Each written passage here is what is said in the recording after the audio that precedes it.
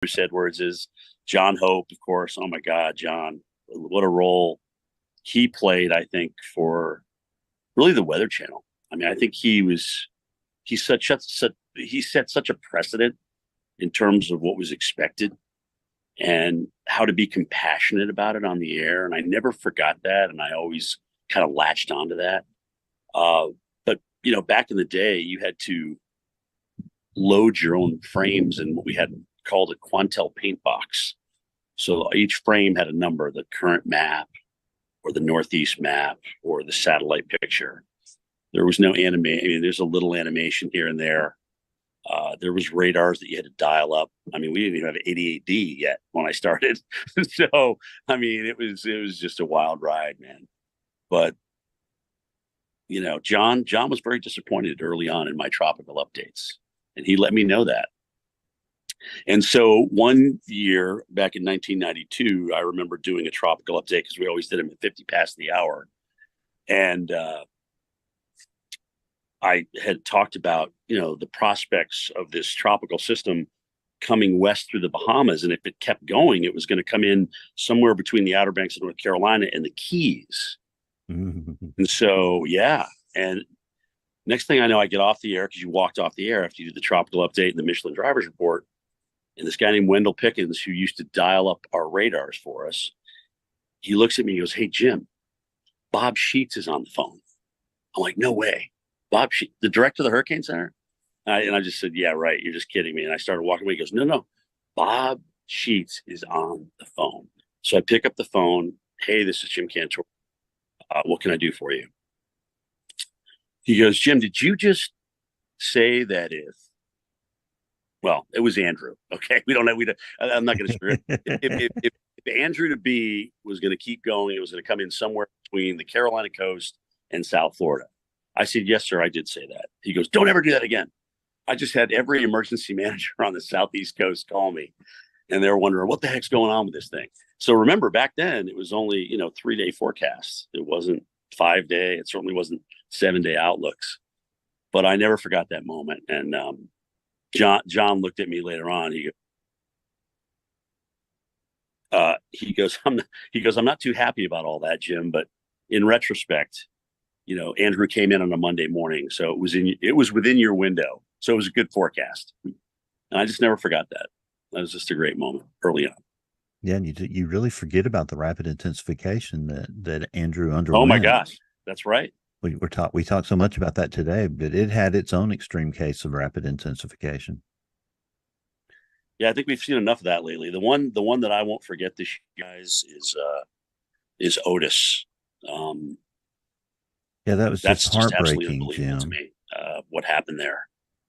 And I can't wait to hear kind of what would we miss, what the models miss, because God forbid that ever happens in the Keys or near Tampa or New Orleans or Houston, really anywhere on the coast. And we don't have time to get people out of harm's way. I mean, that remains today my biggest fear.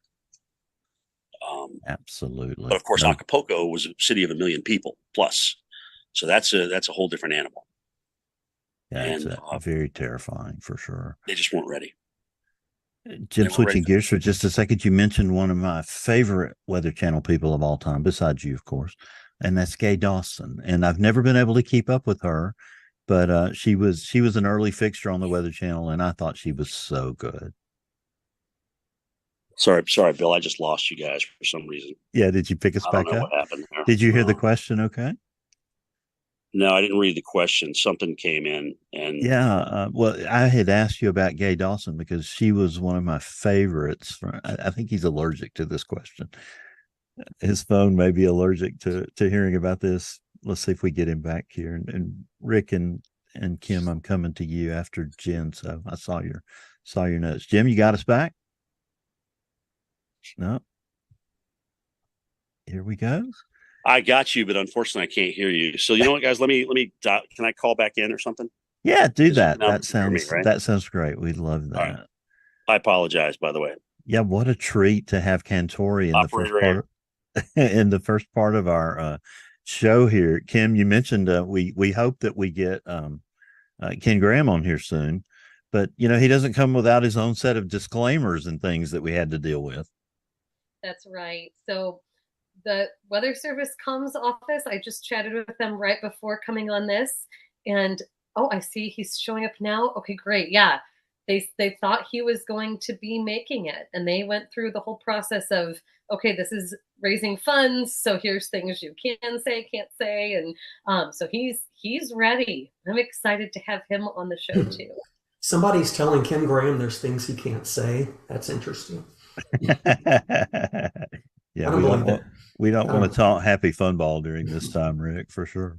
Mm-hmm. All right. Well, we're hoping that we get him and Cantore back, and I understand we have Mike Bettis. So we've got a powerful crew here along with our group. I want to mention that Weatherbrains is going to match any donation this hour up to our annual donation budget of $1,295. So if you are thinking about donating, please come to during this hour and help us get to $5,000 total. That's what we're shooting for in this hour. We're in the process right now of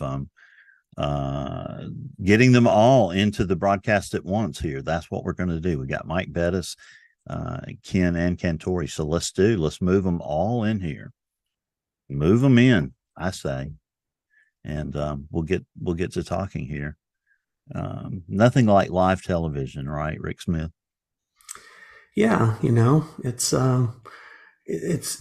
to be expected. I haven't been able to watch a lot today, but this can't say enough how amazing this is. Just whoever put this together and pulling it off today. If we have a little glitch here and there, that's not too bad at all. I think this is an awesome experience, awesome opportunity that we got today.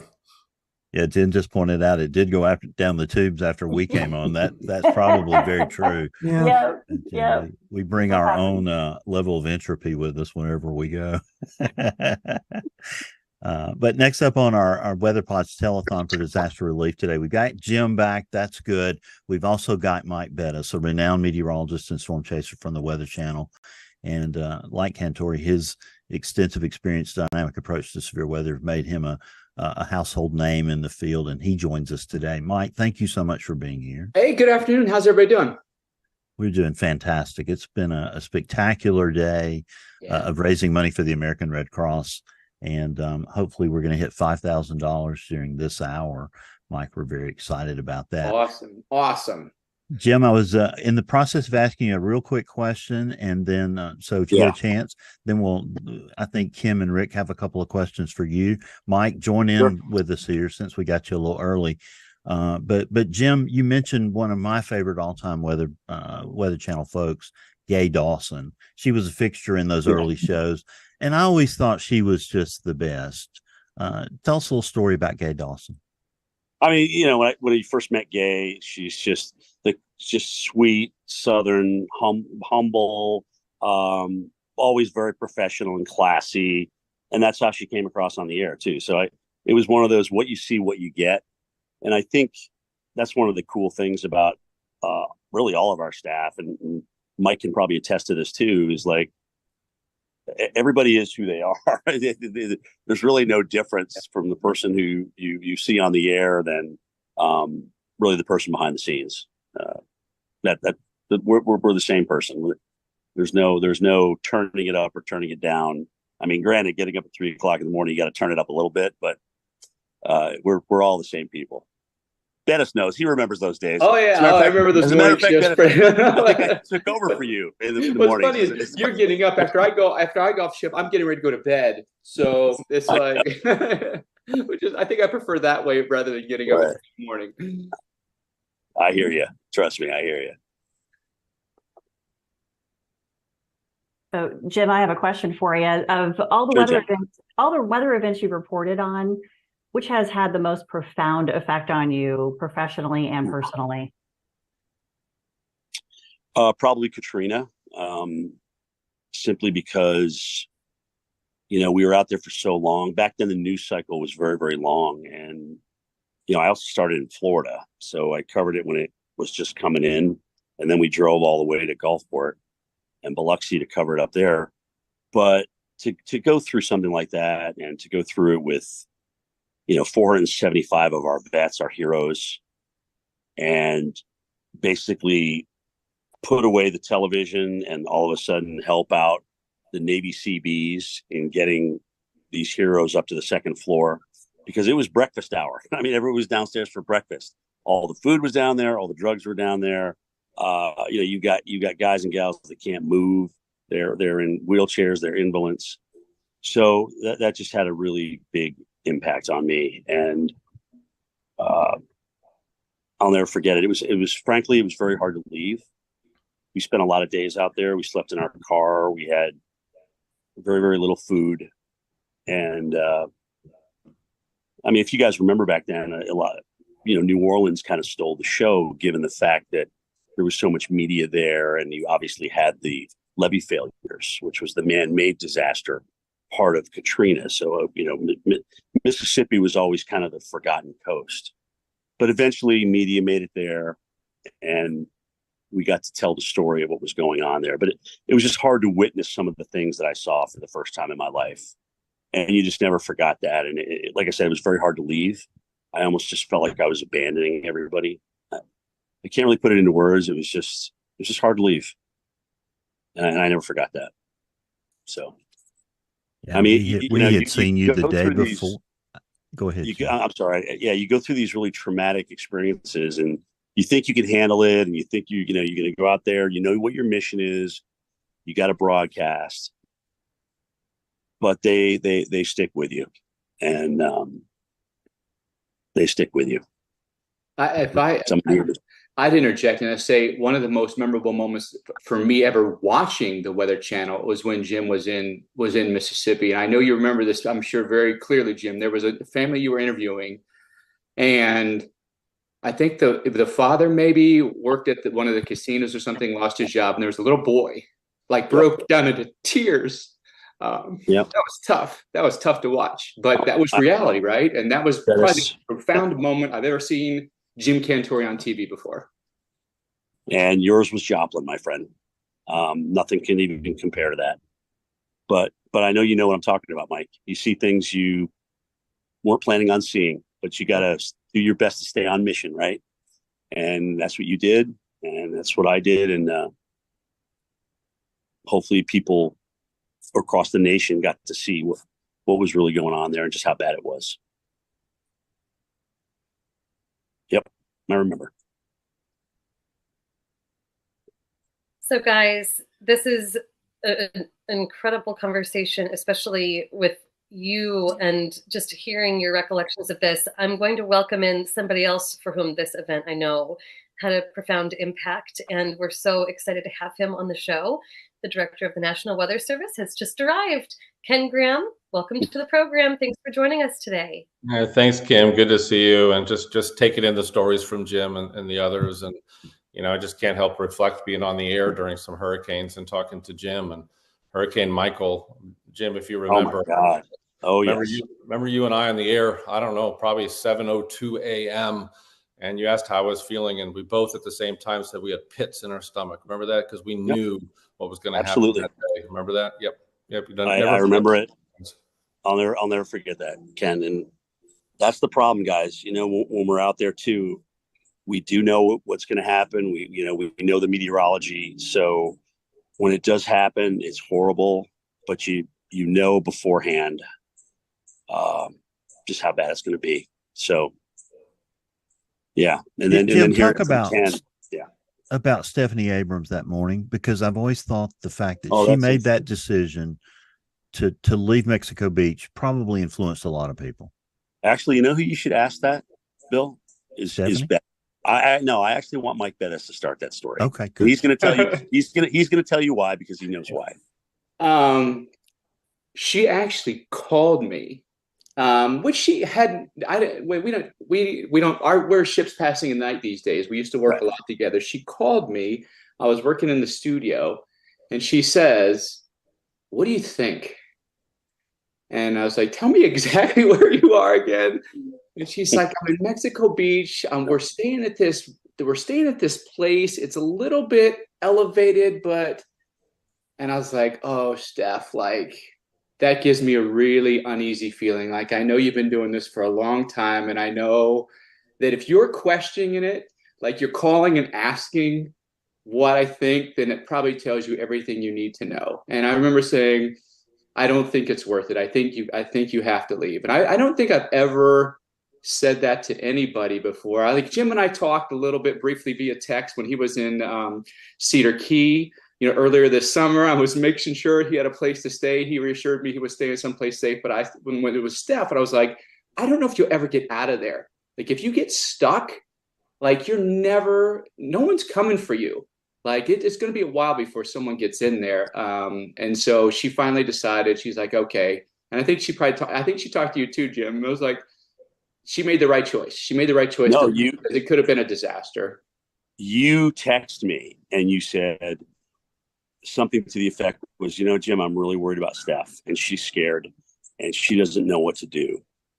And so I took it upon myself on the air to say, because we were going back and forth to each other, I said, Steph, you know what? Listen, hey, if you don't feel good down there, there's plenty of room up here in Panama City. We know we're going to be on the west side of the storm.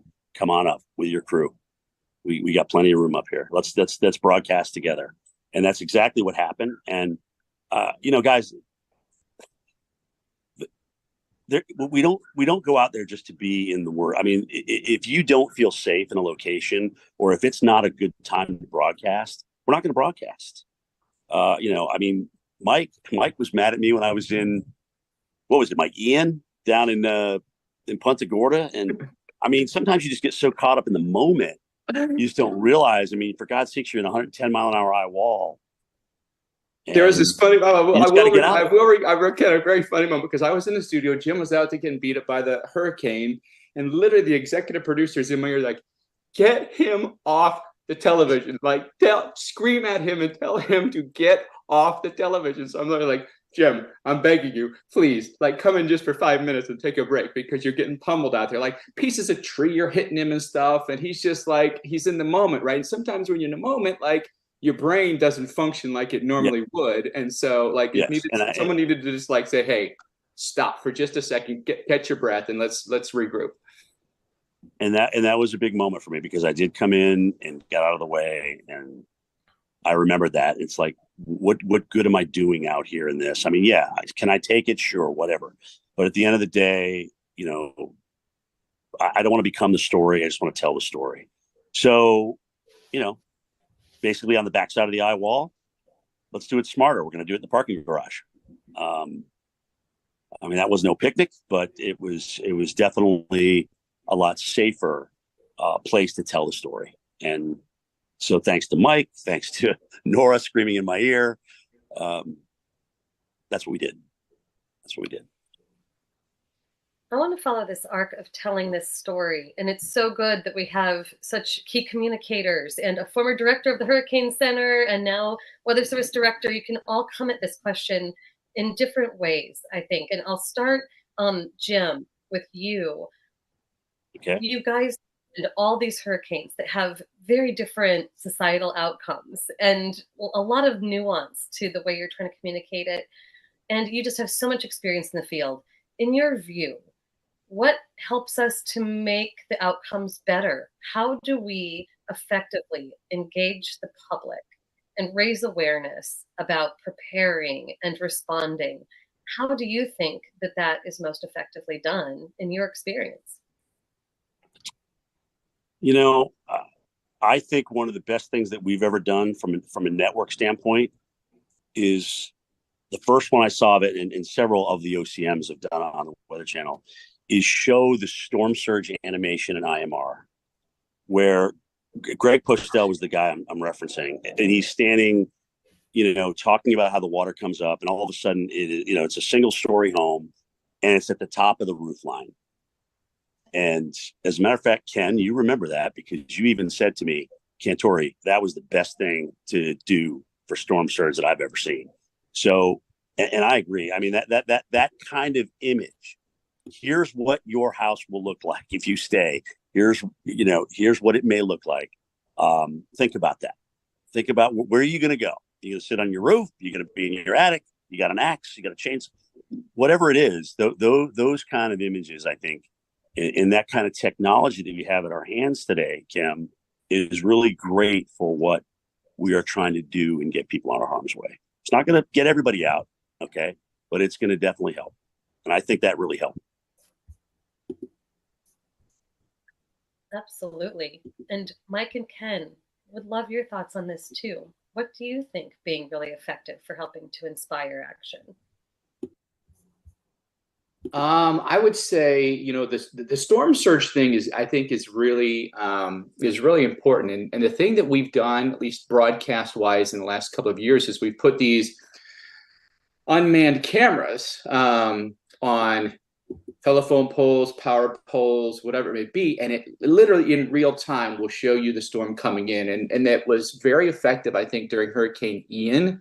Did it during Hurricane Adair, you know, this summer as well. But Hurricane Ian in Fort Myers Beach, and you could just see the storm surge coming up and up and up, and literally going through buildings. Stuff is flowing down the street. And I think when people see that, they're like, oh man, like literally the ocean is in Fort Myers Beach right now, and stuff is being churned up, you know, like a snowblower.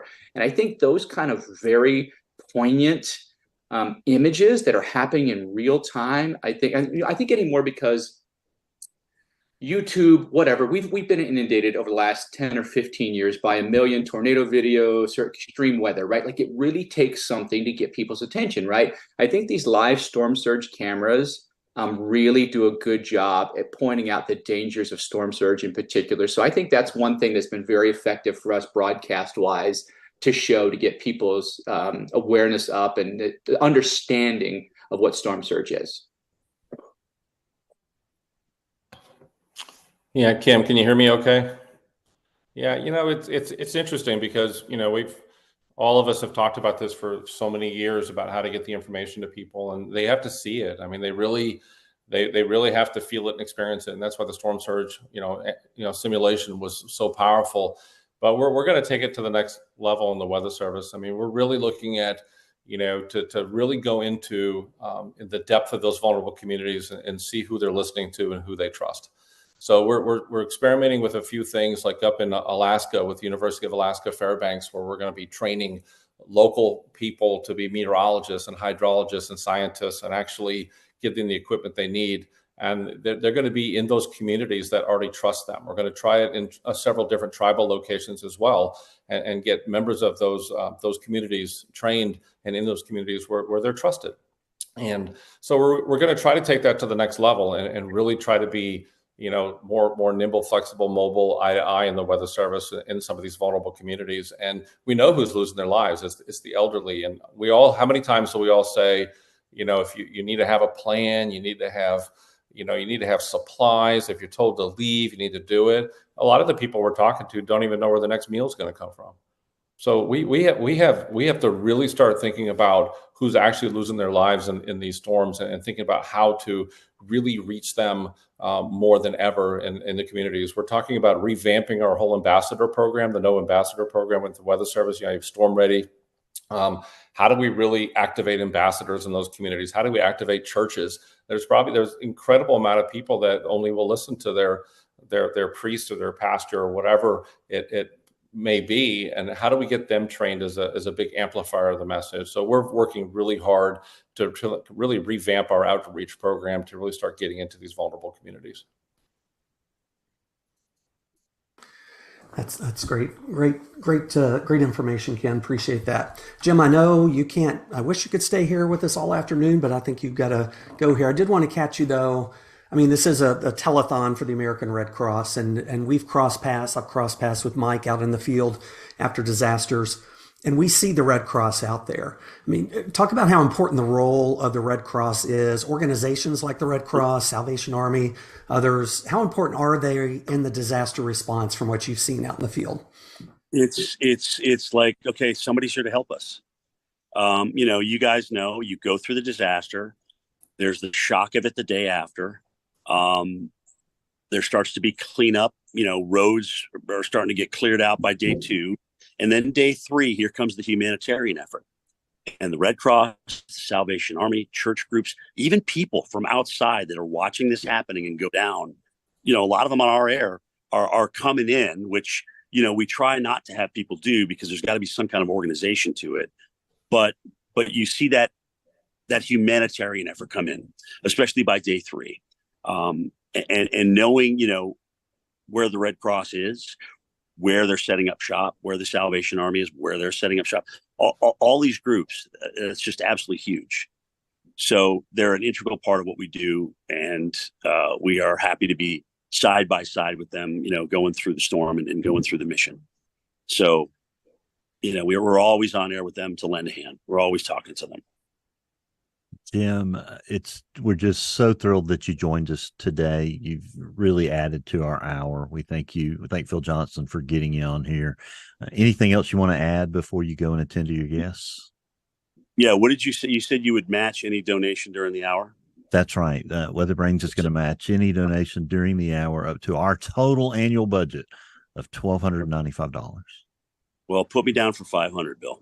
How's that? My goodness. That's great, right, Jim. Thank you so much.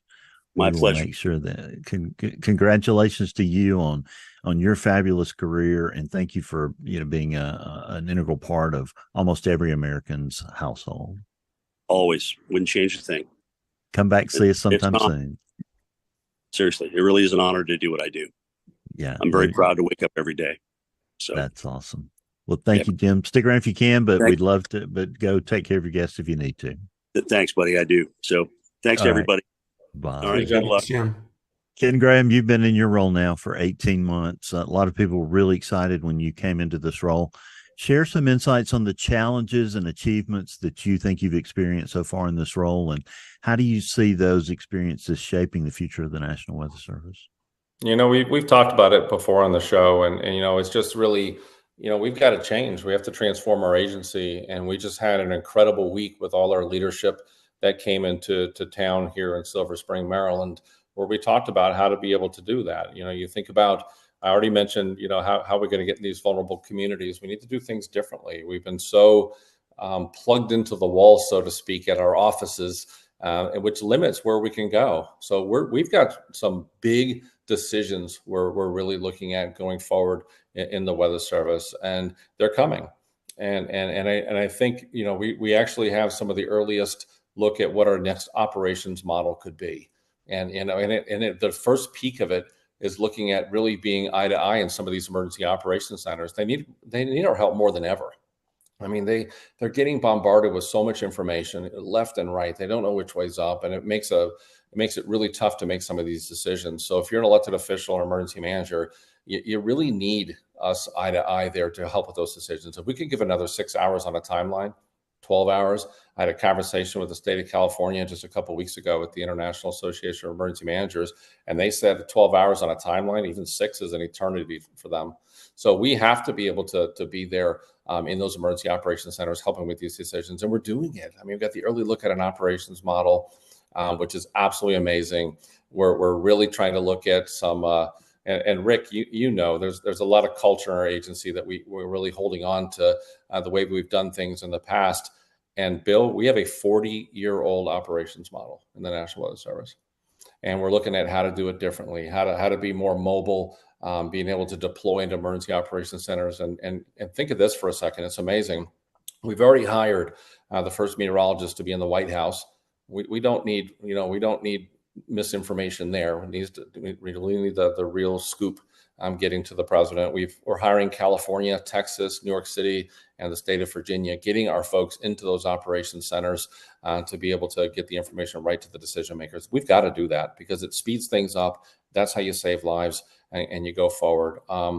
I did want to say, Kim, this. We've got to build a better business case for the National Weather Service.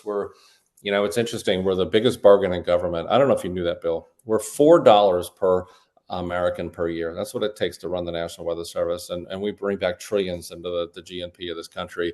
So we are absolutely looking at trying to make a business case for when, not just us every day and the forecasts and the warnings and space weather, tsunamis, tornadoes, hurricanes. We've talked here, flooding, you name it, fires. I mean, all of that is increasing in frequency and increasing in strength. So we've got to be able to to really rethink how we do business. So it's challenging. It's not just equipment, it's not just technology, but it's also culture change. So we're tackling it head on, Bill. We're going to transform this agency, and we're well underway.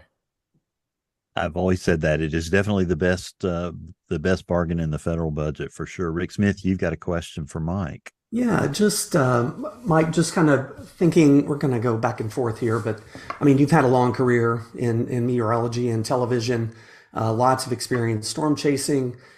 Talk about what's been the most defining moment in that for you, whether you're out chasing, reporting in the field, or whatever. What's been the most defining moment, and how's that influenced or changed your approach to reporting on severe weather?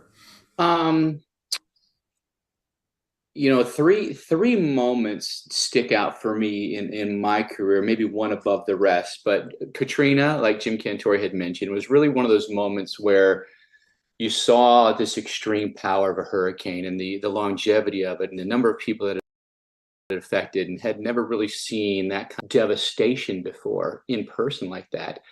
And that really struck me when it came to covering hurricanes. I categorize things, right? I think about severe season, and I think about tornadoes, I think about hurricanes, I think about winter weather. That's kind of how I categorize things in my mind. And the other two, the Joplin tornado and the El Reno tornado in 2013. Now the Joplin tornado for me, I think, truly changed how I began to broadcast after that, because in so many instances when it comes to tornadoes, we're generally there after the fact, right? We're usually, the tornado hits and then you're there like the next day, so to speak, generally speaking. And we happen to be chasing that storm that day. And we went back and kind of did the reanalysis of it all. And we ended up being in Joplin literally 9 minutes after the tornado struck, right? And it was all incredibly fresh and chaotic. And, I saw things that I had never seen before, nor do I ever want to see again. And when you're in that moment, it's just like way different than when you're there a day later. And all that stuff is done, like all of the recovery, it is mostly done at that point. You're just looking at damage and showing people that, and then you're spewing out stats. This many people went to the hospital, or this many people ended up perishing in the storm. For me, just having been there and seeing literally like the carnage with my own two eyes as it was happening was really traumatic, honestly. And I think a lot of people that watch the Weather Channel are probably familiar with this moment where I kind of broke down on air, and I just, like, it was hard to handle. And someone just asked me recently, like, what was that moment like? Like, what happened in that moment? And I recall the moment that what happened is, we all remember there was the super outbreak had happened less than a month before that, right? And when I was reporting from Joplin, I kind of had this moment where I turned and I was looking, we're kind of on this little bit of a hill. And so you could have a really big view of the landscape, right? And everything's kind of mowed down, trees are gone and everything. And as I was looking out, it took me back to Paul Goodloe was reporting in Tuscaloosa after the super outbreak. And it was, like 4 dozen people had died in that tornado.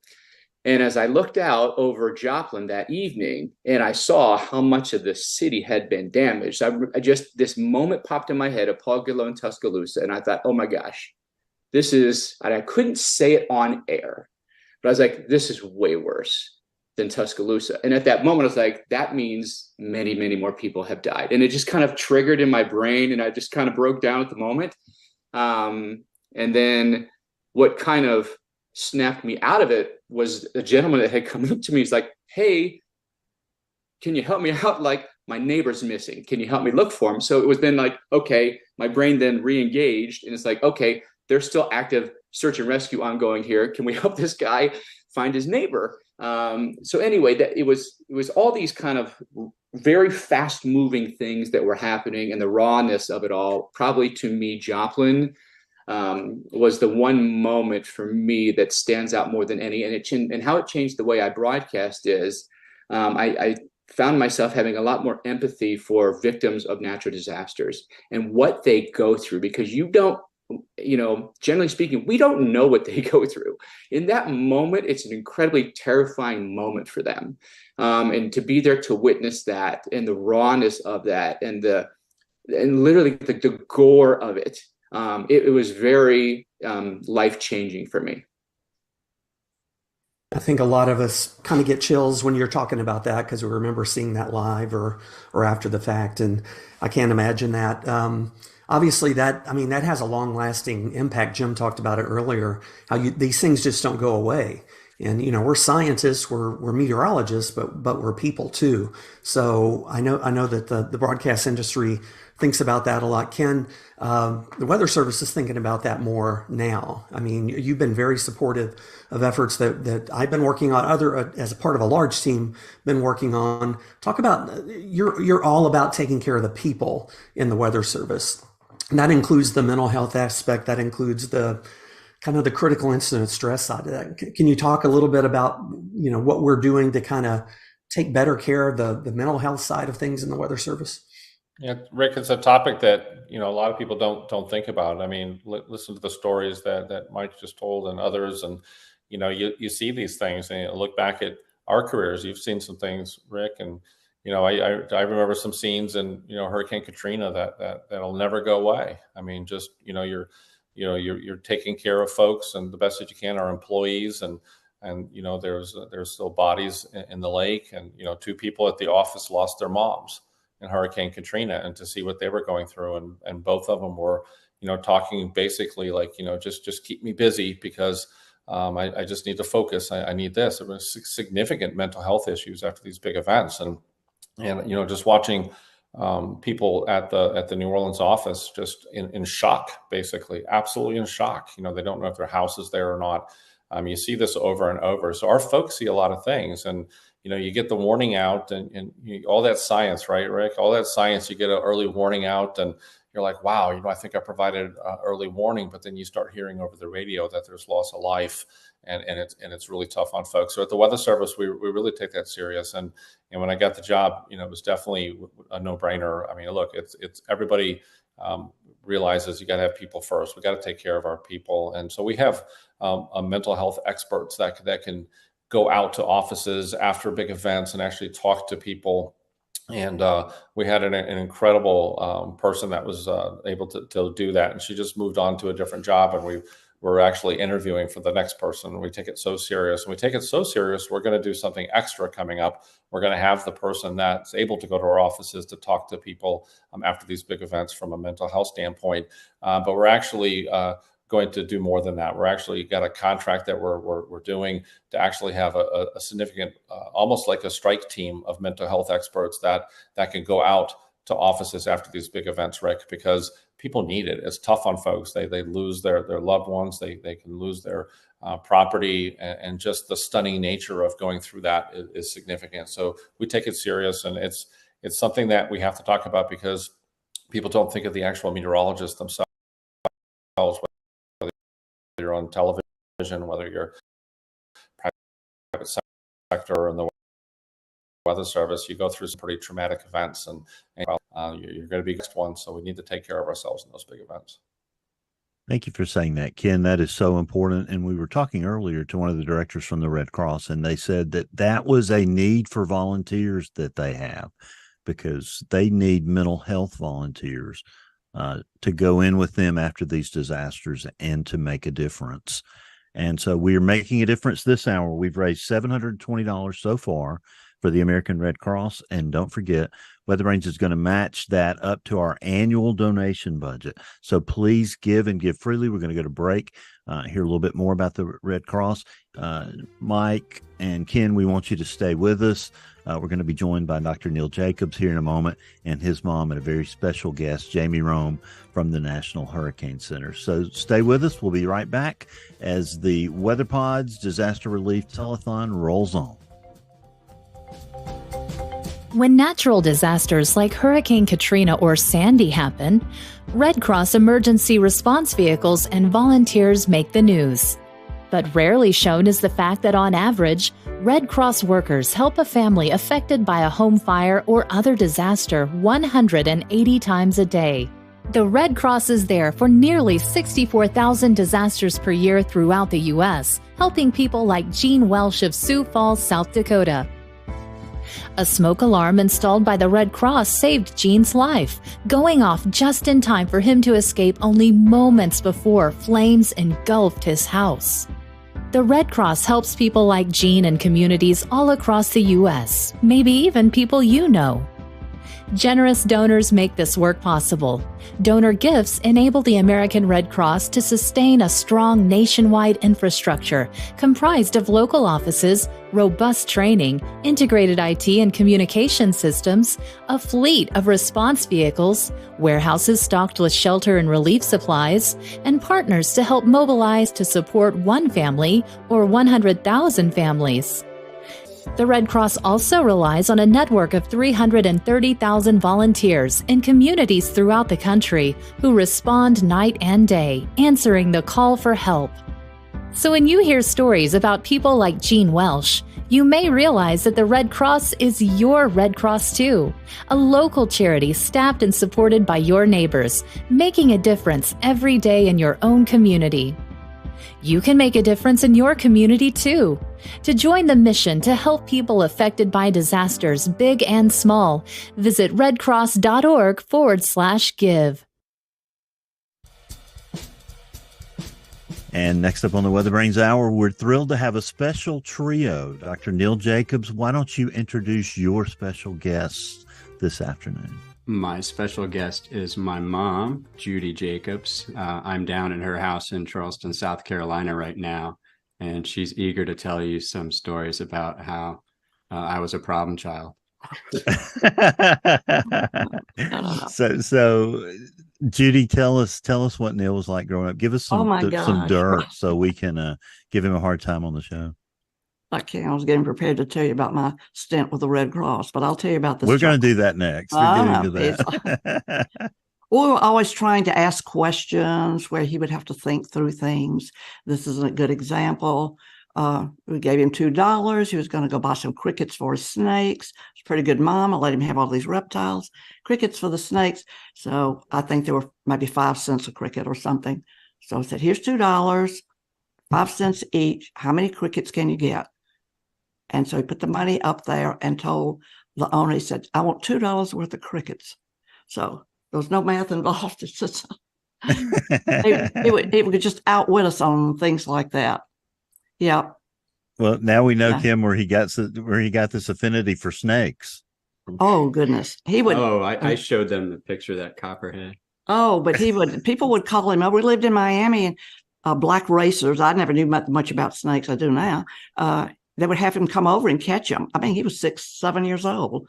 He was not fearful, quick. He was quick, and he loved nature, snakes. And one of my brothers asked, well, Neil, you've been bitten by a snake. How does it feel? And he said, oh, he's stung by a bee. That was it. And Neil said, it's about like a non-venomous snake bite. So he always, what would venomous? He always would. The analogy would be to some other animal he had some painful experience with, painful, like getting a handful we can of envision that brown widow bites, sticking my hand under the boat. Oh yeah. Yeah, that's pretty crazy. Now, tell us your American Red Cross story, Judy, because we're raising money today for the American Red Cross, and I don't think Neil would be here if you didn't have the story. It wasn't. I wouldn't. It wouldn't have been here. Right out of college, I just wanted to travel. You had to have a degree to do the job I was going to do with the Red Cross. And then we went through a brief training period in D.C., and I volunteered for Vietnam, but they didn't need me at that point, so I went to Korea. And I was at 2 different bases in Korea. Camp Pelham, which things move around, but it's about 55 miles south of the DMZ, North Korea. So you're going to see a lot. And I got to step on the DMZ and what's going on there. And then we were down at Camp Humphreys, we would travel to do whatever our mission was. I mean, Hurricane Camille, whatever they needed us to do. And so at Kunsan Air Base there, that was during the Pueblo crisis. And I didn't know my husband at the time, but they were sent over TDY. Oh, I can't say that. That's not. They were sent over for temporary duty, 6 months. And I met him there. That nobody was serious. You don't know who's what. But anyway, it kind of followed up with then I was transferred to the burn unit. So let me interrupt you. It wasn't just like she met him there. So my dad was a fighter pilot in Vietnam and was shot down, and apparently was hitting on the nurses, and found my mom unloading a bunch of medical equipment from a truck, and then tried to pick her up. That's the story. That's the story. That is true. That is true. He tried to help me unload and getting supplies on a 3/4 ton truck. And he said, all right, just kind of kept hanging around. I thought, that's a lot of help, but that's fine. Then we hooked up again when I was in the Philippines, at Clark Air Force Base. I was there about 2 years. The Red Cross is wonderful. You get to see the world. I had so much travel for all the areas, being in the Southeast. That's back in the day. That is a beautiful picture, and you're even more beautiful today, Judy. Oh, well, yes. Okay. Awesome to have you. I felt like I look like a chipmunk there.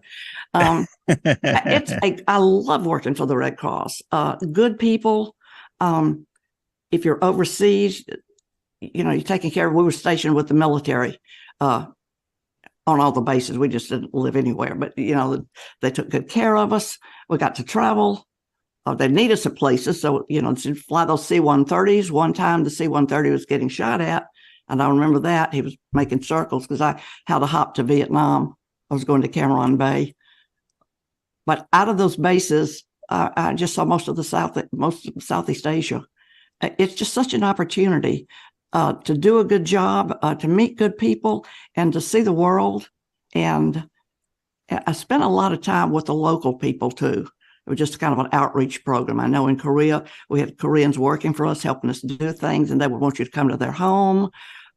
We'd frequent the local stores and learn to speak Korean, and you just make lifelong friendships. It's just a wonderful job. And keep in mind, I was like 21, what an opportunity. Well, you look like that that wide-eyed idealist American of the 1960s in that picture.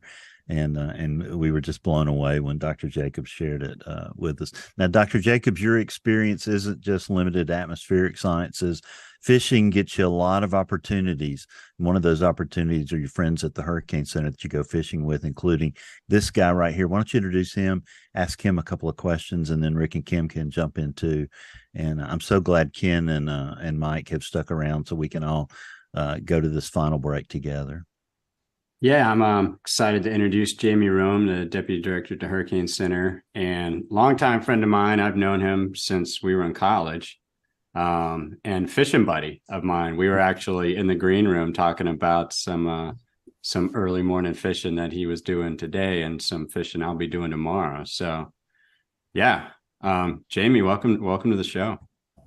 Well, thank you. On a fly that Neil showed me how to tie, no less. He showed me how to tie that fly for redfish. I don't think he expected me to use it for a peacock bass, but anyway, that's how it went down. So Jamie, we just went through Hurricane Otis, and it was a shocking experience for us all. Talk about that experience at the Hurricane Center. Take us behind the scenes and share some stories if you feel like doing that. Yeah, it's a painful.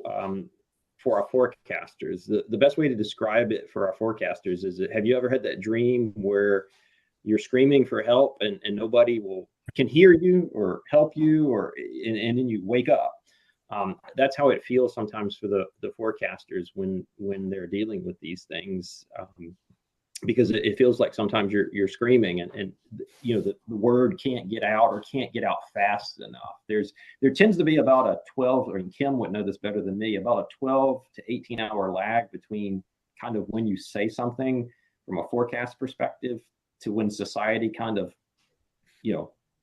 resonates with it or sees it. Not everybody's watching the news or Twitter, every instant of the day. And so there's like a lag between when you make a forecast and when the world kind of reacts to it. And that's horrifying in a normal hurricane. And then to have a hurricane like that just basically blew up in 2 seconds. It becomes physically impossible, it seems like, to get the word out. And so it's a crippling experience for our forecasters. I guess if there is one thing we can take from that is, often in these hurricanes, we prepare for worst case. Certainly the American Red Cross, the way they do their shelters, very much a worst case scenario type approach. And I think a case like Otis shows why that approach is so necessary, and how that policy has prevented loss of life in this country, thankfully, especially of late. And we all have to strive that when those worst case scenarios don't play out for a given location, to take that opportunity to explain risk and uncertainty, and how to convey that risk and uncertainty. Yeah, the fabulous answer there, Jamie. We were feeling for you as you were going through that. You guys do such an incredible job at the Hurricane Center, and this is the worst case scenario that we've all been talking about for so long. Storm surge, obviously one of the most dangerous aspects of a hurricane, and Jamie, you're one of the world's experts on this. How are we coming in regard to forecasting and preparing for that very dangerous weather phenomenon? I'm going to give you a positive story and root it in data. If you look at mortality over the last 10 years, and let's be clear, the last 10 years have been very, very, very active. So we're not dealing with a sample size issue here. Direct mortality has come down precipitously, especially for storm surge. Now, indirect mortality, which is that which occurs on the backside or after a hurricane, unfortunately, is going up. But I think if we use mortality as our metric, we're doing a good job in storm surge. There's still room to do better.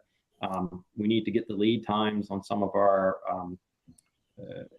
products and services out a little bit farther in time, or more lead time, especially to help these more densely populated areas like a Tampa or New Orleans or Houston, Galveston. They just need a bit more lead time in that regard. And we're endeavoring to do that. And then expansion of these products and services to old colonists. Now, historically, we've only had these storm surge services in the continental United States, Texas to Maine. We've recently expanded that to Puerto Rico and Virgin Islands, and now we're endeavoring to expand that into Pacific, to cover Hawaii and U.S. territories in the Pacific.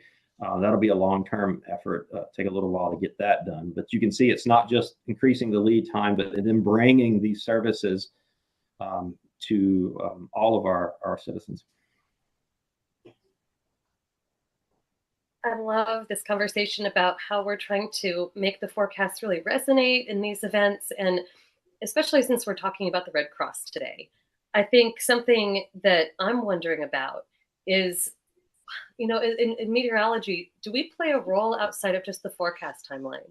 What can we be doing to help it with response, recovery, and maybe even helping, other phases of resilience where we're getting communities ready? I think, Ken, you mentioned this piece about having some partnerships installed. That's something Weather Service is thinking about.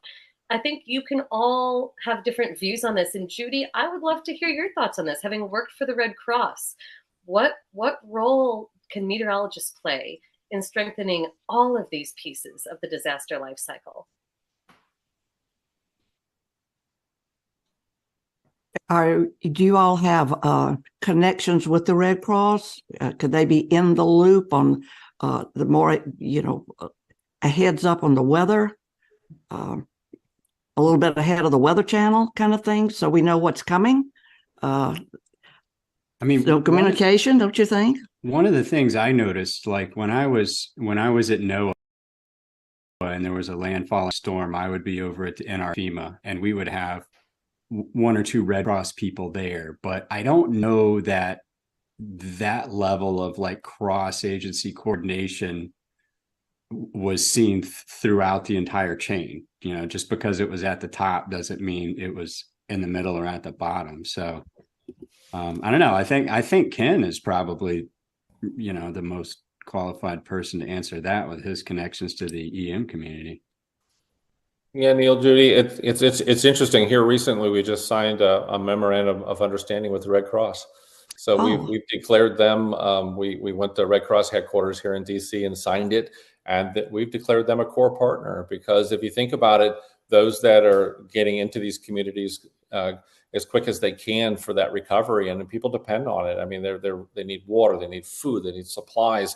So the earlier that we can give them a heads up, the more they can stage to get in quickly, not get into the disaster zone right away, because we don't want them to be hurt or lose their assets as well. But if we can get them close, and then they can get into those communities quicker, that makes just a world of difference. So that is a brand new thing that we've done, and I think it's going to make a big difference. And if you think about it, the Red Cross is in these emergency operations centers across the country. So as we get more eye to eye with the decision makers and be right there, think about it. We're not just briefing the decision makers that are thinking about evacuations or thinking about sheltering, but it's the Red Cross in the room as well as one of those key partners all the way across the board. So that is happening as we speak. And we're just so proud of that relationship, because it is not just about during the storm. It's about getting ready for it ahead of time. It's getting people prepared for it during the storm, and that long recovery. Right when we're done with our thing, that's when folks are just beginning their recovery. And we have to be there for them, because it's not just one storm. During recovery, if you have repetitive storms, the next storm. And I remember after her, one of the things that I remember the most was how hot it was after that storm. And that takes a toll as well after these storms, the heat, as people have lost their homes. They're outside and they need so much. So we're proud of that relationship. So Ken, it's actually a really good question, because a lot of people don't know this about National Hurricane Center mission is we actually have statutory authority to do flood risk modeling. So not during a storm, like defining the risk ahead of time. And for those of you sort of that know these things, these are slosh moms and meows. The American Red Cross actually uses that risk modeling to determine which shelters to use and not use in an event. So it's sort of pre-baked, if you will, because to make these decisions in the heat of battle is really impossible. And to my knowledge, and hopefully somebody will fact check me if I'm wrong, I'm not aware of a staffed Red Cross shelter ever flooding with salt water during any of the events that I can remember. And why is that important? We're relying on volunteers. So imagine if we put volunteers in harm's way, that would obviously be not good. And then that shelter is not viable for the days after, like Ken was talking about. If we put our assets in a shelter that floods, then that shelter is not going to be a viable asset to take care of these heat-related issues on the back end after an event. Can I add? I'll add one more thing, Kim, because I think a lot of us think about the Red Cross as a recovery agency, right? But they have such a focus on safety. They do so many other things than recovery, right? And I remember speaking at an event in DC and talking with Gail McGovern at that event, and we were talking about when our vehicle was hit by the tornado in El Reno, and so many other vehicles were struck, and it happens at rush hour. And she said, how can we do something about that? She goes, let us fund some research. The Red Cross can do that. So let's talk about how we can keep people safe in their vehicles on the roads. Let's do some research together. And I thought to myself, is this what the Red Cross does? And she's like, no, but we're about to. And so she was very forward about it, right? She's like, we'll make it happen. Let's just do it, right? And so I think that's the mindset that they can be in. We're not just after us. We're not just during or after. We can be before as well. And so I found that to be very poignant. Well, Mike, thank you for sharing that. And Saturdays are extremely valuable to everyone. And for you guys to take time out of your Saturday to spend with us today in this effort is so appreciated. We just thank you so much. And I have really good news because we've raised $3,859. That's $1,214 in this hour. We're going to match that dollar for dollar. And that's going to put us over 5,000, Yes. I think, won't it? Or it'll be really, really close. We'll have an update on that in just a minute. But Mike Bettis, thank you so much. Thank Jim for us. Jamie, thank you for joining us. The Jacobs, good to see you, Neil, and so neat to see your mom, especially after that incredible picture you shared with us. And Ken Graham, thank you for the incredible work you're doing at the Weather Service. We watch every move you make, and you amaze us. And I know Jen had a great question. She wanted to ask you if you want to stick around into the next hour for just a minute, Ken. Maybe she'll get a chance to do that. But otherwise, we're going to roll another PSA for the Red Cross and circle back around for our next great hour of the Weather Pod's Disaster Relief Telethon.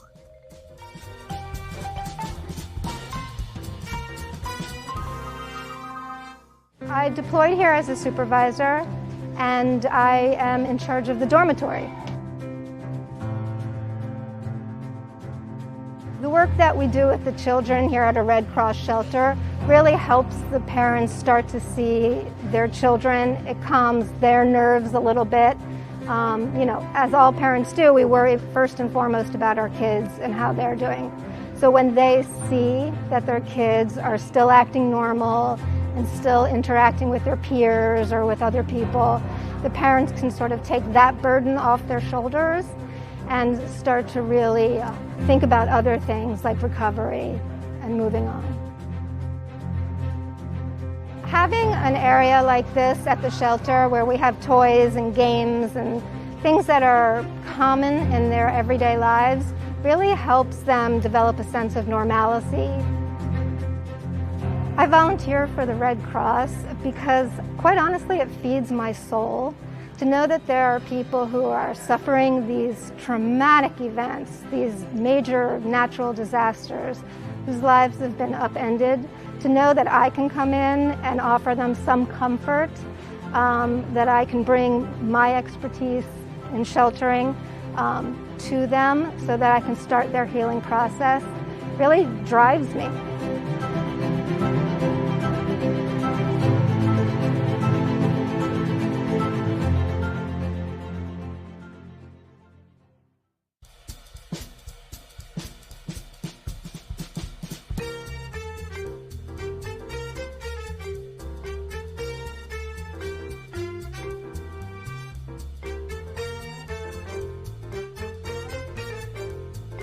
All right, so are we back? I guess I wanted to not let Ken go quite yet. I do have a question for you. I want to talk about your surprise visits. You've been known to stop by a National Weather Service office and you just show up unexpectedly. So talk a little bit about a couple of those visits and how the staff's responded. Yeah, a lot of it is, a lot of it's planned. We come by and you think about doing something big in an agency, like we're doing the transformation of the agency. A lot of it is culture, feeling safe and with so much change. I mean, that's a lot of change for folks, and it's hard. So I've been, stop by offices, just say hi, see what's going on. A lot of it's planned, but they've ranged from maybe an hour. And in some cases, like we had a couple of offices, we sat in the conference room for 4.5 to 5 hours, just talking, here's what we're doing. What are your questions? Ask me anything. 29 years in this agency. I know all the issues, right? I know them all. And I'm in a position to really start looking at how to make a lot of those better, how to make it better for the organization. We've got quite a bit of burnout. So I think it's been really trying to go to these offices, our offices, they're on the front lines. They work so hard. The people of this agency are so dedicated. They're absolutely some of the most dedicated in government. And to be able to support that passion and be able to talk about this change has been priceless. And working 2 midnight shifts. I don't know if you heard that, Jen. So in Sterling, at WFO Sterling, I pulled 2 midnight shifts in a row, and it was an incredible experience to be able to talk, issue the forecast, put my name on the forecast discussion like the good old days type of thing. So it was spectacular, but it's all about being accessible, being the the first director that actually 53 years. So that's where it's been amazing to be able to interact with the offices, and hiring Michelle Mainelli as my deputy just recently. She was sworn in last week, which was amazing. She too went from a GS4 to deputy service. So at the helm of the Weather Service are two operational folks that climb their way up through the field, and that's why it's important to visit the offices. That's amazing. And, you know, we try to say it as much as we can, as how much we appreciate and honor the work that the National Weather Service does. I mean, you have service in your name, and that's what you guys do. You do it with just, 24/7, and you'll stay safe and getting the forecast out. And we love what you do, Ken, and we thank you so much for all of your hard work and getting down to the trenches and really getting to know the culture and helping people. And we're just really excited about years to come here with you. That's exciting. People first. If you take care of the people, they'll take care of the mission. That's the motto, and it works. Awesome. Thank you. And Gabe's going to let me have just a brief moment here to say where we are in that hour. We raised $1,414. WeatherBrains will match $1,295 of that for a total of $2,709. We're now at $5,154. Thank you so much, everyone who donated during that time and during the State of Day. Your gifts are making a difference. And now we will get out of the way, Gabe, and let you have your fabulous hour. But thanks to Ken Graham for sticking around with us. Jen, thank you for being here. And take it away, Gabe. Well, before I let all of you go, I have to point out one very interesting synchronicity, at least interesting to me. So, Jen, you were asking a question about how Ken would drop in unexpectedly sometimes on the offices. And I can't help but be reminded of the fact that the other Bill Murray, not this one, but the other one, the less famous one, is also known to drop in unexpectedly at random events like weddings from time to time as well. So I just kind of had to mention that. Thought it was kind of cool. And I have my, well, actually it's upside down from that standpoint, but my Channel 9 microphone from Groundhog Day. Because I recently had to play Bill Murray in an event. So this is my official Bill Murray Groundhog Day microphone. That is awesome. And Bill, of course, it is so awesome to be here hosting this hour with you, also with James Spann, both of you from WeatherBrains. Just an absolute dream come true to be sharing the airwaves with you folks for a little bit. I've also got my homegirl, Carly Anna, hanging out here if you want to say hello. Hello. So wonderful to be here with you all. What pressure, Bill and everyone else I love it for the donations. What an incredible hour you guys had. I was absolutely enamored with the last hour. That was so wonderful, especially from someone who grew up with the Weather Channel and really admiring a lot of you folks. Thank you, Carly. That was a blast of an hour. I tell you, I think something was wrong with the clock. It was definitely running at 3 times speed. And to be honest, if we didn't have these two special guests with us right now that I'm about to announce, I would have been totally fine with you folks just running out the clock on my hour, because that was an absolutely fabulous conversation. So appreciative to all the guests today. And those two special guests I was just mentioning, we've got Cameron Nixon and Aaron Jayjack, two of my absolute favorite people, two folks that I've interviewed for the Chaser Chat podcast before. So Cameron, how you doing, man? What's going on? It's so weird, like seeing you in person when you're doing an interview. I know. Every time you and I have talked, it's always been over Zoom with no video. I am a strict no video guy. As the people watching at home, you can tell why. I have a face for radio. So that's what they say about me. It's a privilege to see this now, though. And then my brother in beardom, Aaron Jayjack. Yeah. How you doing, man? Hey, I'm great, man. How are you? I was thinking the exact same thing as Cameron. I'm used to doing these things. Usually I'm driving and I'm talking to you and through my earbuds. So it's cool to see your face here. And Cameron, I got to meet Cameron for the first time this past season chasing. So it's good to see Cameron again. Yeah. Brief. What was that? Goodland? Yeah, it was on that cold core setup in Kansas, Western Kansas. Yeah. Fun day. Yeah. So James, Bill, Carly, feel free to jump in at any point if you have any questions for either of these two dudes. But I'm going to start it off, Cameron, with a question I have for you. Obviously, this is a disaster relief event that we are holding right now, but it is said that an ounce of prevention is worth a pound of cure. And I know that a lot of the work that you do in particular is actually helping people to plan for severe weather, whether it's your hail research. I think one of the things you brought up when I've talked to you before is about how hail is one of the costliest, if I remember correctly, the costliest type of natural disasters that occur that people really need to be able to plan for. And then also, of course, for storm chasers with your research into things like deviant tornado motion and the F word effect that I'm not even going to try to pronounce, Fujiwara, something like that. You've done a lot of great work. You've done a lot of great work educating storm chasers so that they can stay safe out in the field. So if you'd just like to talk about some of the work that you've been doing the last few years and how it motivates you to help people stay safe and also to protect their property. Sure. Yeah, I guess what I've been doing lately, it is a lot of hail. I've currently shifted to cell interactions, so that'll be fun. But I guess just on a more broad scale, I really love being kind of a messenger between both the research, the academic, the forecasting, and then the chaser kind of quadrilateral, I guess, if you will. And I just like being kind of a go-to person for new ideas between them. I think it's just really important. A lot of us in academia can kind of forget that, like, storm chasers are incredibly important for this field. And like the intuitions they get, the footage they document, all of these things are just really important for understanding what's going on. And I'm actually okay, yeah, no one was moving for a minute. Can you still hear me? You're good on my end. Are we good?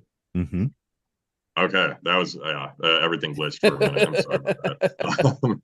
Yeah, but I really so I guess in the end, a lot of my work revolves around helping people from all of these different communities in meteorology, and I really want to see, the behavior of these storms be better predicted and better anticipated by chasers who are out there, and be able to kind of avoid them. I think the deviant tornado one is a really good example of it's a really niche interest, and it's not going to happen every day. As a forecaster, right, you may only see that once in your career. As a chaser, maybe once or twice, and it's a rare but really impactful kind of event that I really want people to understand. Aaron, I want to talk to you a little bit about your chase season for 2023 because it was extremely active, and you, of course, were there to document the Didsbury tornado, which I believe is one of the most significant tornadoes to actually occur in, if not Canada, then definitely Alberta in the last 20, 30 years. What was that like for you? Yeah, so it was it was the strongest tornado in Alberta since 1987, the F4 tornado that destroyed some buildings and killed some people in Edmonton area. And then I believe the last EF4 in Canada was around 2013, 2014 timeframe. So yeah, it was a significant tornado north of the 49th parallel. We were very active down in the States, and I chased down in the States this past spring as well. But I took a break and didn't chase for pretty much mid-May until the next time I was in the States chasing was August. I decided I was going to focus on Canada. There's plenty of boots on the ground in the States right now, plenty of chasers out there. So I was trying to spread myself out a little bit. And so yeah, I targeted Alberta on July 1st. It was Canada Day here in Canada. I'd seen days in advance that there was some severe weather coming to the Canadian Prairie, starting out west. It's like the high plains out there. So it's like chasing Colorado, chasing Wyoming. And, I knew that there was a chance for tornadoes, but I didn't know I was going to see as a significant tornado as I did. But I headed out there the day before on the Friday. That was the day before Canada Day. Got out to Alberta. I was driving along. There's a highway between Calgary and Edmonton. I was driving along right along the foothills there, looking out to the west early in the day, and I started seeing development out there. And I initially was targeting a little further north from where I actually intercepted the tornado. But one of the things, I was watching surface observations that morning, and I was kind of targeting this tongue of moisture, 60 dew points pulling up to the east of the foothills. And like I said, it's like the high plains. So when you get 60 dew points in those high plains, you're going to get some pretty good storm action there, and the good chance of seeing tornadoes. You got the right wind field and whatnot. We had strong northeasterlies at the surface, feeding into a storm. I saw it start developing, and out of nowhere, it just blew up. and I was tracking it for a while, and it was actually, it had the look of. I even tweeted out that when the storm hadn't, wasn't producing a tornado yet or anything, but I tweeted out, like, I could just tell, looking at the storm, that this was going to be a strong storm. It was going to probably potentially produce a tornado. But it looked like it was struggling. It didn't have enough moisture. But I was texting my wife, Michelle. I was like, she follows along the chases with me, and I'm texting her kind of a play-by-play what's going on. I'm like, man, these 60 dew points are just to my east. As soon as this thing hits those 60 dews, I think it's going to go bonkers. And that's exactly what happened. It hit those 60 dews. Thing went nuts. Tornado on the ground for 30 minutes. And I tracked it the whole time I was there before it even was tornado warned. It was down the ground before it was tornado warned. I was tweeting it out. That's one of the things I'm out there trying to do, right? Is be those eyes on the ground, being able to see what's happening at the surface, which radar can't necessarily see, and getting those warnings out early. And I followed that thing the entire lifespan, and I was waiting for the right moment to punch in right up close to the tornado. So one of the things I'm doing is I've got 360 cameras on my vehicle. I'm trying to capture 360 footage, and to get really good 360 footage, I mean, you got to get right up into the teeth of these things, right? But I wanted to wait until the right moment, because it's just intuition told me it was the right moment, and that's when actually, unfortunately, it destroyed 2 homes right as I got right up next to it. I was like 100 feet from the tornado. I even had to back up because it was starting to do deviant motion, and it was starting to turn to the left a little bit. At the same time, it was widening out and strengthening, and that's when I hit those 2 homes and started coming my way a little bit. But yeah, it was a significant tornado. I've been giving the people a hard time on Twitter the last couple of days about there's all this tornado of the year discussions and no one's talking about Didsbury. So I had to do a little mic drop, and I'm like, I don't know what you guys are forgetting about Didsbury, because that was definitely the tornado of the year. So little forgot about Dre moment there. Yeah. Cameron, this is Bill Murray. I love your website. I think it's so cool. Thank you. And a lot of us need to go there and see it if we haven't already done that, because you have your blog. You've got some great tools on there, some helpful videos about photographs and soundings that I know that folks that are trying to learn about that will really, really enjoy. And then there's this incredible Chasers Atlas. I hope lots of people will go in there and help add that, add to that for you. Your snarky descriptions, I think, are fantastic. But I think that is just one of the coolest things on the internet. Appreciate it. Yeah, no, man, that's been 5-6 years since I made that. I do want to make something that's like open source. Like, I don't, that was such a work of art for me that, like, I don't want to share that because, people can just like start deleting it. But like, I want to make like an open source version where like people can like add like their favorite places or like, etc. Like, I think cool. I think that's outstanding, and I just wanted to compliment you on that. So that was my question, Gabe. It really was more of a comment. Going back to Aaron for just a moment, I know you chase hurricanes as well. If you could maybe share a little bit of the differences between what you see with disaster relief with hurricanes versus tornadoes. Yeah, with hurricanes, you seem to that disaster relief happens quicker, and it's a little bit more organized, and I think a better response than tornadoes. Hurricanes are in the news more. I think there's more people following hurricanes, even if they're not, in the hurricane. They either know someone that's there, or maybe they vacation there. But by far, hurricanes get a lot more media coverage than severe weather outbreaks do. And this, I just chased Idalia in Florida in September or late August, I guess it was. And immediately following the hurricane, with the hurricanes, you got days in advance, it's coming, right? Generally, you got, and rare occasions like Otis, there wasn't much notice there, but for majority of hurricanes, there's a lot of lead time before the hurricane actually makes landfall. I know even the government agencies are preparing for disaster relief. But I actually met the mayor of I think it was Homestead, Florida. Him and the whole team, they were right there the next day with a big truck full of supplies and all kinds of help. So by far, hurricanes are a faster response. And I think it's largely because they're in the eye of the public and the media, and they affect more people, right? Tornadoes, they affect a small area compared to a hurricane. Most tornadoes don't hit anything. Hurricanes, on the other hand, lots of people are living along the coast. There's always an impact from hurricanes, and therefore it warrants that bigger, faster, better response. So, going back to Cameron here for a moment, you just became Dr. Hodo Daddy. At least I have that on good authority. And you just started working for the NWS over the summer, if I'm not mistaken, right? Yeah, the Storm Prediction Center, actually. The sun is really doing weird things with my face.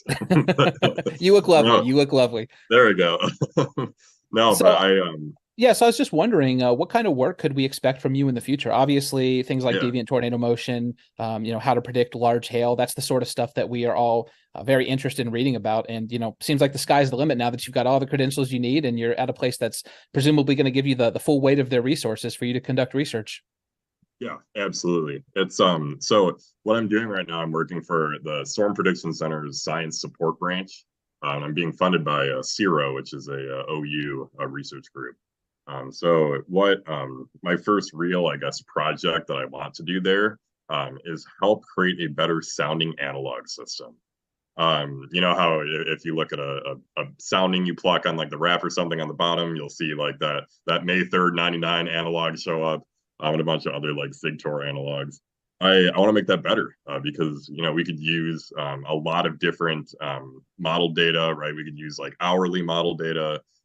We could better match these analogs with like machine learning or more robust kind of techniques.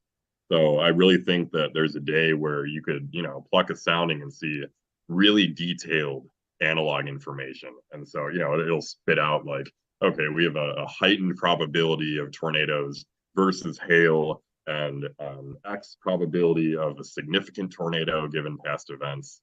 I think that's kind of where we're headed. I also have this theory that your composite parameters like your SIGTOR, your supercell composite, that kind of stuff. I think they're going to start to lose their relevance as we figure out how to better analog data. Because with analogs, we're using the full profile and getting kind of a historical look at what has happened in the past. And I think that's going to be really valuable compared to the parameters of just taking a couple different ingredients. Well, I know that I, for one, cannot wait to see what it is your brain comes up with, mad scientist over here. So super excited. Thank you. Aaron, I have one last question for you before I let you and Cameron go. It's about LOCAR. And if people haven't experienced the wonder, the majesty of that, they have to check out your social media accounts, specifically your Twitter account, because you might take the cake for the most beat up storm chasing vehicle in the entire industry. Yeah, so it's a 2019 Subaru Crosstrek. And I bought it brand new at 0 miles on it. And it's got about 225,000 miles on it right now. And it's got LOL on the side of it. So I'm sure you want to hear the story of where that came from. Well, I guess it was in 2022. And there was a lot of there's a lot of drama in the weather Twitter world. No, never. People, right? You might see a little drama there. And I tend to stay out of the drama. And there's a lot of haters and stuff on there. I'm not a hater, I'm a lover. And I saw a lot of guys getting a lot of flack for like wraps on their vehicles and logos and stuff like that. And I'm not really that kind, I'm not a guy that really likes logos and wraps. I like to stay a little bit more discreet. But at the same time, I felt bad for those guys. So it was just kind of my, I was going to have some fun with the weather community on Twitter. And I decided to put LOL on the side of my car. And there's two reasons. Well, that's one of the reasons. The other reason is every time I stop to get gas, people laugh at my car, or they just laugh when they're driving down the road. So I was like, well, I'm going to get the laugh in first with LOL. And so now they definitely laugh at the car when they drive by and see LOL and point at it. And, so I think it's actually, the car's probably more famous than me because people honk at that. When they see that car, they're honking at all the darn time. But and actually, it's going to be in the Christmas parade here in a little hometown we live in. They asked me to put LOL car in the Christmas parade. I'm going to put a tornado on top, I think, made Christmas lights, and drive it through the parade. So, but yeah, the logo is made out of Gorilla Tape, which is excellent stuff to keep in your vehicle if you're a storm chaser. I still have a window in the back that is going on about 4 years. It's about 4 years old now. That's made out of that Gorilla Tape. I blew out a window from hail and set a paint. It's one of these little tiny windows. So one thing that people probably don't realize is that if you ever get stuck in your car, bust out the windshield or the biggest window possible, because that is cheaper to replace than the smaller windows. They don't make a lot of the glass for that. So like that little window, like an $800 replacement window. So I just taped it over with duct tape and call it a day. So, and the legend continues to grow. Yeah, and continue to add more hail dents. It's got the front corners ripped apart from a couple of hurricanes, but the engine's great. It keeps running. I do oil changes every 3,000 miles or sometimes even sooner. And yeah, it's seen a lot of tornadoes. Heck yeah, man. Well, Cameron and Aaron, I want to thank you both for joining us here today on the show. Cameron, I'll start with you. Could you tell people where they can find you on social media, YouTube, anything like that? Yeah, for sure. Look me up at Cameron J. Nixon on Twitter. And then my website is just Cameron Nixon Photography. And if you search my name or photographs on YouTube, you'll find me there. All right. And Aaron, how about you? Yeah, so I'm on all the social media platforms. The most I use is Twitter, now known as X, at Aaron Jayjack. You can find me on there. But then also I live stream all my chases and post videos on YouTube. And my channel name is Jayjack Storm Tracks with an X, Trax. So, awesome. Well, thank you both again so much for joining us here today. Yeah, thanks for having me. It was great. Yeah, thank you. Take care, guys. See ya. All right, Carly, before we go to a break here and watch a video from the Red Cross, could you give a shout out to all the people who have made donations in the past hour and a half or so? Yes, absolutely. And just real quick, I want to give the viewers a funny little joke we have behind the scenes right now. A couple times during the live stream, Gabriel's headset has gone a little wonky. So we've decided that every time that happens, we're going to say robot. So I'm looking right now. We've got 5 or 6 people going robot, robot, robot behind everybody in all the chats. Robot, it's robot, so robot, funny. robot. So I appreciate it. I need the heads up. Anywhere I look, I know I'm a robot. Yeah, but let me shout out. We just want to say thank you again so much. We had a powerhouse hour last hour with everybody. So Melody Little with the 50, thank you so much. We had another $10 anonymous donation. Thank you. Stormfront Freaks with 100, thank you so much. Patrick Allen 25, thank you. Another anonymous 10 for 2. Then we've got, let's see, Dina Knightley with a 25, thank you so much, Dina. Jim Cantore with 500. Joel K, I don't want to mispronounce your name. I apologize, with 25. Another anonymous 110. Gene Schaefer, again, thank you so much. Liz and Tom with a 25, thank you. Bill and El Murray, thank you so much for the 500. We had a huge hour. Another anonymous 10. Mark Johnson with the 50. And then Weatherbrains, of course, with the largest of the day, $1,295, $1,295. What an incredible hour we've had. Carly and a rap god. Who would have thunk? Sorry. Yeah, thank you. We'll be back in just a minute, folks.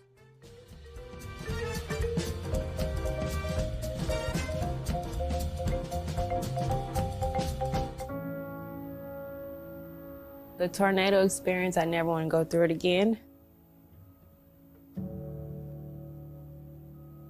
I live in Dawson Springs, Kentucky. I'm 6 months pregnant. Her name's gonna be Not Creelan. She's been through a tornado already and she doesn't even know it. A lot of people didn't know it was coming. There was a whole lot of wind. Everything started to shake really, really bad. Stuff was falling. My ears popped and it felt like I got hit in the chest. Like I couldn't breathe. It sounded like a train was outside the window. I went and hid in the closet. It was terrifying. I just heard a lot of screaming from the neighbors and I stepped outside and everything was everywhere. It just made me really sad. Just to see what used to be and now what it is. Yeah. People here need all the help and support they can get. We had to evacuate where we were staying, and the Red Cross has helped us tremendously. And they go out their way to make sure that a person's comfortable and have what they need. They're very sweet people. They feed us really good, so I'm very thankful. They make us feel home. I know it's not home, but that's how good they make me feel.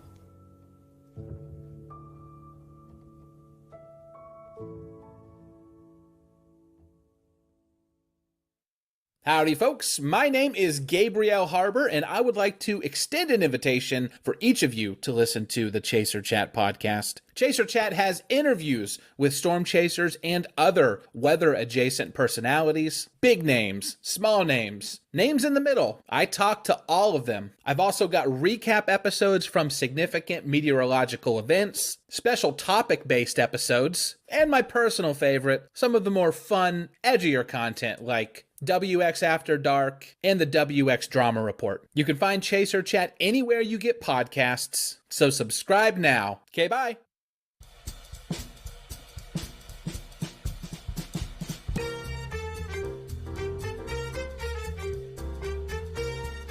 We are back living the dream here with the WX Pods Telethon. I'm hanging out with Carly Anna and Bill Murray from Weather Brains. So excited to be sharing the screen with them. And I've also now got on the line Brandon Kopic, storm chaser for, I believe it's still Radar Omega, right, my friend? Yes, I work with Radar Omega, and mostly the biggest part is YouTube. Awesome, awesome. How you doing today? Doing great, making my way down to Oklahoma for tomorrow's really not that great severe threat. More trying to get in position for Monday's severe threat down in Dixie. Really appreciate you taking some time to chat with us here this afternoon. I see that you are parked along the side of the road somewhere, presumably, and so it's awesome that you were able to carve out a little slot for us. Yep, I was driving. I left home about 3 hours ago. I'm not going to get to the Chaplain area until 3 in the morning, but I was like, well, I'll stop at a truck stop and make sure to make time for you guys. And I've heard things have been doing phenomenal. Great to hear. Yeah, it's been going awesome, and really wanted to have you on the show. You were one of the people that came to mind, actually, when we were planning this, because when I spoke with you on your podcast episode, you had relayed to me, and people, by the way, should just go listen to the episode. It's absolutely phenomenal. You had relayed how important mental health is to you as a storm chaser and how strong of an advocate you are for others in the chasing community as well that might be dealing with things but not actually talking about them out loud. So I just wanted to give you an opportunity to maybe share a little bit about that.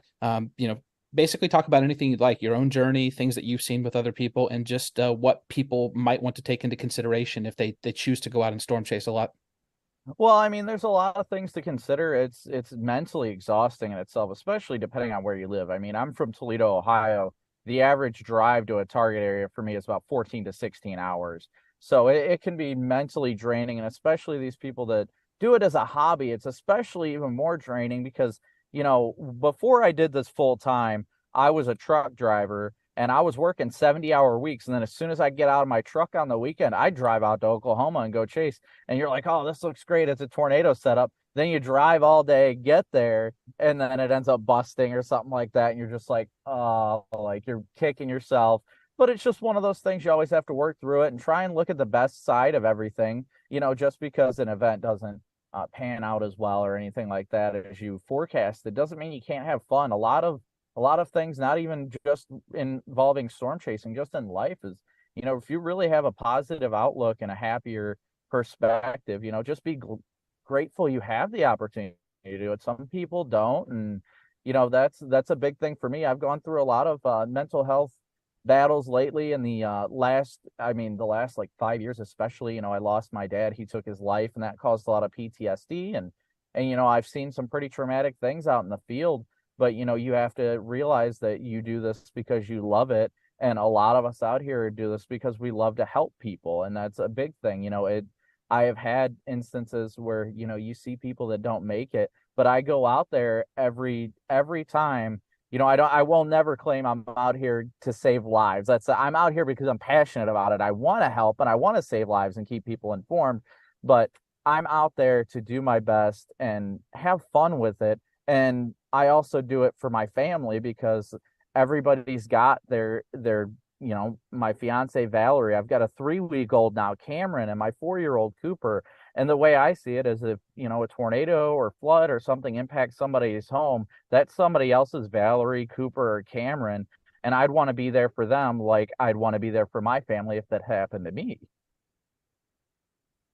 Yeah, totally understand that. And I think Carly has a question for you here. I'll pass it over to her. Yeah, well, I have a comment first and a question. And Brandon, this is something that we've kind of talked about, but I just want to speak on it a little bit. One of the biggest things about advocacy, in my opinion, especially when it comes to mental health, isn't just talking about being an advocate. It's about actually taking action. And I want to say about Brandon. Brandon is one of the leading, if not the leading person, in my opinion, in the community, especially with chasing. That's the first person to actively reach out and be there and message you and make sure you're okay and take up for friends when needed, which is so important. So I just want to say that, Brandon, you are such a true advocate in my opinion, which is so important. And then to go in the same vein, I also kind of wanted to ask you about your experience with providing relief after storms, kind of, and you don't have to go into anything you don't want to, but why mental health is so important within chasing with disaster relief, and maybe if there's any tips or things that you've learned along your journey about how to cope better with things when you do have to inevitably go through those tough parts of chasing. Well, the most difficult part, of course, is when you chase long enough, let's be honest, you're going to see things. You're going to see things that really hurt and that stick with you. A big one that stuck with me was the Mayfield tornado night. I was on the supercell before it crossed the Mississippi when it hit I-55 and Haid Tie. I believe it's 55 or 57, but that interstate there, before it crossed the Mississippi, I happened to be on scene immediately after it crossed, and it had hit some vehicles, and then it actually hit a semi-truck. They never found the trailer for the semi-truck. But it hit a semi-truck. We were checking on semis that had been flipped. Everybody was okay. I was working with a local cop, Caleb, of the Hayti Police Department, and they had pretty much assessed and did search and rescue, and everything was fine. But, me being a truck driver, I recognize things involving trucks and like how they're built and things like that. And we were standing on I-55 with the state troopers and the cops, and I had glanced over in the field about 200 yards off to the east of the highway, and I noticed what looked like equipment of some sort, and it had happened to be a semi truck. But I asked the officers, I was like, "Hey, do you know what that is?" And they're like, "Oh, we think it's just farm equipment. That's a farm field."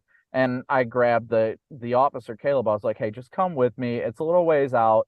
I don't have a flashlight on me right now. Let's go check this out." And he was like, "All right." He was a fairly new officer. And he came out with me, and it ended up being, they thought it was farm equipment because it was a full semi truck, like the cab and everything, a bobtail of the truck, that was smashed all the way down to the frame. Like it had landed upside down in the field and was pushed down.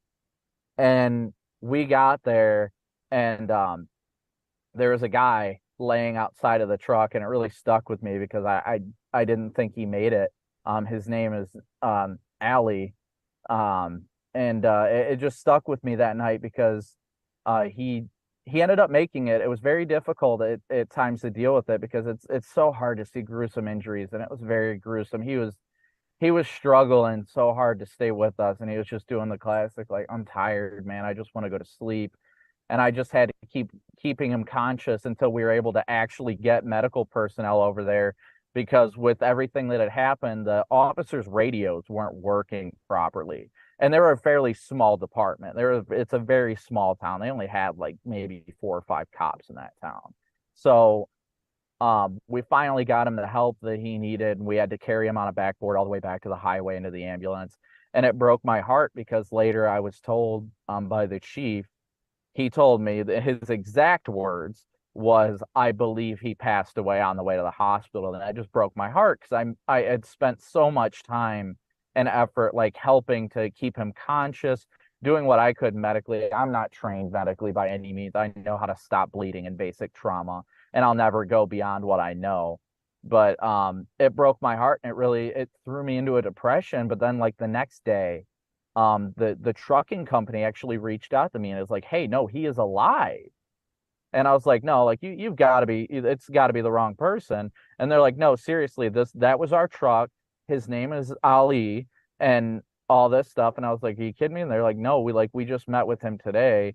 And it absolutely filled me with joy. And they're like, "He's been in extensive surgery. He's going to make it. It's just going to take a while." And I've had his family and his church all reach out to me saying thanks. And it really meant a lot. But that is probably the event that has stuck with me. I've seen people that haven't made it, but it hits you so much harder when you're there with somebody that's still with you and that they're fading out. And then if they, you really do lose them, then it's so much more. I mean, it's kind of jerking me up to think about it, but it sticks with you and it makes such a difference. I know a lot of people are afraid to help in those situations, but even if it is their last moments, you wouldn't realize how much of a difference it makes just so they know that they're not alone.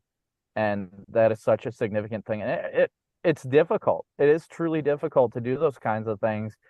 And it hurt me for a while. It made me not want to chase. Like I just drove straight home that night and I just couldn't even think because I'm like, did this guy make it or not?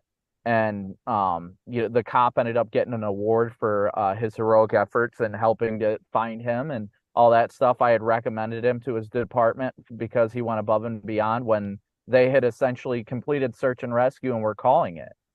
And the key to all of this is when you get in those situations, it's going to hurt and it's going to stick with you. You need to get help about it. I never did, and I was acting out in ways that I didn't know. I was like very triggered about things where a topic would come up and I'd get angry about it, and then I'd just be like, "Stop talking to me." You get in those moods and you don't realize it because sometimes we all just have those days where we're just like, "No, don't talk to me." But I never realized that I was being triggered when those things were happening, and especially it seems like men really is it's very hard for us to get help where we're in a great generation right now where we're changing the way things are viewed for mental health. Yes. Because I grew up, my dad was in the military, my whole family was military. And ironically enough, I was set to go into the military at the age of 18, but I had a suicide attempt. So I was barred from the military at that point because you can't go train with firearms and all that when, that had just happened. But I was raised to kind of hold my emotions in, and for so long I did it. And then finally, within the last few years, I finally broke because, my dad was my best friend. And when I lost him and he took his life, I just held that in. I didn't cry. I didn't. And it was so hard because I felt like I needed to be the rock for my family, for everybody to lean on. And it just hurt me in the long run. And it destroyed my relationship. And I had turned into this like horrible person because I was like emotionally racked that I was just treating everybody else with disrespect. I would never obviously do anything physically violent, but I would just be rude to people. And finally I got the help that I needed and talked to a therapist, and that's why I'm such a big advocate for it now, because you can heal. Like, you're never the same. That hole in your heart will always be there when you have these kind of events, but you can use your life and your experiences for the greater good. And that's what I try to do, is I explain to people like, look, I've been dragged through the mud. I'm just grateful that I'm still here, and I want to use my experiences to help others. And it's easy for everybody to get short on social media and treat people the way they shouldn't be treated, but it really is about just extending grace to one another. Grace and kindness is so important.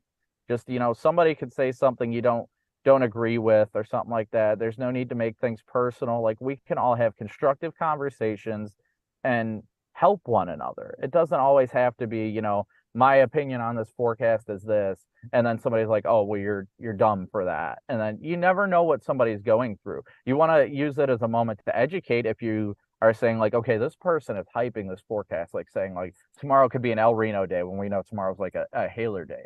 But you don't have to be like, hey, you're an idiot. Like, why? Just be like, hey, you really shouldn't do that, because you don't know how your words could impact people that are traumatized by that type of event too. So I think it's important, especially for everybody, to extend a little bit of grace. And that's the biggest thing for me, is always being graceful, kind, and helping everyone as best as you can, because you truly, like what happened with Dakota just in the past week or so, you do not know what people are going through. And that's like what happened with me. It was about a year ago, just a couple weeks ago, that I almost took my life. And it went, Reed was posting about it and everything like that, and everybody came to my to my aid then was blowing up my phone when I was, prepared for it. And it, a lot of people don't realize their impact on others in positive and negative ways. And it's just important for us to make sure that we prioritize that. Like, we can have disagreements and respectful conversations, but a lot of the time, for some odd reason, it gets personal. Some people will be like, oh, well, you're ugly. Or like, for me, example, my teeth are all messed up and everyone's like, oh, you've got a horrible smile, or nobody will love you, or something like that, something ridiculous like that. And everybody makes it personal when these things happen. And it's like, why can't we just extend a little bit more grace and love? And that's a huge thing, that a lot of people jump to conclusions, and we really shouldn't do that, because you never know what people are going through. And I'll be honest, and it's something I don't talk about much because I don't like to engage it, but I was in a car accident last January while chasing. I was deemed not at fault, but everybody crucified me, because live streaming is something you do that you are in the public eye all the time. That is a part of my job. So people saw the live stream and they believed that I was distracted or on my laptop and didn't react fast enough, said it was my fault. And the guy had lied to the police and said that he was driving. Thankfully, my live stream was on and my dash camera was on. And the trooper was like, yeah, that guy was stopped in traffic with no lights. It was clear that you swerved to avoid him at the last second. Like, don't get me wrong. I'm sure if I would have swerved like a millisecond earlier, but if I'm going to be brutally honest about this, I had a Yeti cup that was in my side console by my leg. It's one of those little cup holders, and I grabbed it. And when I grabbed it, I dropped it. So I was reaching back down for it when it happened. And obviously that likely slowed my reaction time, but I was deemed not at fault because this guy was stopped in traffic in the fast lane without any lights, any warning. And then he told the cops. Vince Welty was with me when that happened. And I got trapped in my car. I had to kick out my car. Kick out my door. I grabbed my medical bag to go check on him. And Vince had told me, and I had smelled it too, but I wasn't thinking about it. He smelled alcohol on the guy's breath. He was 18 years old, or 17 or 18. He was a kid. And I got crucified for that. And that really put me in a dark place where I just wanted to give up, when in reality, the police report's public. Even the video from my dash cam's public. People can go get that. And the state trooper was like, no, you weren't in the wrong. And this guy's even trying to lie about the fact that he wasn't parked, when your video shows that you were doing the right thing. You reacted. Now, if you wouldn't have reacted, we definitely would have been like, well, you were distracted or something. You know what I mean? Like, it's just, go ahead, Carly. Well, I really sorry. Well, I want to comment by saying I hate that it's taken so much for someone to be an advocate, but I'm really thankful that you are such an advocate no matter the circumstances. And I hate that it's the situational circumstance, but you are such a light and a positive person in the community for others who are struggling, Brandon. So again, I just wanted to really commend you for that, because I've seen it, and you to that part of the community. And I think it's amazing. And Brandon, I really appreciate everything you've shared. I wish I could keep you on for the rest of the evening, but we actually just had Simon Brewer jump on the show. So the next guest is up. But before I let you go, I would love for you to share where people can find you on social media, because I know that you're interested and open to having these types of conversations with people if they want to reach out and share their experiences with you. Yeah, so you can follow me on Twitter at Brandon Kopic WX. You can find me on YouTube. That's my largest platform. You can type in Chaser, like Storm Chaser, WX.net, and that will take you to my most recent live stream. I'm actually live streaming right now, and everybody's looking at a gas station sign. But they can go to that or look up my YouTube channel. Just look up Storm Chaser Brandon Kopic. I'm glad to be a part of this. You guys are doing great things, and I'm just proud to be a part of it with you guys. Keep up the great work. Simon, have fun. You got a great group here. Thank you so much, Thank Brandon. you, Brandon. And Simon Brewer, how you doing today, man? Good. How you doing? I am doing wonderful. Hoping that we could start off the conversation by talking a little bit about your 2023 chase season, because boy, did you have a doozy out there with your partner, Justin Drake. Yeah, it was pretty decent. Saw some spinny things. What were some of your favorite chases out there? Probably my favorite chase was on June 21st near Akron, Colorado. There's some other pretty good. There's just a lot of good ones. This was a good year, very active year. There was just stuff to chase the entire season. Really, I mean, starting in January, there was stuff to chase, going all the way into August. So it was a very busy year. What have your experiences with coming up on damage after you're done chasing been like? Well, most of the time I'm in front of the tornado, so I don't come up on damage very often. Usually when I come up on damage, it's after I've dropped the tornado and I'm like heading after another storm, then I come across the damage path. And by then, usually emergency responders have already gotten to the area and I stay out of their way. There's been a few times where I come across damage and check to see if people are okay. I've never had any kind of situations where I've come up and had to well, actually, that's not true. In hurricanes, I've had to take people to the hospital, but in tornadoes, usually I can't think of a single instance where I've had to take anybody to the hospital or perform CPR on anyone in a tornado situation after a tornado's gone through an area. If you could actually share about what it was like helping people after a hurricane, I'd love to hear that. Sure. I mean, quite a few hurricanes. So unlike tornadoes, you're not, I'm not trying to get hit by the tornado. Every once in a while you get in a bad situation. Just the circumstances end up getting to a point where you get hit. But in hurricanes, your goal is to get in ground zero. So you're just surrounded by the worst of it if you're a successful hurricane chaser. And depending on what the situation is, you're just going to come across a lot of people that need help in various ways. Some of the most simple things you can do is just see how they're doing, ask what their current shelter is, what their plans are, and if you can help them out with any of that. Some of the other things you can do is give people water. A lot of people are kind of in shock. Most people I've encountered in hurricanes, they didn't realize how bad the storm was going to be. In almost every situation, they just didn't realize how bad the storm was going to be, whether it was a Category 1 with a huge storm surge or even Category 5 Michael. Well, most people in Category 5 Michael, they thought the worst they were going to get was a Category 3, and they wake up and the storm, wow, lights just went out. Sort of fitting to be talking about disaster relief, and then you have the power go out on you. Yeah. I guess it's that clear air storm that took out the power. But I got plenty of power on the laptop, so I'm good here. So it sounds like just giving from people... hearing what you, I was going to say, if it sounds like from what I'm hearing from you, it's a lot of basic stuff that people might take for granted. They might think they need to have some fancy response plan or be really trained in search and rescue and that sort of thing. But just having water and being willing to be a friendly, smiling face to somebody who's just experienced something traumatic can make all the difference in the world. Oh, yes. Yeah.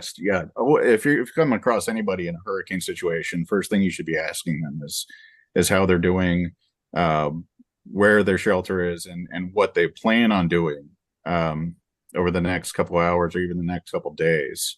Because a lot of cases, they really don't know what they're doing. They really don't. Yeah. They're just kind of in shock. They're looking at their property, which is usually severely damaged or destroyed, and they're just kind of in shock and they don't really know what they're doing.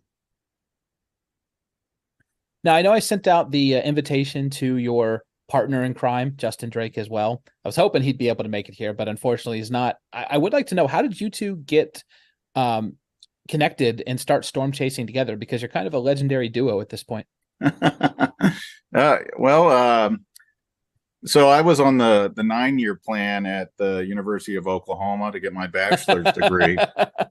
And Justin was on the 4 or 5-year plan, and he's a little younger than I am, so he kind of blended in to my classes, and that's how we met.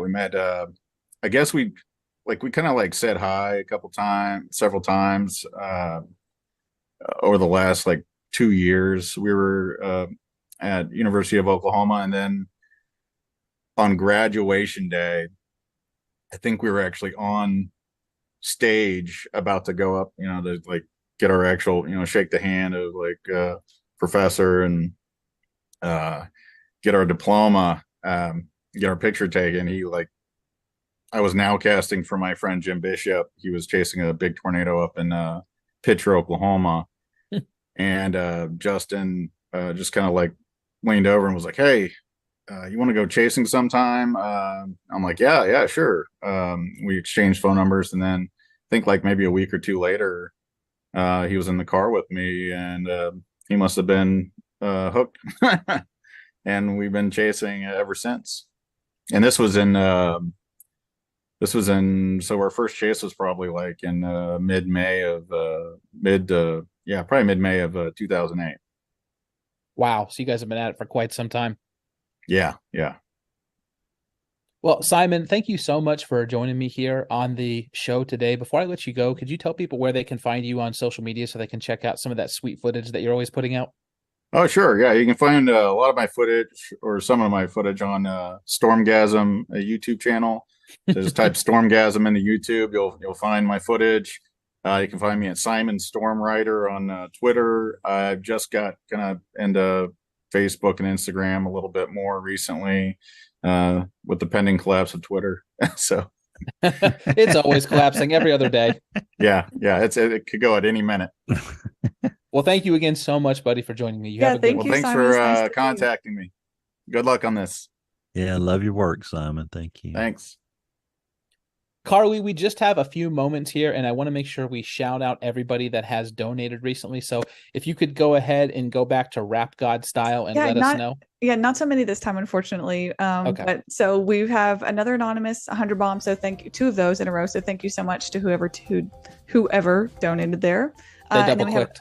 Then we have another $50 anonymous, and then from Adeline, $100. She says, "Thank you for such a fabulous show," and we thank you and all of you. We've had an incredible stream so far. This has been so much fun.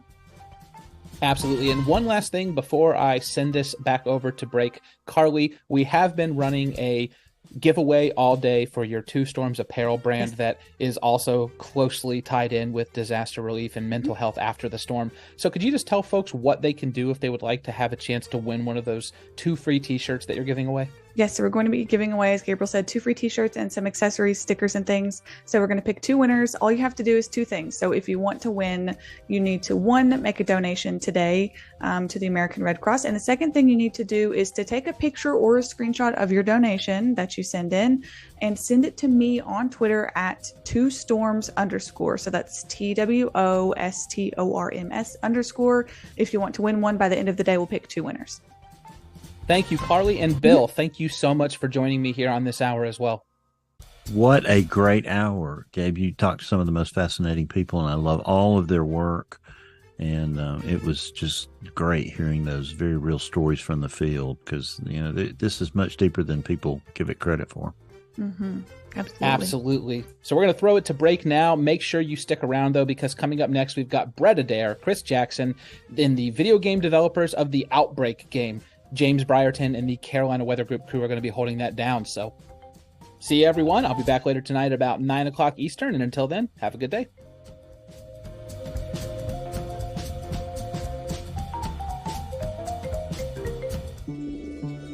Everyone. Todos. الجميع مرحب بهم. 欢迎. مرحبا. At an American Red Cross shelter. Cuando se produce un desastre en su zona. The Red Cross may open. يفتح ملجأ. Where you can sleep. 用餐. To get you back on your feet. لن يطلب الصليب الأحمر. Never ask. Your citizenship status. ولن يشارك معلوماتك الخاصة. Sin su permiso. 也无论您从哪里来. Everyone. Todos. الجميع مرحب بهم. At an American Red Cross shelter. To learn more about the Red Cross or to find an open shelter in your area, go to redcross.org or call 1-800-RED-CROSS. And let you guys see what it is that I'm experiencing. Trying to get a direct measurement with a handheld Kestrel anemometer here. We'll see what we can pick up, but and there goes changing. When a tornado-warned cell came through the neighborhood and it brought down several large pines. just like the one you're seeing right here behind me. To give you a sense of what the aftermath of storm damage smells like, it smells very heavily of pine and also sounds like chainsaws. We have another tree down here. This one just barely missing this brick home. I mean, this is incredible. Let me turn the camera around. It gives back into kind of a dry view. And I get up here, and all of a sudden, the storm surge started. And all of a sudden, I ended up in about 4 feet of water. I'm Scotty Powell here reporting just outside of Sparta, North Carolina, where you've seen a lot of the earthquake damage. Again, a 5.1 magnitude earthquake rocked Sparta, North Carolina earlier this morning, just after 8 a.m. If you go look at the footing of that, you'll see where it was a twist. Very severe wind that caused these structures. From Gaston County to back here in Mecklenburg County, those were just 2 of the tornado warnings that were issued here for the greater Charlotte area. I'm not one for hyperbole, but it's countless at this point. There's trees on houses. There's a lot of roads that are blocked. We're just trying to get cleaned up so people can get through. Have you ever seen the Dan River like this before? No, not that I can recall. I mean, I've seen it fairly flooded before, but I've never seen it to where we're now kind of asking ourselves, okay, a couple more feet and it might get over those bridges.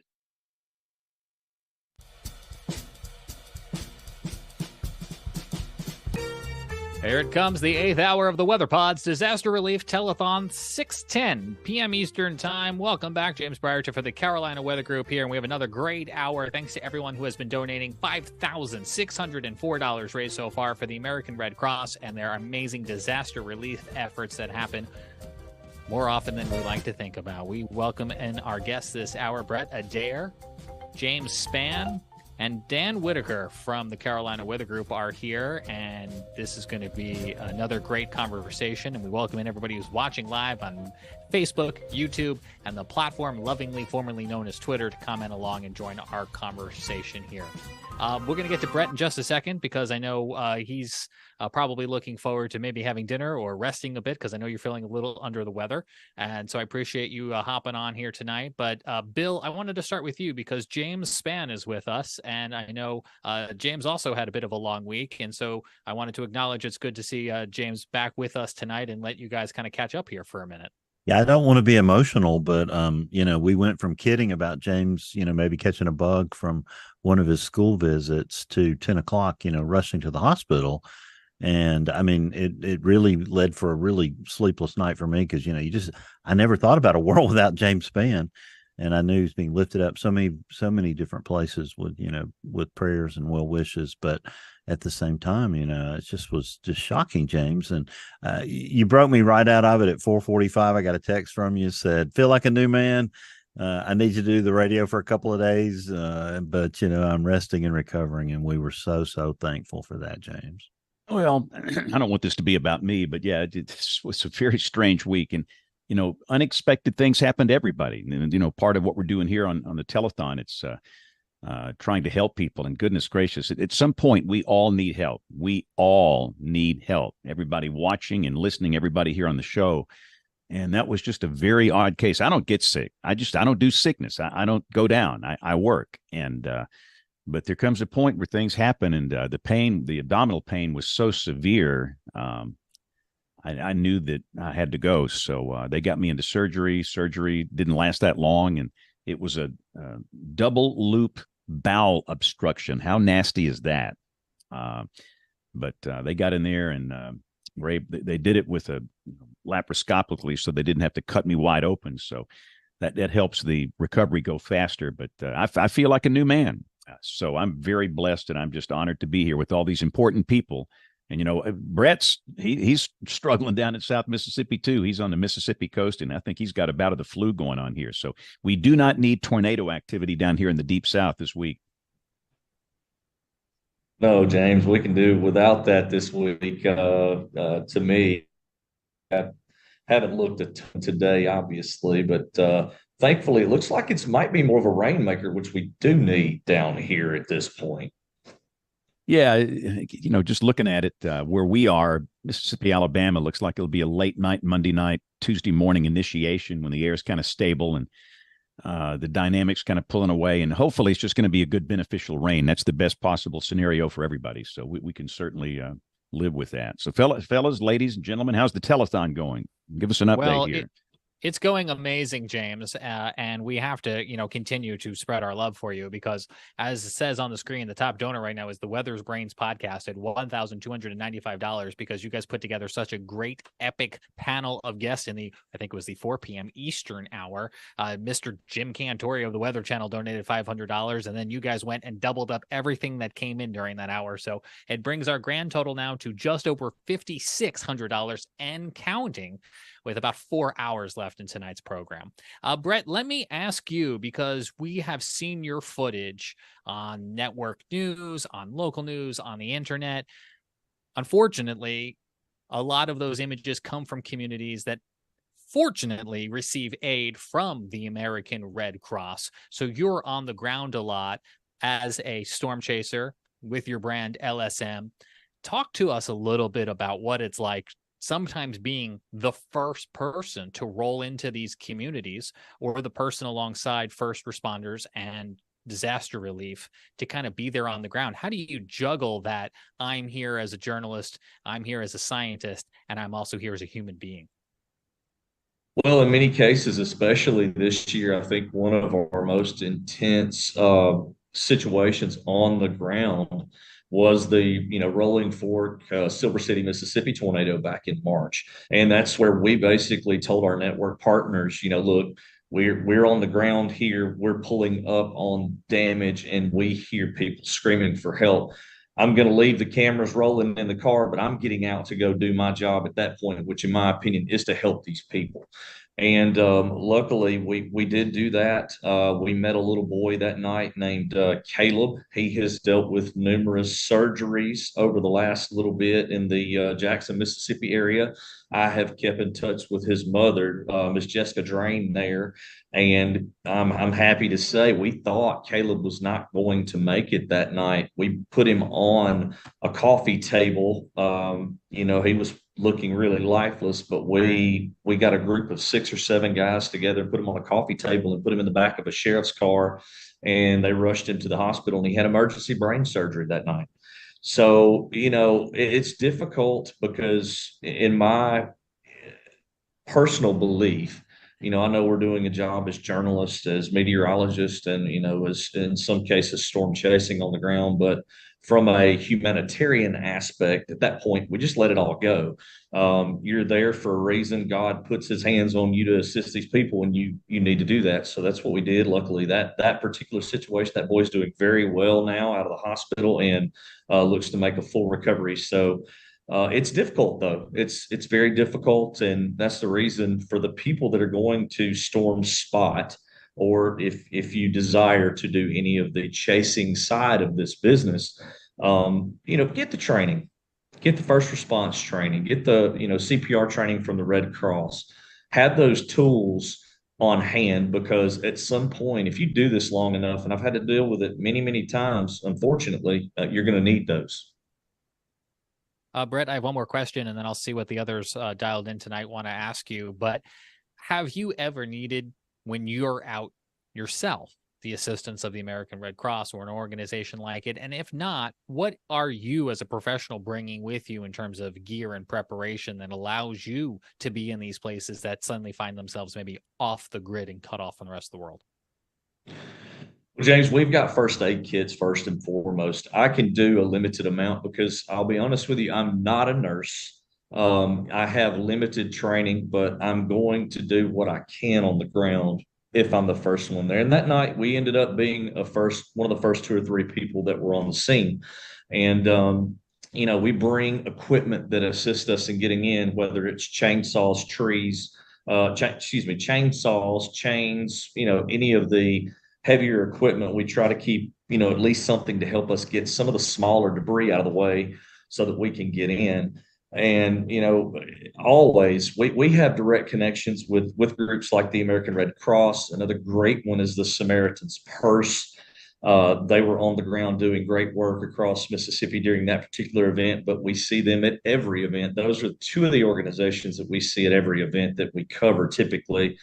And yes, we absolutely do communicate back and forth because we want to assist them in anything that they may need, and feed them information so that they can assist some of those people that are in direct need as well. I actually lied. I have one more question before I let Dan ask his. I want to bring James Spann back into the conversation because as a broadcast meteorologist, I know you rely a lot on storm chasers. So whether it's Brett's work or work of other storm chasers, I'm curious, James, what do those live pictures from the ground add to your toolkit as a broadcast meteorologist? Well, we've learned through social science studies that a lot of people don't react when they see radar. You can show the most incredible TDS, a tornado debris signature. You can show this incredible debris ball, velocity couplet, all of those of us that love weather, just immediately we know it's graphic violence. But most people on the street don't react to that. But if you can show them a live stream of a tornado, of damage that's occurred, it tends to make them go to a safe place. So in terms of the human behavior element of this, it's absolutely critical. I'd rather have cameras than an upgraded radar, live cameras and live feeds from the field. To me, that's more important than having, 10 gazillion radars around. And there's nothing wrong with any of that, but it's a critical part of what we do. And again, we're all here to mitigate loss of life and human suffering. And tornadoes are going to happen, but we've all got to be better. And let me just rephrase that. I've got to be better at what I do. And we've learned a lot, but we've got a lot of ways to go here. And from my perspective in the field, James brings the same importance in the studio, because if we can get those first images back, even though he's showing radar imagery live on air, then those upstream communities are going to take this more seriously as it's moving in that direction, because we saw several more communities off to the northeast that night be devastated. We've seen this time and time again over the last 4 or 5 years, especially across the deep south. And, I don't see any signs of that stopping. And again, just like medical science, we're seeing great advances in technology here that are allowing us to get more and more information out these days. And it's great that we're able to do that, because I feel like we're going to save more and more lives down the road.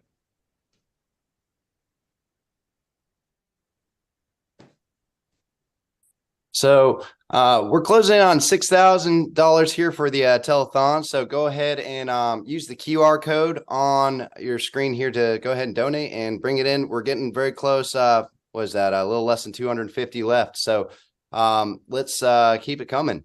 So kind of coming back to you, Brett, here, I want to look at anything else from 2023. It's been a year of a lot of different, we're coming at the end of hurricane season. Obviously there's some question of if anything else will pop up or not. It's looking unlikely. However, what are some big takeaways, or maybe another big takeaway from 2023 and the storms we had this year?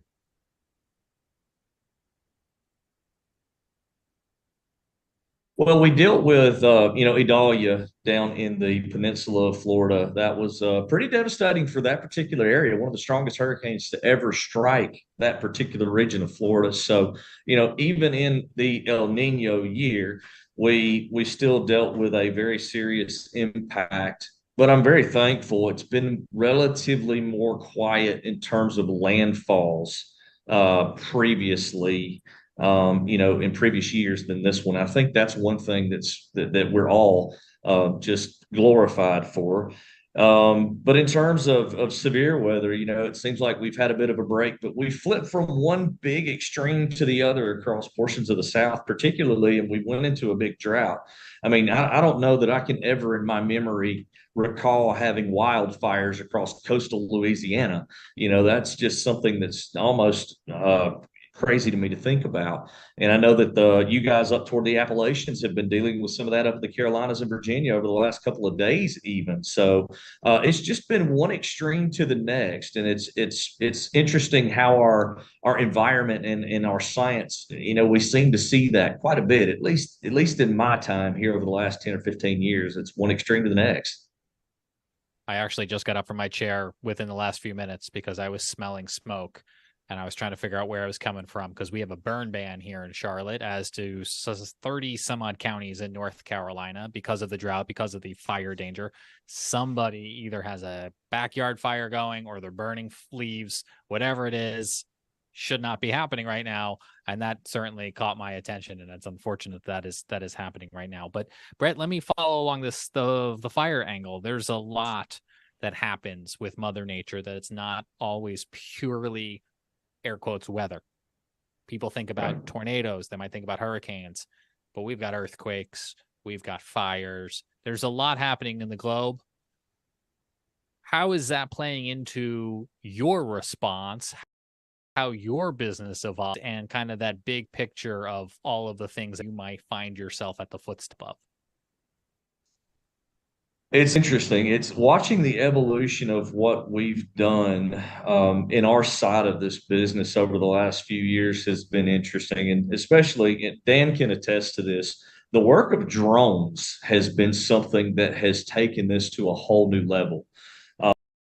You know, because one of our, Brian Emfinger, who does a lot of great work for us, we sent him to Iceland this week with the possibility of, you know, Iceland opening up, and there's been some fissures there that did open up.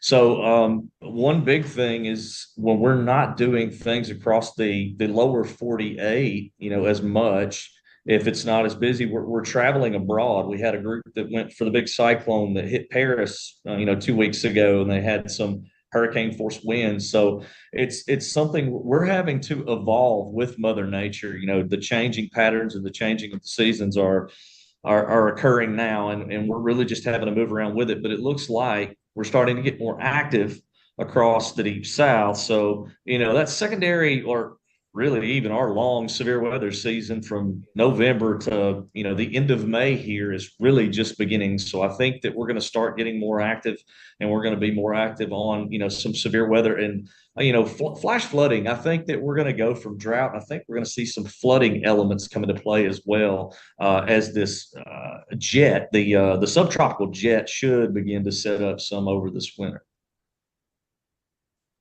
I'm anxiously awaiting some El Nino effects and maybe some more precipitation here in the Southeast, because we need like 6 inches to get back caught up by the end of the year.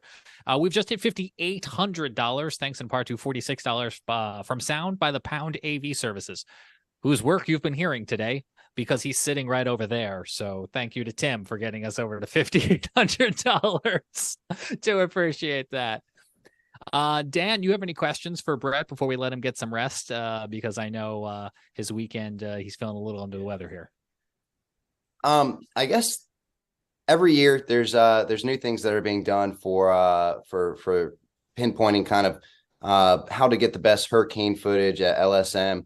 I know that you're always working on some sort of new project. I just kind of, with Adalia and kind of some of the hurricanes that came across this season, were you able to kind of work on any of those new projects? We were able to work on a couple of new pieces of equipment that we're, you know, wanting to deploy hopefully some point during the winter season. It's no secret, I had my close call during Hurricane Michael back in 2018, and if you've been in this long enough in the field, you're going to have close calls. So we've been working, and you've seen several of them, but we've been working on storm surge applications in particular with mobile remote camera systems. And we're actually working and nearing completion of a product that will have remote cameras on a location. We will have the ability to do some panning, tilting, and zoom with a high quality camera. We will have the ability to do storm surge measurements, calibrated storm surge measurements from a site that is housing one of those units, as well as, you know, having some live weather data come back with that. We're not trying to rush that particular piece, but we did some testing this year, and we're excited to see where that's going to go, you know, as we enter next year.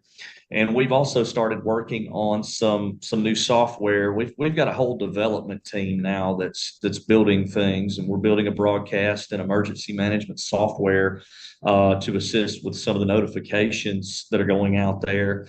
And we're getting into the tower camera system game right now. Everybody wants cameras, as James said.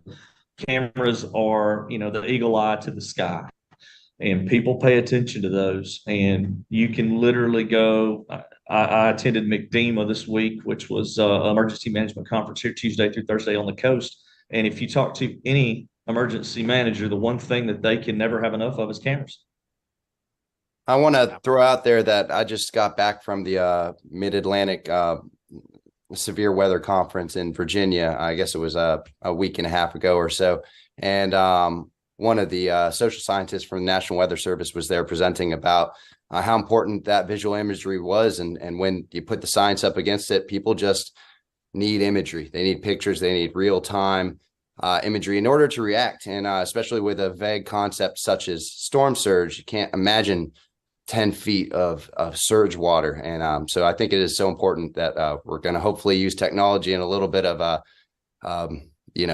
good effort to get that going. And I'll just add the Mid-Atlantic Storm Chaser Conference was our first triple-digit donation this morning. So we appreciate their support. Their $100 helping us get to $5,800. Brett, you're welcome to stick around as long as you like, but in case you need to hop off here, how can people follow your work? Well, you guys can catch us. We've got Live Storms Media on Twitter and Facebook and YouTube as well. We're continuing to, pump those videos out. If we've got severe weather there in Alabama, I'll be working with James there at 3340. So make sure to catch us on ABC 3340 during any weather events. And we're very interactive. So reach out to us if you've got any questions. Brett at livestormsmedia.com, and I'll get back to you. Brett, feel better? We appreciate your time. Coming up after the break, we're going to catch up with Tony Rice, get the latest on what's happening in the stars. And as we go to break, Biffy, thanks for the $25. Mike, $25 as well since the top of the 6 o'clock hour, and 2 anonymous donations totaling $150. You can scan that QR code right now. Your money, every little bit, goes to help the American Red Cross. We'll be right back.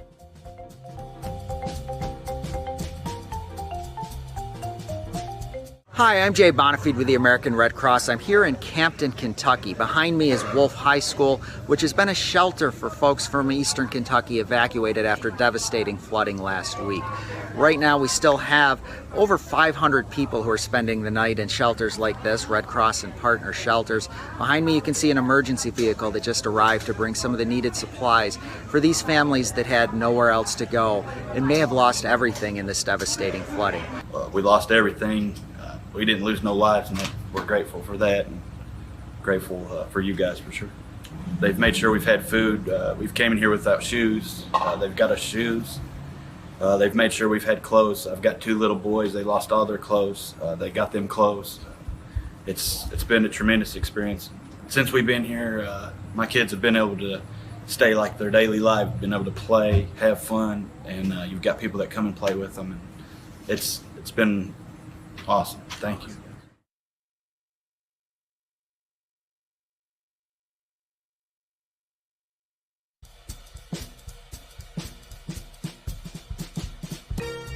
Welcome back to the Weather Pod's Disaster Relief Telethon with his $632, $5,800 and counting. Scan that QR code. Every little bit helps the American Red Cross. Joining us now, NASA Ambassador Tony Rice, who is a friend of the Carolina Weather Group. He is a friend of the Weather Brains. I think he's a friend of every broadcast meteorologist from coast to coast. So, Tony, we're very glad you're able to hop on with us tonight. We have a lot we want to talk about, but I need to ask you first about SpaceX, Starship, and I'm going to read this tweet. I'm sorry. I'm going to read this X. I got to get it right if it's Elon we're talking about from this morning to make sure I understand exactly what happened. The booster experienced a rapid unscheduled disassembly shortly after stage separation, while Starship's engines fired for several minutes on its way to space. Is that the PR way of saying oopsies? That's the PR way of saying that it blowed up real good.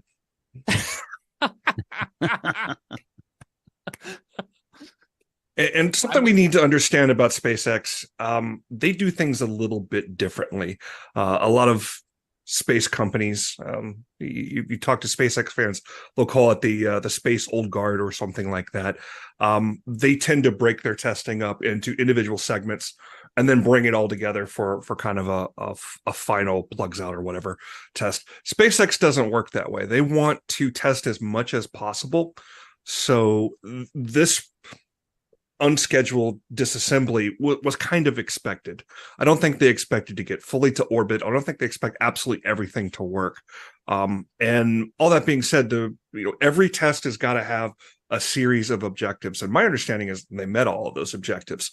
And simply by having an intact launch pad post-launch is a great improvement over the last launch, where literally those 35 Raptor engines literally tore that pad apart. So they learned a lot from that and they corrected that. So, hats off to them. It is quite literally rocket science, and I say that non-ironically because it is hard. Every space program in the history of human existence has had its own unscheduled disassembly of rocket parts. And so SpaceX is trying to do something new here. They obviously have done a whole lot with their crewed missions, their uncrewed missions to the International Space Station, and of course Starlink, which I got to tell you, at work I wrote one story that says, what are those dots in the sky? And then we explained it. Every time someone in the country somewhere sees dots moving across the sky, you can see that web article suddenly blip back up onto the board of clicks, because it is quite a star show. Continue to get questions about that from everyday folks to broadcast meteorologists with PhDs. So if it's not something that you're familiar with, it can look a little odd. It looks like, a bright dots, mother duck and her ducklings falling along behind it. But on the unscheduled disassembly, kind of to circle it back to weather, a really good follow on Twitter. I'm not calling it X. Sorry. I'm going to continue calling it Twitter. A really good follow on there is the NWS Spaceflight Twitter account. They tweeted this morning a really cool image from the GOES satellite showing that debris field in the atmosphere, and it's true pretty far, but you can actually see it from geosynchronous orbit from the weather satellites. And we often see that with launches, either the heat plume or actually rocket fuel when it's burned tends to create at least in part water. So a lot of the water vapor products will show the launch pretty clearly. Well, we'll talk next hour about the Carolina Weather Group, Kennedy Space Center, and Crew 7 launch and some of the behind-the-scenes content we got there. But you reminded me that we saw that launch from weather satellites as well, too. So it's amazing not only the role that weather plays in, obviously, the launch, but actually the way the tools and everything can pick it all up. Tony, let me ask you about this. We've got another show in the sky for folks who are maybe lucky enough to see it. We've got a meteor shower going on. Give us the truth. Who can see it and who can't? Yeah, so Dr. Span has his rant points, and I do too. So I appreciate you bringing this up because this is one of my rant points. And I believe there's a certain meteorologist there in Charlotte as well who gets on his soapbox about this. He's scheduled to get on that soapbox on this broadcast at 8:00 tonight. Wonderful. Bring it up with him and you'll wind him up just like you just wound me up. I hate when people get excited about something that's only going to lead to disappointment, because nothing good can come out of that. Yes, I love people to go outside and take a look at the night sky. Yes, I love, especially for parents, to take their kids outside. That's such a special time when you can show somebody that you care about, this something that up in the sky that you care about. And when we, as science communicators, and everybody on this broadcast here is that, go about it the wrong way and try to overhype for whatever reason we're doing it. Sometimes we're doing it for good reasons. We want people to get excited about this stuff. Sometimes we're doing it for clicks, and that's absolutely the wrong reason. But when we get people too excited about an event that is just going to lead to disappointment, that's not a great thing. So let's talk about those meteor showers. The Leonids are peaking tonight. Absolutely true. And if you go in and you look at the meteor shower calendars, and the American Meteor Society is a great place to go look at that. They've got it filtered out. They've got absolutely all of them there. There is literally a meteor shower going on at just every day of the calendar year. Not a lot of people realize that. There's some that are stronger and there's some that are weaker. This one's a little bit weaker, but if you go on that calendar and you go and try and figure out how many meteors per hour you might be able to see, you're going to see a number there. You're going to see a number like 15. If you go and Google Leonids at 15, you'll get a ton of news reports. A lot of them from the UK for some reason. A lot of this bad science comes from the tabloids in the UK. I haven't figured out why. Maybe I just answered my own question. Maybe it's clicks. But 15 is a very bad number here, because 15 is the ZHR number. That's the zenith hourly rate. Zenith stands for directly overhead. hourly rate you can figure out. But if anybody here has played golf seriously, and you have a handicap, you know what a handicap is for. A handicap is there to, kind of level the playing field between different people. The ZHR is a handicap. It's meant to compare actual reports of meteors actually seen from around the world. So the purpose of it is to kind of level the playing field. It mathematically removes clouds, light pollution, and also your location on the Earth. It assumes, the ZHR assumes that you're going to be at a position on Earth directly under the radiant point. And that's the point that the meteors appear to be coming from. It's always going to be named after the constellation that it's in. So you're going to be directly under that radiant point with not a cloud in the sky, in the middle of the desert or in the middle of the ocean where there is no light pollution. So in other words, the ZHR is absolutely impossible. We've got to stop reporting it in any way, shape, or form. And if you need a formula, a rough idea of how much you can actually report on, I wouldn't go any more than a quarter of what the ZHR is. So right now, ZHR of a 15 for the Leonids tonight, I wouldn't expect to see more than 1 or 2. Seriously. So I wish we could do a better job of that, because if we get people out there and we get them looking up for this, the next time that something really cool is going to come along, we got kind of a cry wolf problem going on there. Yeah, that makes a lot of sense. And kind of interesting how that all translates to the public. Maybe us having iPhones that can take better pictures at night will at least give somebody something to come away with, because it really takes that low light kind of photography or long exposures to really even see a lot of that stuff sometimes. Otherwise it's pretty far sometimes. You're absolutely right. And the same's true of aurora. We've been having a lot of auroral activity lately, and that's going to continue too, because we're heading towards solar maximum. We're heading to that point in the solar cycle where we're seeing the most activity on the sun's surface and the most coronal max ejections that are sending that energy out that's going to create those aurora. So we're going to see a lot more of that. But are you going to be able to see it as far south as Arizona, as some of the recent reports have said? Well, yeah, if you were an experienced photographer and you're out on top of a mountain in the middle of nowhere and you're taking images where your shutter is open for 2 or 3 minutes at a time, yeah, you're going to see aurora. But that person that you got excited to go outside and see the northern lights, are they going to be able to see it? Yeah, probably not. Even in Iowa, up into Montana and such, the pictures that you see people sharing around are gorgeous, but that's not what you're going to see with the naked eye. So there's my soapbox for the day. I just wish we could do a better job of that, because there's so much cool out there to see. There's no reason to hype it.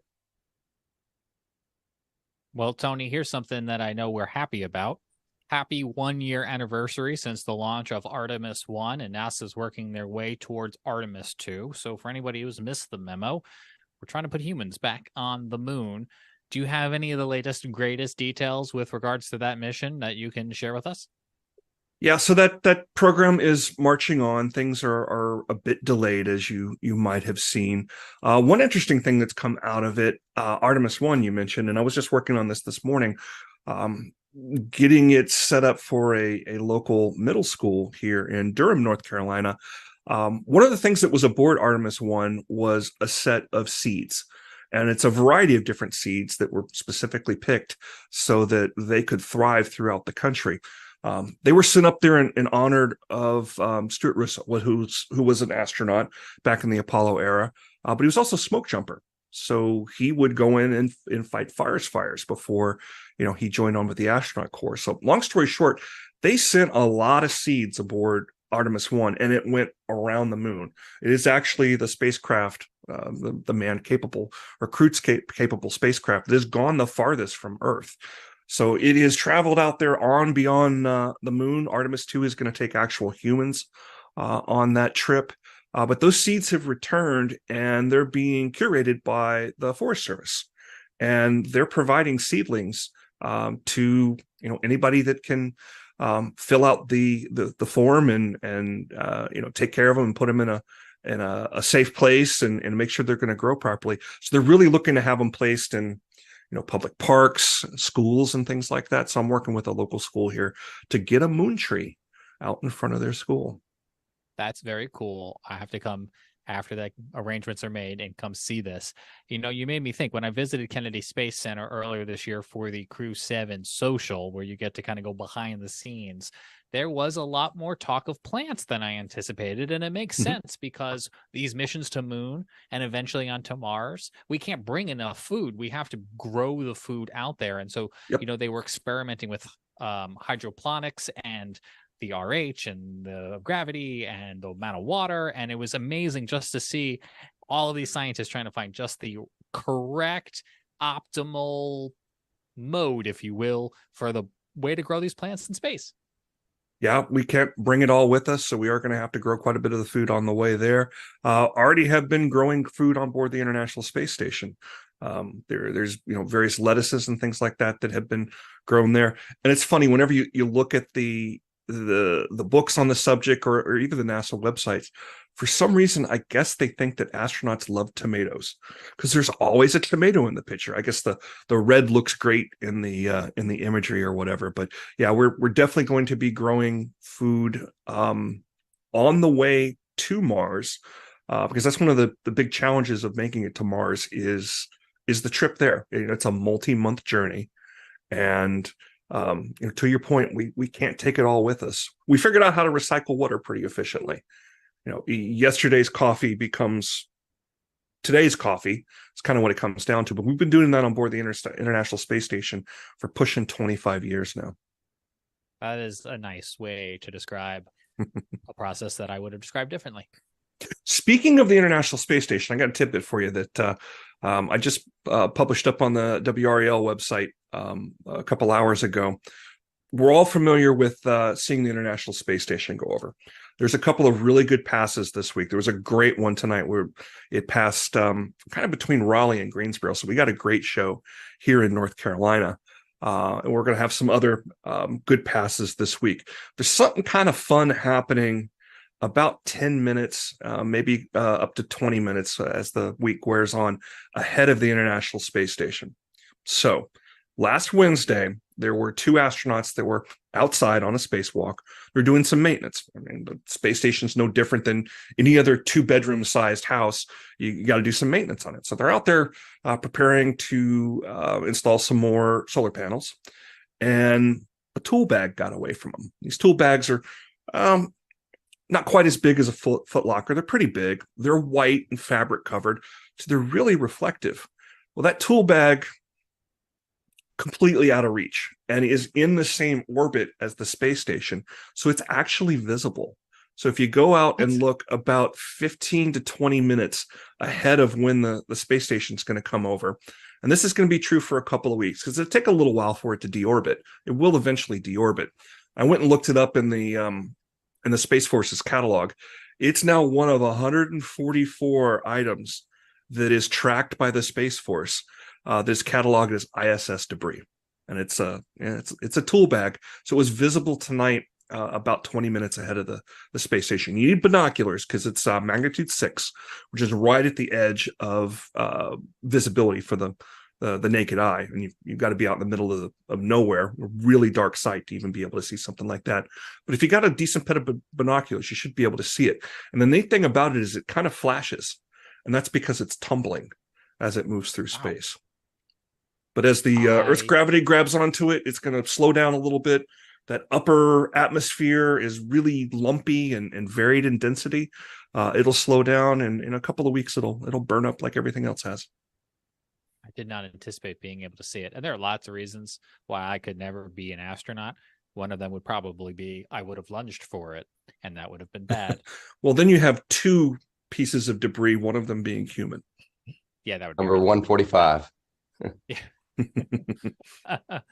Dan Whitaker, you were the man who was on with Tony and I probably a year or so ago when we had a launch out of NASA's facility in Wallops, Virginia.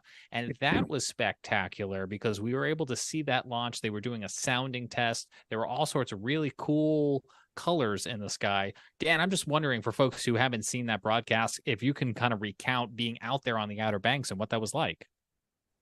Yeah, for sure.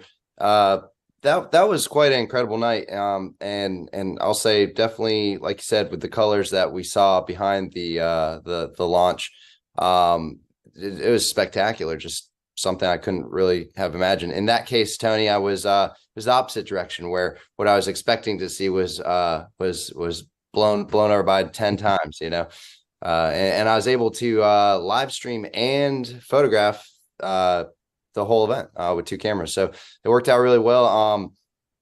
Basically, got to see what appeared to be kind of a V going up into the sky, and started out low. And then as it traveled upwards, you could see it fairly evidently. It was very obvious something was happening, and it was darker out. The sun had set probably half an hour to an hour previously. And as it got higher up in the sky, the V spread out. It almost looked like a cloud came from the back of the rocket. And then this kind of fluorescent color started to plume out to the sides as almost a circular kind of plume that formed around the V. And then it changed kind of colors again and changed the plume change. And then it kind of went up and went away a little bit. But there was a moment. Beautiful description, Dan. Yeah, tried to do my best. I guess the coloring itself would have been reds and yellows, or not yellows, purples. It's been a little bit since I've watched the video myself again, but I remember the feeling of kind of seeing it and then being just so blown away that something like that was happening in the sky, and it did feel like a very special moment. Yeah, what you're seeing there is some of the interaction with the upper atmosphere that the aurora does as well. So the solar energy that's hitting the Earth, it's being funneled into the magnetic field lines that are running around the Earth. The best way to think of the shape of that and what's happening up in there in the upper atmosphere is it's the magnetosphere. It's that magnetic shell around the Earth that is protecting us from a lot of that solar radiation, but it's shaped like a donut. So those upper atmosphere tests are there, many of them, and I'm sorry, I'm not recalling the one that you're talking about, what exactly the altitude was, but oftentimes they're searching for a better understanding of how that energy interacts up at that upper part of the atmosphere, and in large part how ozone is created and can channel down there through. So the sounding rockets aren't quite as sexy as the ones that actually go orbital, but they are so very important in that upper atmospheric research. And a lot of it happens there at the Wallace Flight Facility. They're just south of the Delaware border on the Outer Banks of Virginia. Well, as amazing as Dan's description was, here is Dan's footage from that day, so you can see it with your own eyes. And that was just an amazing opportunity to be able to stream that, Dan, and for you to be able to see it out there on the Outer Banks of North Carolina where the conditions were prime. And we can sometimes see those launches as far east as Raleigh and Greensboro, and even sometimes in Charlotte.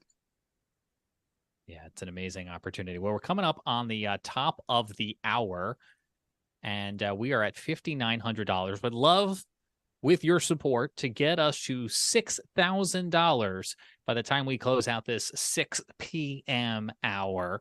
Let me ask James Spann or Phil Johnson from Stormfront Freaks if they have any questions or any comments for our friend Tony Rice before we let him go on this evening. So let me just say, Tony is one of my heroes. The information that he provides us, it's just so useful. And every CPU cycle in my brain, I have to deal with weather. And by Tony's information, I look like an astronomy expert. But you know the deal, Tony. I have one favor from you. I want you at some point to get me a meetup with either Gene Kranz or John Aaron. I'm the only guy on this show old enough to remember these men and what they did in the 1960s. They got manned to the moon. These were young engineers that didn't know any better, using slide rules in the trench. And what they did was just astounding, Tony. And to this day, I love that documentary. Failure is not an option. I watch it over and over. So they're role models for me.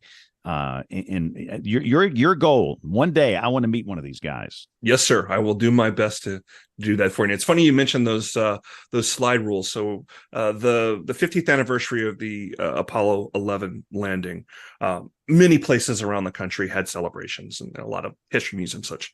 The History Museum here in Raleigh, they called me up and they said, well, what do you want to do? I said, I want to set up a booth and I want to teach kids how to use a slide rule. And we did exactly that.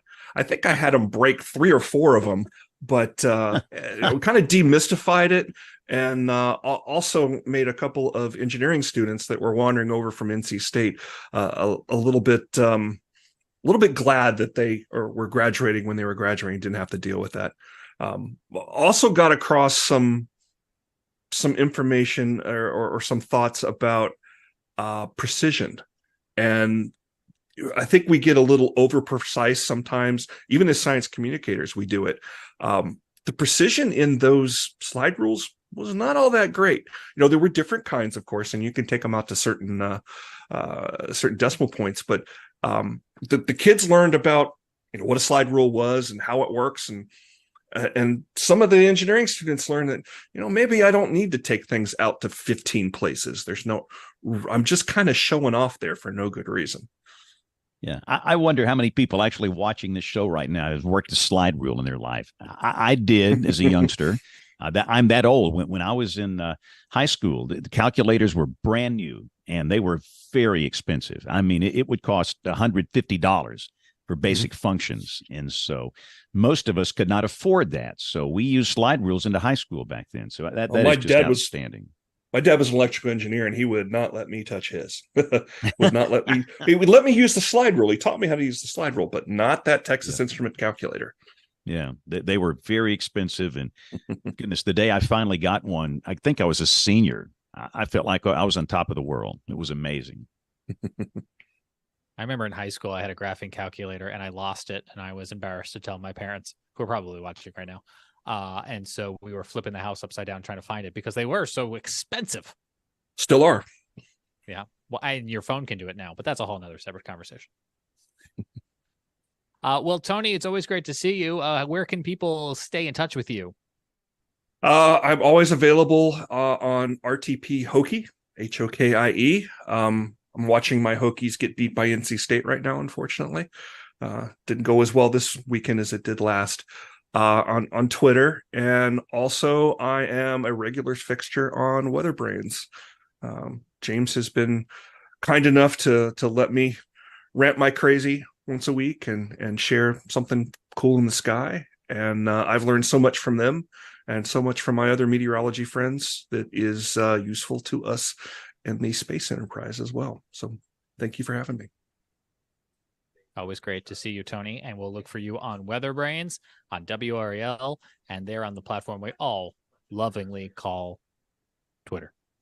As we come up in the 7 o'clock hour, Phil, thanks to you and Jill for another $100. We're closing in on that $6,000 mark, and we're looking forward to hitting that. Hey, if you like space and you like what we're talking about, stay tuned. We're going to take you behind the scenes of Kennedy Space Center when our telethon returns right after this.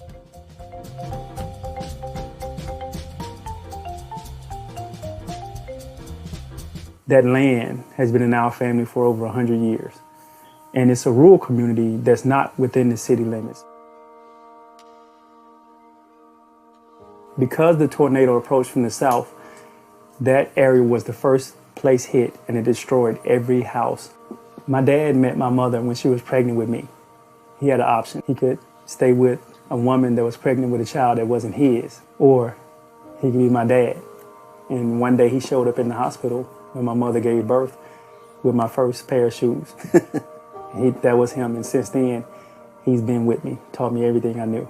He worked on a farm his entire life. When I was 13 years old, he took me to the cotton fields and made me stop chopping cotton. And I did that. Just to think that a tornado just destroyed everything that he had. Absolutely everything. He's nearly blind. He's a double amputee, has prosthetics on right now, a kidney transplant recipient. And the night of the storm, I found him at 3 o'clock in the morning in the dark. For us, the Red Cross showing up in our community makes me feel like we're being seen. Today, I sat in front of a person with a Red Cross jacket on that said, okay, tell me about the medical equipment that was lost because you're a double amputee. Tell me about your medication that you didn't have access to for 4 days because you're a kidney transplant recipient. Tell me about your prosthetics. Do you have an extra pair of prosthetics? You know what? We're going to get you the resources you need. Someone with a Red Cross jacket on literally came to the area where my parents used to live and actually paid attention and felt that pain and stood in that moment with my parents. That's what the Red Cross means to me right now. And it makes me emotional because a lot of times we do get forgotten because we grew up in a poor situation and a lot of my family lives in poverty. We feel like people don't pay attention to us.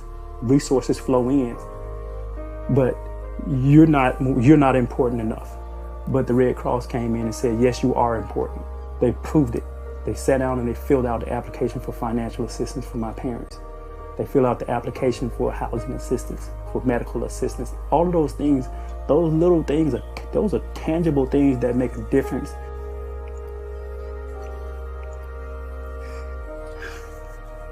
Because you don't know what you got until it's gone. Especially when you don't have much in the first place. You don't know what you got until you almost lose it.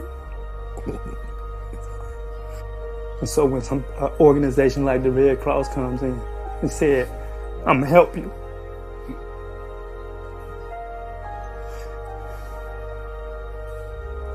It means something.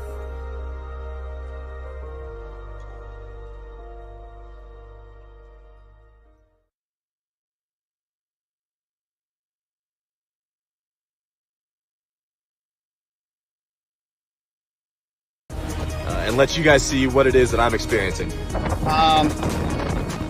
Trying to get a direct measurement with a handheld Kestrel anemometer here. We'll see what we can pick up, but and there goes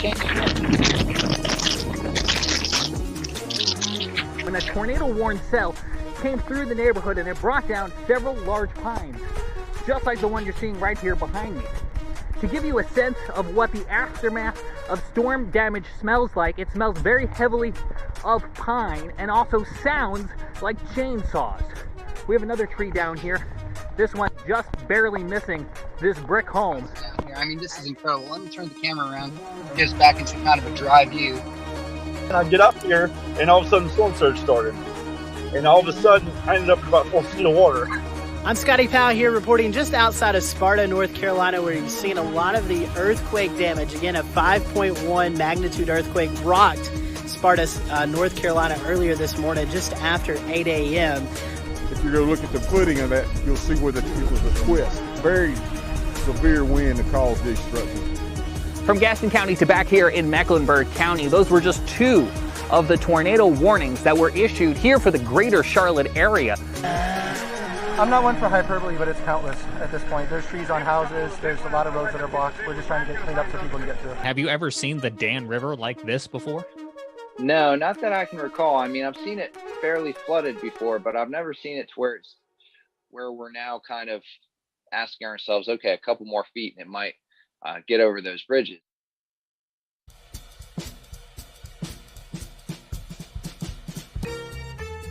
It's 7 o'clock Eastern Time. WeatherPod's disaster relief telethon supporting the American Red Cross is back for another hour as we are just a few dollars away from that $6,000 mark. You can donate right now by scanning the QR code that is on the screen. And if you're not able to give, we understand. We just hope that maybe you'll share the link to a friend or family member who might be interested in watching. We're going to continue our space theme going here as we roll into the next hour of our weather podcast. I'm James Brierton from the Carolina Weather Group in Charlotte. Our show had the opportunity to visit Kennedy Space Center earlier this year. We were invited down for what's called a NASA Social, where they invite content creators behind the scenes of some of the really cool things that NASA is doing. In this case, it was the Crew 6 launch to the International Space Station as 4 humans were heading up to that orbiting space laboratory to continue all of the great efforts that are going on there right now for active science, current experiments, and things that will, as you just heard, help us get back to the moon and eventually onto Mars. So here's a little bit of the behind the scenes that our viewers in the Carolina Weather Group got to see when we went down to Kennedy Space Center earlier this year. Hope you enjoy. They told us we have about 12 minutes that we can walk around here at the press site, and we can use this time to create content, which is what we are all here to do. And I think this is the first time of many times during this trip where I'm going to have a small window of time to get my words right, to figure out what to say, and I just can't get over the view. I don't know what to say. What are you supposed to say? But I guess what I can manage to say is we are in the presence of some historic places, structures, roads, lands. This building behind me is the Vehicle Assembly Building. It is a enormous building, and it is where many generations of space vehicles have been, like its name suggests, assembled vertically and then make their trek out to one of many historic launch pads here at Kennedy Space Center. We're getting ready now to go across the street into the Vehicle Assembly Building. This is going to be one of the coolest parts of the entire weekend, going inside this building where most visitors to the complex don't get to go. But before we do, a routine security check. So how tall is the Vehicle Assembly Building? About 530 feet tall. Wow. So this is the building where we stacked the Artemis 1 moon rocket and where we'll stack the coming Artemis missions. But this is also the building where all the Saturn V's for the Apollo program and all 135 space shuttles were stacked in here. So some people refer to this building as the Space Cathedral because there's a lot of history in here. As we're making our way down the building, I'll try to point out some of the original components that were used for Apollo. This is kind of their testing and checkout cells, right? So before you stack all the pieces on top of each other, you want to make sure that they're all going to fit together and they're all ready for launch. You can kind of think of the rockets we bring in here as a kind of highly explosive set of Lego, right? We're kind of all roads lead to Kennedy Space Center, and here at the Vehicle Assembly Building, we get all the pieces and parts of the rockets. During the Artemis 1 launch, Yes. they rolled back for hurricanes. What are hurricanes like inside this building? Yes, so this is Florida, so it's an occurrence that, we're prepared for. So essentially, all the doors, I mean, they're mostly closed right now, but they kind of, close up the building nice and snug. And yeah, this building is prepared to take on hurricanes. So you want to survive an hurricane? yes, and the building next door, the Launch Control Center, that's the place you want to be. So when we have hurricanes here, there's a whole team that rides them out. And so they get to sleep and have a sleepover in the Launch Control Center, making sure that the center is all safe and sound. But what happens is the crawler transporter rolls under here at its top speed of about 1 mile per hour. The platform, you can kind of see it sitting on yellow jacks right now. So the crawler comes up under there, raises up, that gray platform sits on it, and then rolls to the launch pad. This day is insane. This is by far insane. Just to give you an idea of how tall. We just took the elevator up to the 16th floor. So here's 2 of our high bays. This one right across from us was used for space shuttle. So you can see the orange platforms in there and the gray. We can't see it, but in this gray box over here, that's where the access point into the shuttle was. So if they needed to, put payloads in there or put people in there to get everything configured for the astronauts, that was kind of their access point for shuttle. And you can kind of see the big doors a little better. On the bottom level, it's kind of like big barn doors that open up horizontally. And then this way, they open up vertically. It takes about 45 minutes to get the doors all the way opened up. But you can kind of see where the space shuttle maxed out. on this side, so they didn't need to open all those vertical doors to get the shuttle out. But for Artemis and Apollo, they do have to open those doors all the way up because they're so much taller than the space shuttle was. The vehicle assembly building is not the place to work if you don't like heights. It is the tallest single-story building by volume. And it just seems to go forever. Right here, actually hooked up to the crane right now. The boosters are 5 segments tall. For Space Shuttle, they were 4 of these segments. So this is the bottom segment. And actually, the entire weight of the rocket is stacked on these solid rocket boosters. So they're the first part of the rocket that gets stacked before they put the big orange core stage in between them. And you can kind of see in there some of the platforms are extended in the high bay. So those platforms go in and out. Imagine giant hydraulic kitchen drawers. That's essentially what those platforms are. And those are the access points for the workers to get to the rocket. And they come to us via rail from Utah. Then they wheel them over here into this. The crane team gets all ready to go, and then up right where we were standing and over and down into High Bay 3. Yeah, so full scale of 1/5 of one of the boosters. And so you got 2 of those, plus the core stage, plus the upper stage. So it's hard to visualize it, but it's a pretty big rocket. We haven't even reached lunchtime yet on Friday, and already the first big surprise inside the vehicle assembly building waiting for us, the director of the Kennedy Space Center. Anyways, I'm super excited to have you guys out here today. You're the first woman to hold this position, and we're getting ready to send the first woman to the moon. Absolutely. What does all of that mean to you? We had our first Artemis 1 mission, as you said, at the end, capstone of our 60th anniversary. It was a big anniversary present for us.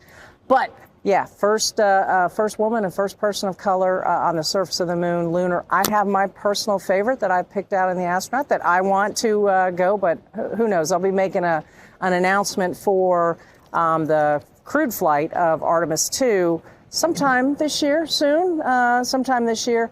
But then, of course, Artemis 3 is when the crew will actually be descending down to the surface of the moon. So that'll be the really exciting. Right now? And then, of course, Artemis 3 will be bringing up our astronauts in Orion, matching up and bringing them down. 2025 is when we're shooting for. But there is some complexities and some dependencies there. So we'll see. There are a lot of cool things at NASA. I think the VAB might be one of my favorite because it is the persistent home of historic missions to the moon and eventually to beyond. This is the one that has been here throughout. As we come off the bus, you'll notice that the vehicle assembly building is behind me, and that's because right across the street here is the parking lot for the crawler. This is the machine that carries spacecraft, including Artemis, out to the launch pad when they are ready to go from the vehicle assembly building out to the launch pad and prepare for launch. Well, anyway, this is crawler 2. There's 2 crawlers. There's one on the other side, which was obviously crawler 1, and they were built for the Apollo program. And this one was the second one built. It was built in 1966. The company who built it was a mining company, Marion Power and Shovel. And they actually pretty much assembled it in Ohio, and they brought it down here and then reconstructed it. It's 130 by 115. It weighs 6.6 million pounds. Really, we don't travel any more than a mile an hour. How much fuel? It can hold 5,000 gallons. There's 2 2,500-gallon tanks, one on each end. How long have you been driving this? I hate saying this. About 40 years. Wow. How many missions have you supported then? About every shuttle mission. Wow. So the drive obviously takes a while. How long is a driving shift per driver, and what do you do to keep focused during that? To run the crawler, say like on a rollout operation, it takes about 18 to 20 people. Okay, and that's including technicians on the ground and in the pump room and in the engine rooms. And we all usually take about 2 to 3 hour shifts and rotate. It's not like a car, you can't take it out every day. So the only time you get a chance to actually train somebody is during an operation. Oh, there's no like us. Right, there's no, in other words, there's no simulator or anything like that. It's the real deal. Yeah, NASA really doesn't look too much, like you said, anymore to low Earth orbit. They're trying to move, of course, to the moon and beyond. So they're trying to carry the heavier rocket with the heavier payloads. Artemis is much heavier than the shuttle was. In shuttle, we were carrying about 12 million, and right now we're carrying about 16. So it's upgraded. We had to upgrade all the mechanics on the bottom. We redid all the rollers that the shoes run on, so it could carry a heavier load. We strengthened all the trucks. We added steel inside of each of the trucks, so it could handle a heavier load. All the gel cylinders, that's the jacking cylinders that raise the chassis up and down. We changed all those out so they can handle the heavier load. We added new engines up top in the engine room so they could actually produce more power, because the mobile launcher compared to the mobile launch platform required a lot more power, because we're carrying a tower, and the tower needed more power. And we needed more of a purge on the vehicle. So we had to have a lot more power. If you had to try and build one of these, I'd hate to think how long it would take you to do it. When the crawlers originally built in the 60s, they ran about $10 million a piece. Wow. In the 60s. Wow. So you think about that now, if you go to today's dollars, yeah, we're looking hundreds of millions. Out of all of the things I imagine we could be doing today, going inside the crawler, I didn't even know that was within the realm of expectations. I guess you don't need a brake pedal, do you? That is a brake pedal. So I guess you don't need a gas pedal. That's exactly right. Yeah, we're learning. If you will reach right down there and lift that little lid and flip that switch. This? Yep. It's all connected to the PLC, programmable logic controller. So everything's computer driven. Was it always computer driven even back in the 60s, or? Nope, it was all relays. Wow. Back in the 60s, there was a lot of mechanical. The cab has changed quite a bit from Apollo to now. On Apollo, there were actually two consoles, and you actually steered it like they used a jet fighter controller. Left to right, you can see the first is forward, neutral, reverse. It's like your transmission. Talking about a gas pedal, it's called your speed control, the big knob right there. And then you have different steering modes, great circle, crab, independent. The other cab, which is diagonally opposite of here, so it steers the other two trucks. And then, of course, it's the beautiful little steering wheel that everybody loves. It's small, but it's effective. And you can see it's plus or minus 6 degrees. 6 degrees obviously doesn't sound like a lot, but over the entire length of the transporter, a 6-degree turn equals to a 5-foot radius. And that's tightest the crawler can turn, 500 feet. That's the sharpest turn it can make. As far as moving vehicles, we have a wind restriction, of course. You can't move in more than about, I think it's 40 knot winds. And there's a restriction, but the crawler will still move when there's lightning out there. But obviously you can't have anybody on the ground. They have to be in their vehicles. And really when we're moving well, now it's an Artemis to the pad, we try to make sure that there's no lightning within 25 miles. Right now we're on the crawler, which has moved shuttles and now Artemis, retrofitted to move not only the vehicle, but also the launcher, that tower that's conveniently stored right in the background of my shot right now, to the launch pad. This is a very historic piece of equipment, which I did not expect to get the opportunity to walk on today. The one, of course, that shot off Artemis 1, and there are 4 interface points that match up the 4 interface points here on top of the crawler. And we jack the mobile launcher up about 3 feet, take it to whatever destination needs to go, typically pad B or the VAB. Everybody likes to equate it. It's 90-foot square. It's like a baseball diamond. Same as a baseball diamond, to give you an idea of size. I mean, I'm yet again speechless, and I know I sound like a broken record, but NASA is just one time capsule after another that is moving into the future with more and more innovations built upon legacy. It's incredible.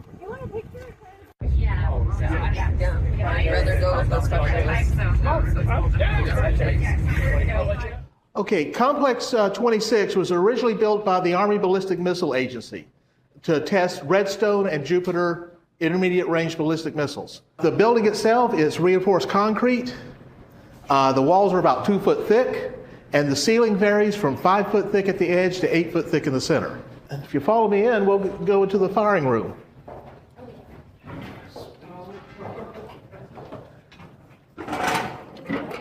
Okay, you're standing inside firing room B. There were 2 firing rooms, as I said before. Both would have been identical. All the equipment you see in here is from that time period, late 50s, early 60s. Most of it was actually used in this building. If you look out the window, you can see the launch pad out there, where that little fits this area off about 300 feet from us.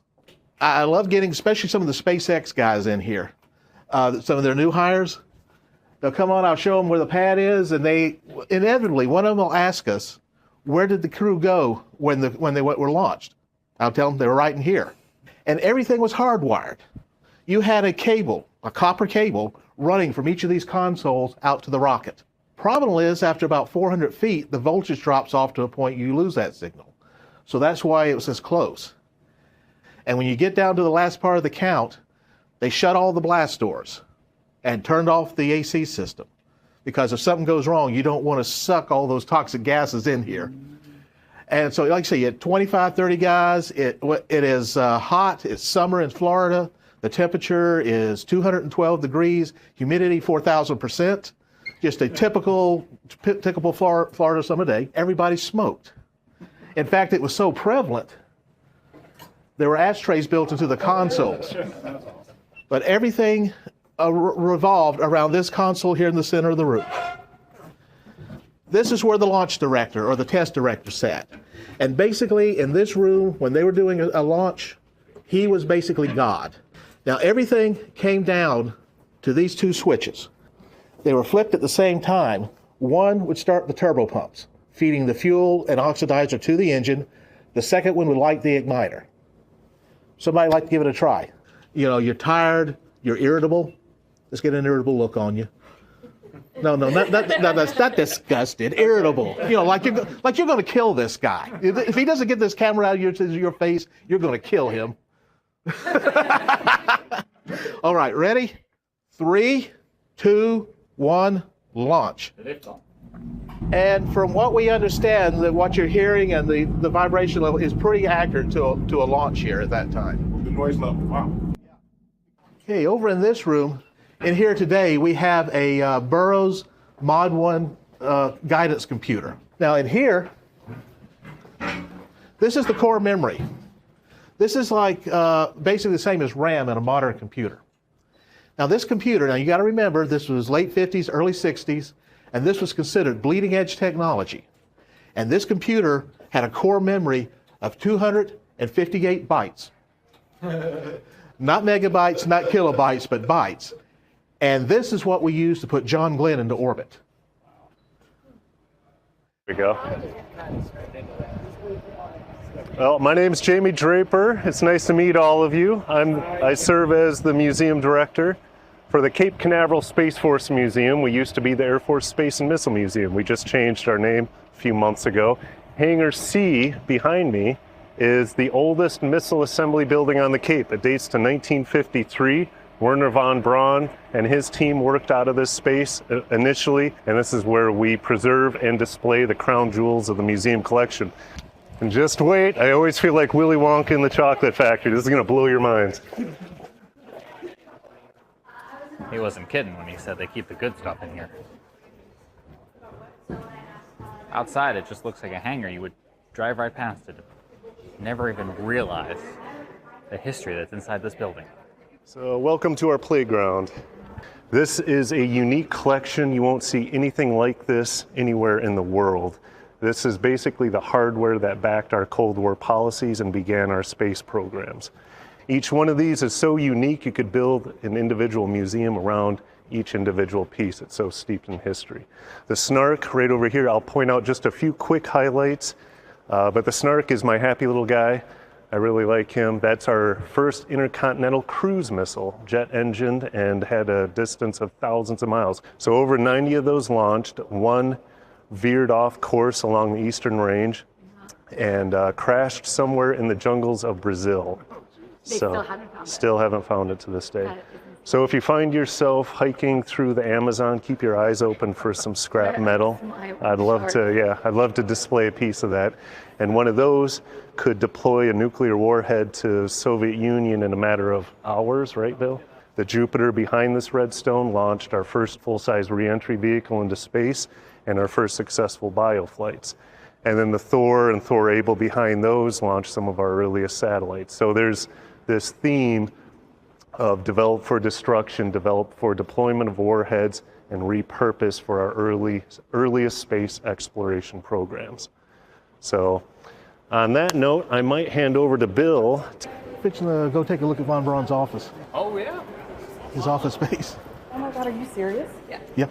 Oh my God, I think I'm gonna have a heart attack. Yeah, he said it's not that big of a deal, and I said I don't care. Oh, well, no, I mean, I don't mean that big a deal. It doesn't look like much right now. Yeah, okay, I don't care. Because they've just done a bunch of asbestos removal in there.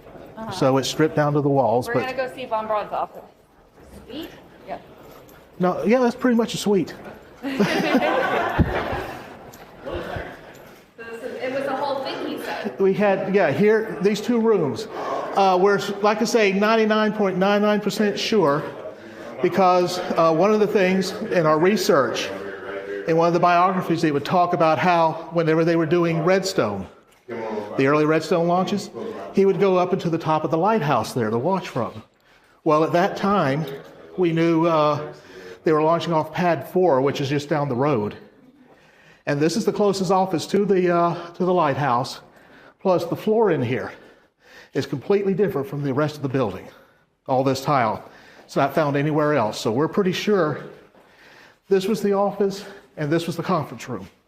This is where all the planning took place. For Explorer 1, for the Redstone program, it was all done in these two rooms. Our plans, our long-range plans we're looking for photos of him here, and we want to restore it back to the way it looked then. And how long ago did you guys find this? Well, it actually has been fairly recent, because for a number of years, no one was allowed up into this space because of asbestos problems. And so we just recently, about a year ago, did the removal, which was complete, so we started roaming around up here trying to find. One of the things we're looking at doing, we've got parts of the museum scattered in storage all around the base. What we want to do is consolidate everything into this building.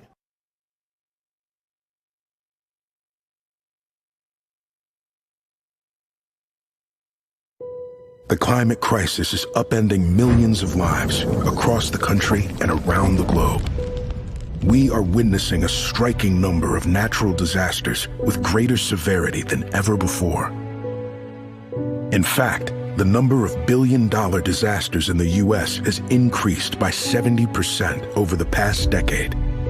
The number of families affected will continue to rise in both volume and suffering. However, these disasters leave their most profound mark on low-income communities, as well as those who are older or living with disabilities. The people most impacted by climate disasters are already the most vulnerable. The devastation has a compounding effect on these communities, and we need your help in the face of this humanitarian crisis. Your support is critical and will help the American Red Cross remain at the front lines to provide aid as disasters intensify. As a leading disaster responder in the U.S., we're launching nearly twice as many relief operations than we did a decade ago in response to unrelenting and overlapping disasters. And sadly, many of the same communities are ravaged repeatedly. This crisis has stretched our ability to provide life-saving meals, shelter, health and mental health services, financial aid, and more to people with no place else to go. That's why we're expanding our capacity to deliver emergency aid, enhancing our large-scale relief and recovery services, using innovation where we can, and growing partner support networks in disaster-prone communities. Internationally, we're implementing new programs to reduce climate disaster risks in some of the most vulnerable high-population areas. We're also creating grassroots pre-disaster plans and engaging with youth leaders to expand their local impact.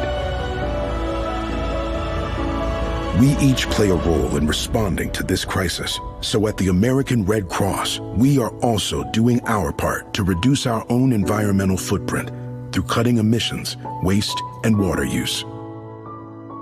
Even with all of these efforts combined, we need to do more.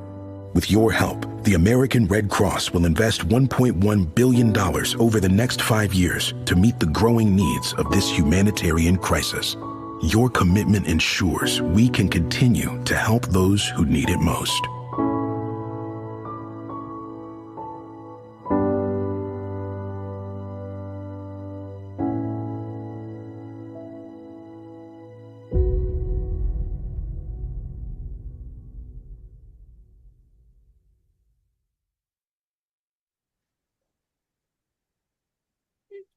It is the Weather Pod's Disaster Relief Telethon, and it's amazing. It took me until 7:30 to clear my voice on air. It's a long haul, but that's why they call it a telethon. Maybe they should call it a marathon. Welcome back in. James Brierton with you from Charlotte, North Carolina. We got Scotty Powell in Myrtle Beach, South Carolina. Phil Johnson from Stormfront Freaks riding along with us here as we come up at the bottom of the hour. $6,300 in total raised so far for the American Red Cross. Special thanks to Mark Olson, $100 donation here in the last few minutes. We also had a $250 donation from the Carolina Weather Group and ESG just in the last half an hour. So we have officially crossed that $6,000 mark, Phil. And, we keep getting asked, and I'll be transparent. People keep asking us, what's the goal? How much money were you guys looking to raise? We were looking to raise as much money as possible, and we appreciate every one of those $6,300 raised so far for the American Red Cross. It's unbelievable, Phil. Yeah, right now we're looking to raise $7,000. That's what the goal is at this point. So this is amazing. But I said on Twitter, I just sent a message that it just shows how this weather community can really come together and support a cause like this. Not only all these great guests, James coming in, but because they're all given their time, right, on a Saturday to come here and chat with us and do all this. But for these, our weather community, basically, right, to be able to donate and give and doing what they're doing already. But we got to sprint to the end. We still got a few hours here to go, and we've got some great people coming in. Well, Mr. James Spann himself just dropped $250, bringing our grand total now to $6,550. And I got to say, that $250 from Spann is in addition to the nearly $1,300 that his Weather Brains podcast donated earlier. And so, Phil, to complement your point, not only are people donating their time as hosts, as production staff, and as the many guests that are coming through, but we're seeing so many of them donate financially on top of the time. And I think that warms my heart the most. And I'll keep repeating this as well, right? We've had some great people donating top tier hundreds of dollars, but I just want everybody to know I've grown up always knowing that the onesies and the twosies make a difference. Meaning you've got $5 if you can find a way to make a $5 donation, that's going to make a difference, people. Every little bit of that money counts. So please don't be intimidated maybe by someone who donated couple $100. That's where they're at, and they're in a position to be able to do that, which is great. And someday you might be as well, but you're in a position to do what you can now. And I want everybody to know that makes a difference. Absolutely. And we appreciate everyone who's been with us, watching, sharing, and donating. Let me bring in my Carolina Weather Group co-host, Scotty Powell. He's actually, I think, the last member of our staff who is a part of the founding crew of this podcast. Scotty, we're coming up on the end of the year. So we think about all of the weather conversations we've had, all the weather we observed, although there was a piece of something. We need to go back over to Scotty Powell for a moment. Our viewers are going to see it on the screen. Joining us back here. You'll remember this day, Scotty. Oh, yeah. I do remember that day. What a day that was. This is the Chinese spy balloon day. Yeah, so funny story. I'm sure Phil probably is used to Slack. We communicate in Slack in the Carolina Weather Group, and I work at WBTW, CBS affiliate in Myrtle Beach, and we got an email saying that the airspace was closed due to military activity, and I knew the Chinese spy balloon was going to be floating our way just because of the jet stream, the way it was flowing, and so I sent it to James. I was like, hey, we need to keep an eye on this. And so James decided to pop up the old streaming platform. I think, James, you guys saw it through Charlotte, and then tracked it through the ups, Asheville. And then as we're along the coast beach, actually that's where the Chinese spy balloon was shot down, and we were on air as that happened, as the military fighter jets was circling the balloon. All of a sudden we heard a boom, and then another boom, and that was the balloon popping and falling to the ocean. So well, you can see Evan Fisher on screen. I woke up that morning and Evan's picture of it from Asheville was all over cable news, local news, the internet, and it became a bit of a weather story. Yes, there's a military aspect, there's a political aspect, right? But then it was, what are the winds? Where are the winds blowing? How hard are the winds blowing? Where is this thing going to go? And it became clear that it was coming to you in Myrtle Beach, and that was just a crazy day.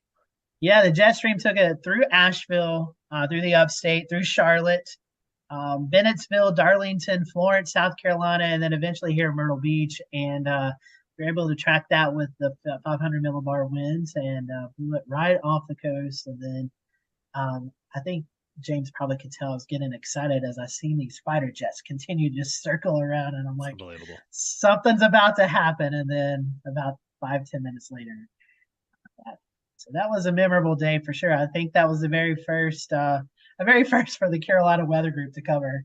We've covered a lot of severe weather. Yeah, a lot of severe weather events, some NASA space stuff, but never that. So thanks to Samuel, who's donated another $50, putting our total so far to $6,600 and counting. Coming up in just a few minutes, we're going to talk to former FEMA director Craig Fugate about resiliency, and I have a funny story for him about his so-called Waffle House Index. You've heard it. I was going to say we have to mention that. How could you not? It's the thing that is probably following him around to every appearance he ever makes. More of our Telethon coming up after this. Stay with us.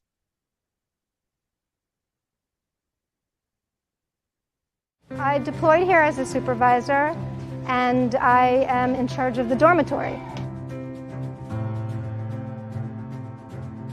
The work that we do with the children here at a Red Cross shelter really helps the parents start to see their children. It calms their nerves a little bit. As all parents do, we worry first and foremost about our kids and how they're doing. So when they see that their kids are still acting normal and still interacting with their peers or with other people, the parents can sort of take that burden off their shoulders and start to really think about other things like recovery and moving on. Having an area like this at the shelter where we have toys and games and things that are common in their everyday lives really helps them develop a sense of normalcy. I volunteer for the Red Cross because, quite honestly, it feeds my soul to know that there are people who are suffering these traumatic events, these major natural disasters, whose lives have been upended, to know that I can come in and offer them some comfort, that I can bring my expertise in sheltering to them so that I can start their healing process, really drives me.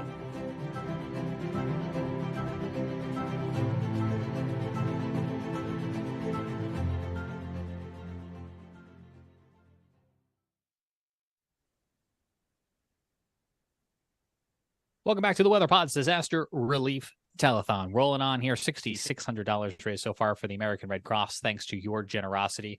We have another 3.5 hours to go. Appreciate everyone staying with us. Welcoming in now Craig Fugate, former FEMA director, former state emergency management director for the state of Florida. And Craig, I have questions for you, but I want to tell you that I was recently in a meeting and somebody was trying to explain something to me and like, oh, well, there's these levels and there's these triage. And so you should really try to triage things and prioritize them and, kind of do it like the Waffle House Index. Do you know about the Waffle House Index? And I said, do I know about the Waffle House Index? I talked to the man who coined it. Does that just follow you everywhere? Yeah, that's going to be on my tombstone. The Waffle House Index is red. Well, for anybody who doesn't know, you had this great quote when you were on the Carolina Weather Group show, and I don't know if you remember saying it or not, but it was something like, one day we were putting together the Waffle House Index, as it's so-called been phrased, where you guys would show on a map to officials which Waffle Houses were fully open, partially open and closed to help kind of convey, for folks who are unfamiliar with, the severity of an incident on the ground, whether it be weather or something else. And I just remember you said, oh yeah, there was this one day we were running late and I had to say, Mr. President, don't worry, they're still making bacon. That was my favorite quote of any guest on the Carolina Weather Group. Well, I'm glad you're here tonight as we're doing our telethon, because I had originally reached out to you a couple weeks ago when we were looking at resilience zones that were being rolled out by the current FEMA administration, which you are since retired from. But I wanted to pick your brain because we keep seeing record-breaking billion-dollar disaster events year after year. And so I know you are a big champion of resilience. Can you talk to our audience a little bit about what resilience is and how as communities we can try to prepare ourselves for this upward trend of disaster events? Yeah, I think, when you talk about being resilient, people go, what does it mean? And it's like, it doesn't mean we don't have storms, and it doesn't mean we don't have damages. But if you think about it, a lot of this goes back to where and how we build. And we know that the way we build and where we have built stuff has a great determination about how severe the disasters are. So the idea of building resilience is, let's start with our building codes and make sure we're using appropriate building codes for the risk, making sure we're building in areas that are survivable, and that as we're looking at both the buildings but also our infrastructure, we're taking into account that the past is not preparing us for the future. These extreme weather events are record-setting. In many cases, I think we're too dependent upon looking at the last 100 years of weather data. We use terms like a 100-year flood event to describe risk, and people say, well, I don't live in 100-year flood risks, therefore I don't have a flood problem. I'm like, yeah, there was a headline in the Washington Post last year, 5 1,000-year flood events in 5 weeks.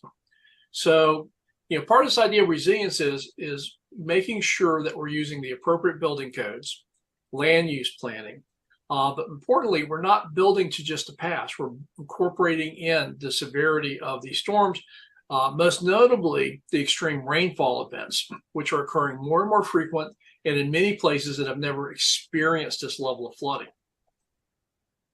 My co-host Scotty Powell on the line. We'll get questions from him in a moment, but he is along the Carolina coast there in Myrtle Beach.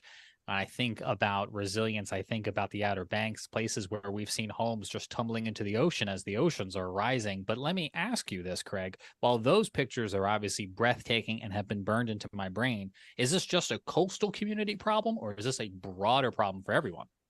It's everywhere in the U.S. It's actually global. If you look across the globe, extreme rainfall events, extreme flooding, you're seeing that taking place almost daily. Look what's happening right now. I believe it's in the Dominican Republic, where they've gotten almost a foot of rain with these tropical systems. So again, the infrastructure we built was built for the past. What we're seeing is these extreme rainfall events are exceeding our design parameters. Not only is it the homes that are being damaged, but just look at roads, bridges, culverts, drainage systems that are being overwhelmed and destroyed in these events. And this goes back to we need to really understand what our risk is going forward and make selective decisions about how we're going to make improvements, because we can't do everything. So we're going to have to be selective and look at that. And I think that's one of the things the administration did with the resilience zones is to really focus in on lower income communities, which historically have not gotten the funding to build resilience and are actually more vulnerable to these events.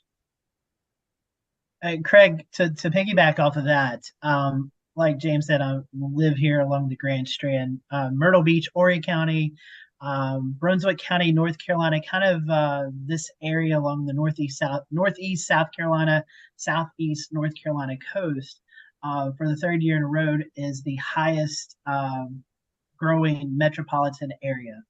We're seeing a lot of issues here in the Grand Strand. The infrastructure. There's so many people moving in, and there's only one way out of the Grand Strand via 501, because if you go Highway 17 north or south, you're cut off by Wilmington or Charleston with potential storm surge and flooding. So the only way in is on 501, which also floods in the city of Conway from a main stem river flooding after a hurricane hits. We also are building all of these apartment complexes and townhome complexes on swamp land. And we continue to see this, and we continue to see storm after storm. These homes just continue to get flooded out, and eventually, how can we prevent people from building into these areas that are known to flood? I mean, I know there's been a lot of talks, but it doesn't seem like it's getting anywhere. Well, it's a constant struggle between the desire to develop and build in areas that people want to live in, and pushing back and saying, okay, if we're going to build there, we're going to have to build to higher standards. We're going to have to elevate. We're going to have to go to higher wind codes. That increases the cost. What I'm seeing driving this, however, is lack of available insurance. Increasingly across the Gulf Coast and now across the Southeast, we're seeing the price of insurance go higher and higher for wind coverage.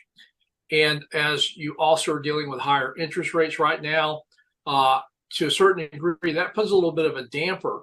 But the reality is, anywhere that's desirable along the coast, both before disaster and then after a storm hits and there's wiped out, we see this rapid gentrification where we keep building in these high risk areas.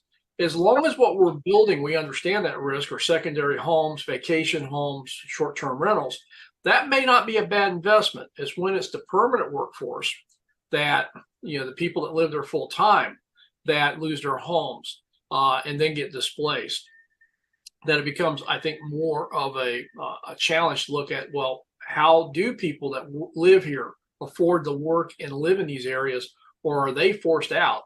And to a certain degree, nobody wants to make that desirable, but the reality is we're really using market forces to push people out of high risk areas and only really making affordable for the wealthy and those that are treating this as not a primary residence.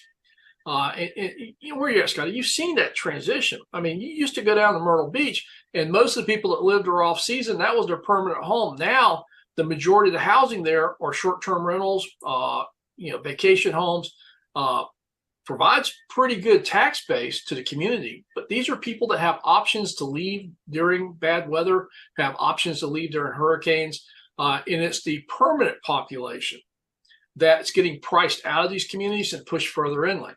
That may be better for their risk factor, but it's certainly impacting the workforce availability in a lot of these coastal areas. I have one more follow-up with that. I know James has a question. One thing that I know you're familiar with, and a lot of weather-savvy folks are familiar with, are these major hurricanes. Hurricane Camille back in the 60s. You had Hurricane Hugo in the late 80s. It's about every 30 to 35 years that the Grand Strand into Southeast North Carolina timetable to see these major hurricanes that could affect the area. And with so many people moving in and only one way out, as an emergency manager, as you was for the state of Florida and then working with FEMA in Washington, what is a concern for you knowing that a place may be overdue for a hurricane and there's very minimum ways to get out? My real concern is going to be rapid intensification. If you look at these storms and you look at the length of time it takes to evacuate and the reluctance many times of local officials to pull the trigger early, if they're only dealing with a tropical hurricane or tropical storm or maybe a Category 1 hurricane, they're using their past reference to that going, well, we've dealt with those before, we're good. But it's moving over to Gulf Stream. And all of a sudden, as we've seen more and more frequently, is these rapid intensifiers that at the point you needed to make a decision to give people time to get out, it didn't seem to be a very significant storm. And now all of a sudden you have a Category 5 on your doorsteps. We saw this with Hurricane Michael and the Florida Panhandle in 2018. We saw this with Hurricane Ian, where we had more people drown in coastal communities in Florida than we had since any hurricane before before the 35 hurricane, which to me is kind of staggering. So it's not only the amount of time it takes to evacuate, it's that these hurricanes aren't going to give you days to get ready. You guys are going to be dealing a lot of times with a storm coming out of the south, parallel the coast. That becomes a very challenging forecast. A few degrees left or right could mean landfall or a near miss. But if you think about it, the one storm that scares me is the storms that are basically a Cat 1, maybe a strong tropical storm, 2 to 3 days out. When people need to be making decisions, they're making their decisions based upon that. And then we get a rapid intensification like we just saw down in Mexico, where in 24 hours, you're going from a Category 1 hurricane to a Cat 5 hurricane, and people don't have time to evacuate. I want to give a shout out to Richard Cook, who just donated $10 to help with the American Red Cross. Appreciate that support. Craig, let me follow up on that thread of rapid intensification. You are no longer in those FEMA briefing rooms or in the state briefing rooms, but I'm curious, based on your knowledge and your professionalism when you're looking at these satellite images, is there anything that comes to mind that you would say, if I was still there, this is the thing that I would do differently than the way you may have done it when you were there? How does rapid intensification change that workflow for disaster relief? Well, I think it's something we have to expect. I mean, for a long time, our rule of thumb was for every storm we're dealing with, we always bumped it up a category in strength when we were doing our evacuation planning. That may no longer be adequate.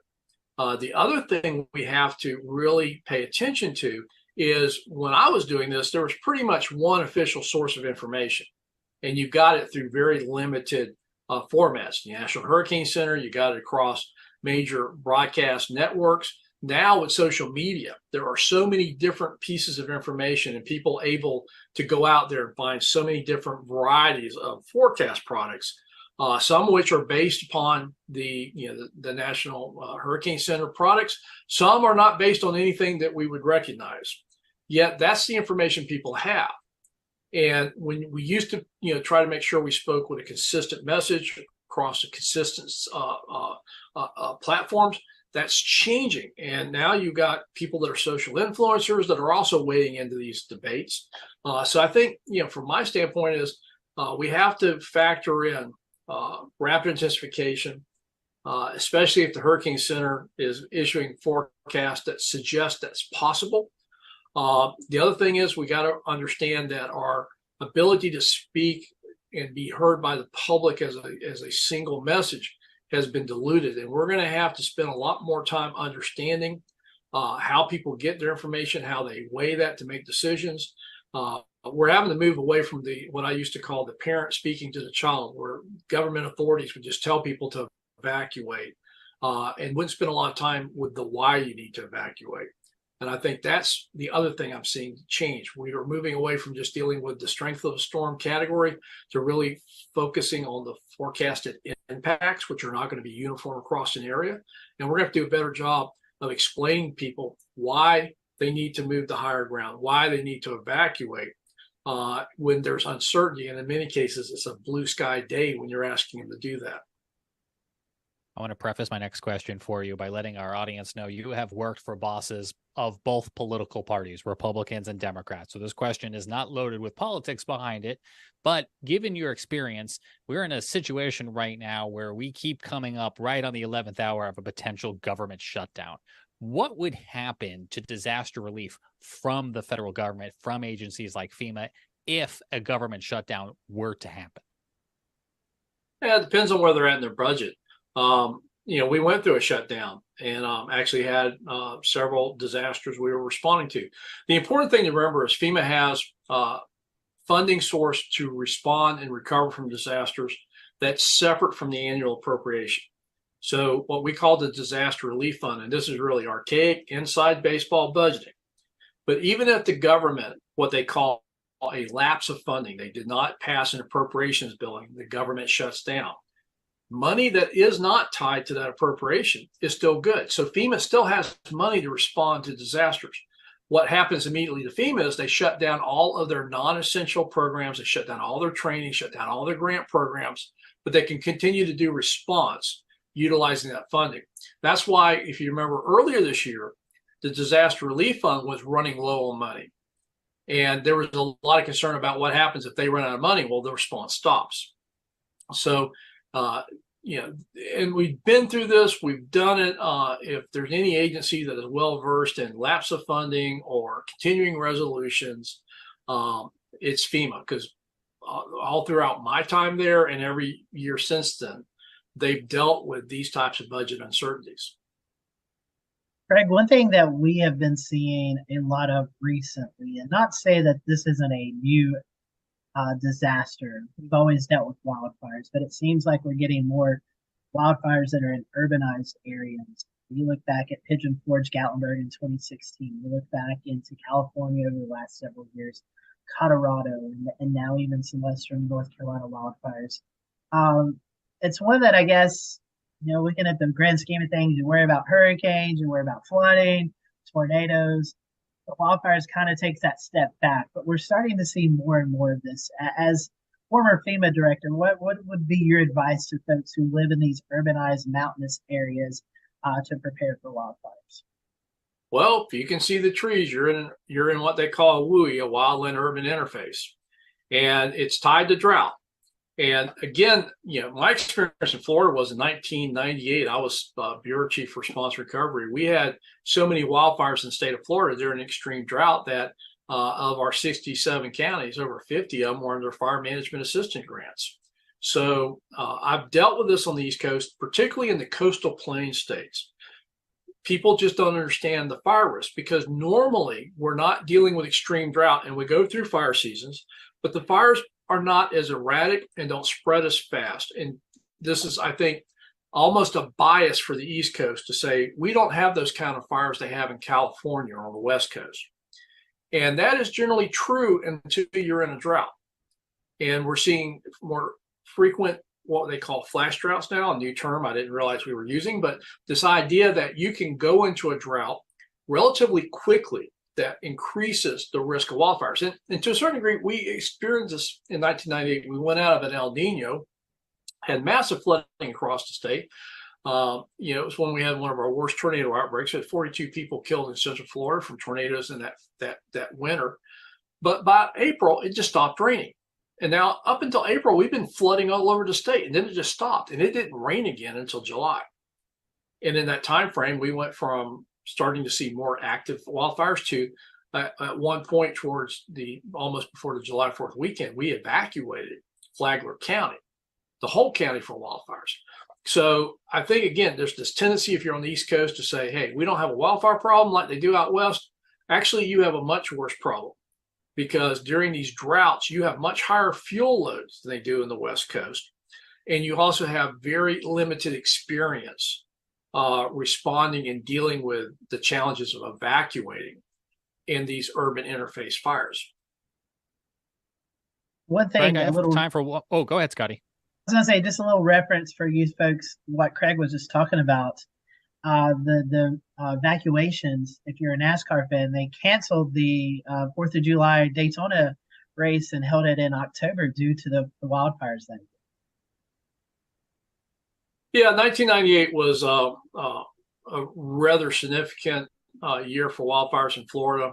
Had a lot of disruptions, but it pointed out that this idea that you can go into a drought very rapidly, and that persistent drought, very focused, and in less than 2 to 3 months, we went from a state that was flooded to a state that was burning. And that's going to be, I think, something that in coastal plain states all the way up into the Appalachians, that, we've seen that where we've had these droughts and then we get these wildfires that will start running and we'll lose a community, we'll lose homes. And if those droughts last longer, the fires will get worse. And it's something I think many communities haven't really thought about. You can go back and look at the experience of communities like Paradise, where they weren't able to evacuate in time. And loss of life. So I think, for the East Coast, there's this tendency, I think, that we're a little bit overconfident of our ability to manage and respond to wildfires because, quote unquote, it's not like out West. Greg, we've hit on a lot of really important topics here tonight that I hope people are taking to heart as they think about what threats they might have in their own community. And in the time we have left, I'm going to try to leave us on an uplifting, maybe interesting note here and make a hard pivot. I can't let you get off the Zoom tonight without asking you about the typewriter behind you. What is the story with the typewriter in your office? I get drugged to a lot of estate sales by my wife, and it's usually for me to haul the stuff she buys in my truck back home. So we were at an estate sale, and I was looking around, and I'm looking for stuff like ham radio equipment or old radios, things like that. And I saw these typewriters, and I'm like going, well, that's cool. And so I said, well, that would be a good background. The room raider gigs me all the time for hidden chords or other stuff. So I thought, well, maybe I'll put a typewriter back there. I mean, some people have the fake libraries behind them. I got my pictures. I thought, oh, the typewriter would be a nice addition. I mean, I love it. And I also can relate on the ham radio equipment. We're going to be talking about ham radio on this telethon coming up in about half an hour. So, Craig, if you're free, you want to come back and talk with Jim Reed about how they connect students with the astronauts aboard the International Space Station using ham radio, you can come on back because we'll be here. All right. Well, I think I'm going to go watch the Florida game. You're probably not alone. I think there's a lot of people having two-screen experiences today. Go Gators. I'm watching it right now. 7-3. Gators winning. All right. Well, Craig, you guys, we appreciate your time and insight. Well, thanks, and keep doing the good work and raise money for one of our most primary relief agencies, the American Red Cross. Absolutely. Appreciate your time tonight and joining our telethon, which is now nearing $7,000, thanks in part to $50 just coming in from Dan Wallace. More of our telethon is coming up right after this. Stay with us.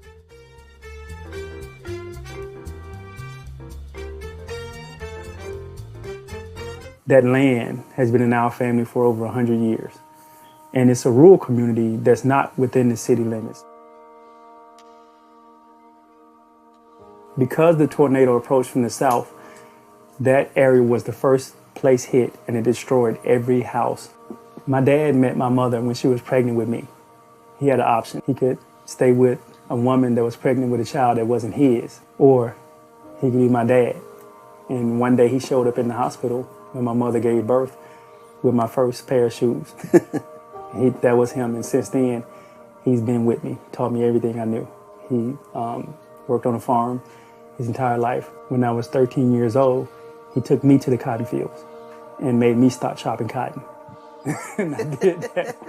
Just to think that a tornado just destroyed everything that he had, absolutely everything. He's nearly blind.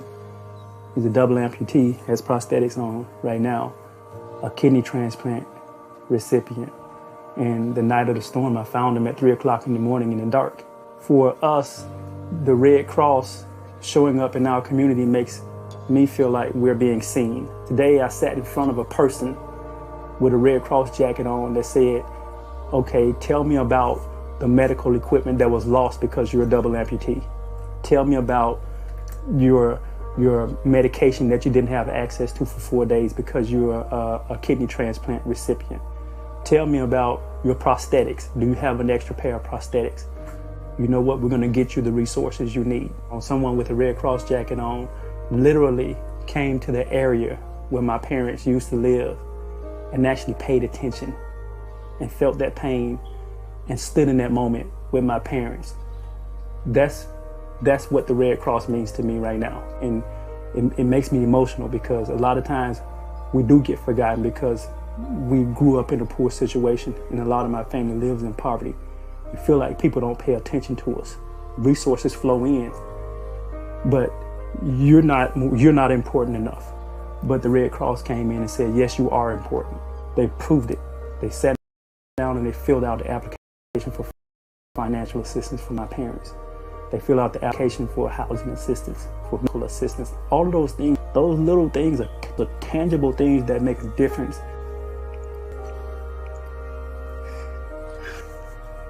Because you don't know what you got until it's gone. Especially when you don't have much in the first place. You don't know what you got until you almost lose it. And so when some organization like the Red Cross comes in and said, I'm gonna help you.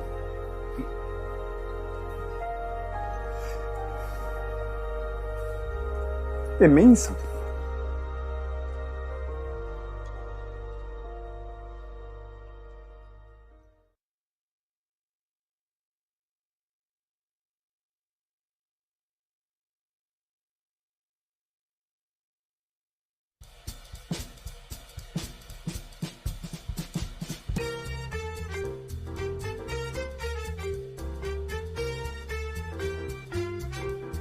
All right, and we're back. We're entering the 8 o'clock hour here as we try to raise funds for the Red Cross.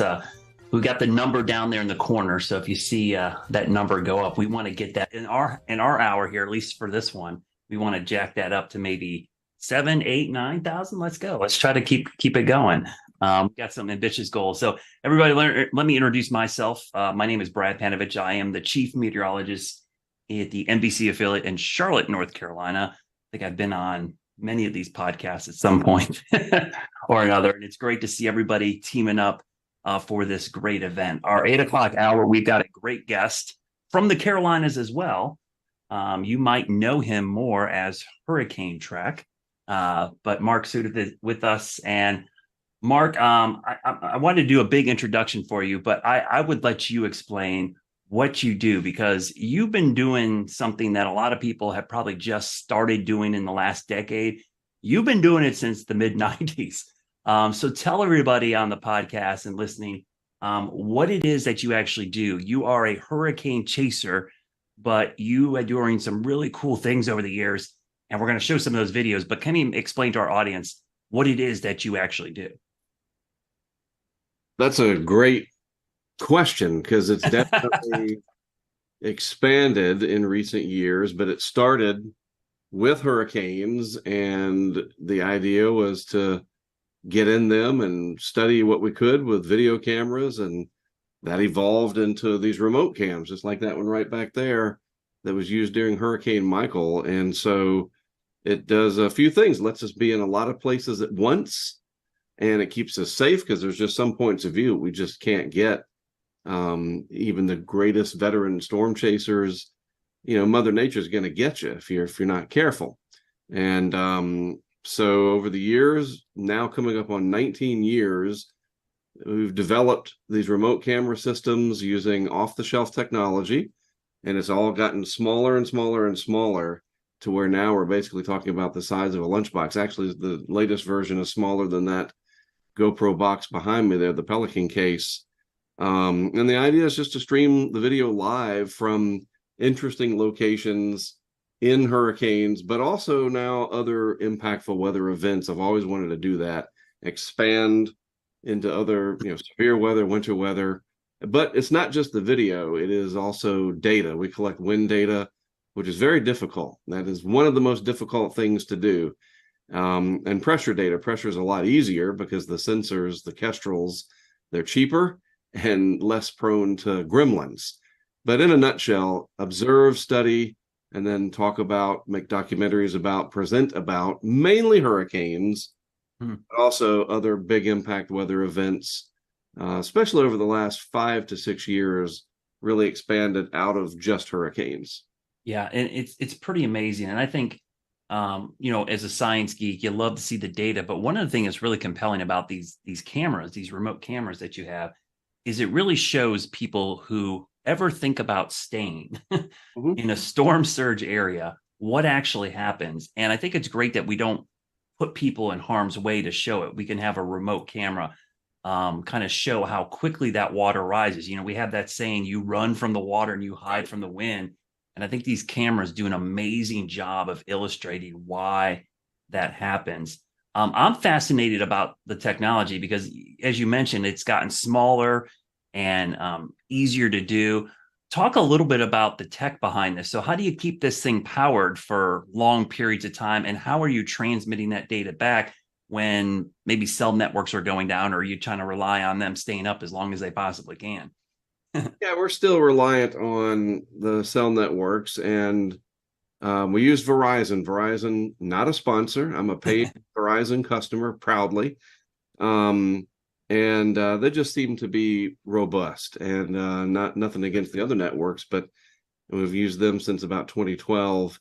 And so we use a hotspot, and it's interesting, many years ago, I probably wouldn't want to talk about it, but, because you don't want somebody to steal the idea, but go ahead. It's the more the merrier. It's a big enough coast that anybody can try this. I don't have a copyright or a patent on it. And so it's a battery pack, lithium battery pack. Some of them, here's one right here, just like from Anchor as an example. This is about a 20,000 milliamp or a 20 amp hour battery. So you got to power everything. You got to power the Verizon hotspot. You got to power the Nest Cam, and then you got to keep it all protected. So we use Pelican cases, and there are some people that have started doing this in the last several years using other devices. Some are using smartphones, and some folks have had some really good success with it. Max Olson used a similar product to a GoPro during Ian, and he had learned from the work that my team and I had done over the years, and his Ian footage is absolutely incredible. Yeah. And I think that's a great testament to the idea that it's obviously worthy because other people are wanting to do it. I think that's wonderful.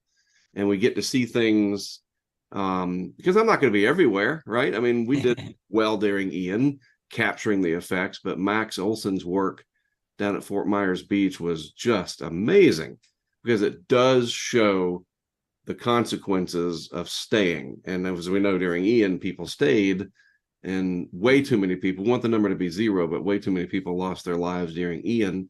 So maybe Max's video will help motivate somebody down the road. And I'm glad that, I don't want to brag, but I mean, I started it in 2005, and to see where it's come, that's fantastic. And it's great to see other people sort of doing it as well. Honestly, it is. And we'll see where it goes.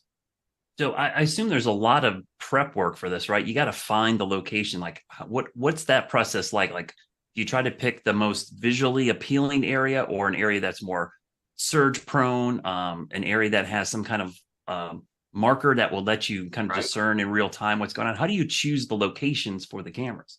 So part of it comes from experience, been doing this long enough, and we've had enough hurricanes, unfortunately for the public, hitting land the last 19 years that there are not too many areas of coastline now that we're not familiar with. And Louisiana was the toughest, and we got into Louisiana a lot in 2020 and in 2021 with Ida. Luckily, Louisiana's been left alone ever since.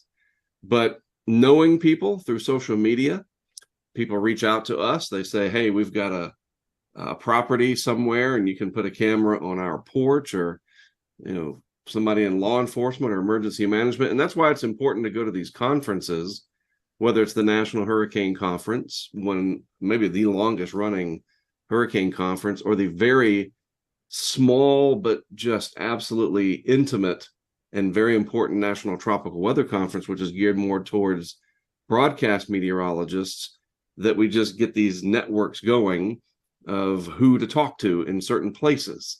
And it's a matter of what the impacts are going to be, even coordinating with the National Hurricane Center directly. Over the years, they've been able to embrace this because it's a responsible method. And so I've literally been texting back and forth with people about where to be. In the Michael situation in 2018, we got that partially because of somebody at the Hurricane Center on the Storm Surge group that said, you need something in Mexico Beach. And lo and behold, we got it. What would you say is the biggest hurdle that you guys have? Like, what's your biggest fail point that you've run into that you're constantly trying to battle or correct? Yeah, that's a great question. Believe it or not, it's the mystery of why a unit will just turn off, where it should have stayed on. And more often than not, it's the weird intrusion of water that still gets into these boxes. And some of them have been underwater and never got anything in there. Some of them have just had water seep in, and we think that it's from the straps. When we strap these things down, we're using ratchet straps. And when we think that we're maybe pushing them too hard, so the O-ring of the Pelican case is getting squeezed just enough that it gives a little bit. And you got to remember, the hurricane is driving that rain in there, and you only need a little bit of moisture to get in, and it can just ruin, some of that electronics. But we've started to mitigate that through, Flex Seal, just putting a little bead Flex Seal across the top. Or actually, the smaller boxes are going to work great because there's just not as much to squish, so to speak.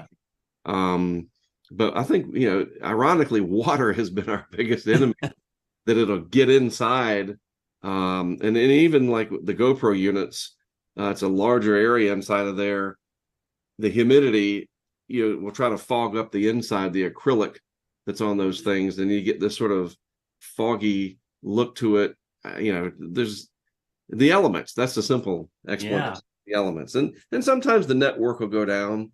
The terrestrial network from Verizon, it'll suffer, because it's a hurricane. But more often than not, it's water that's trying to beat us, and that's something.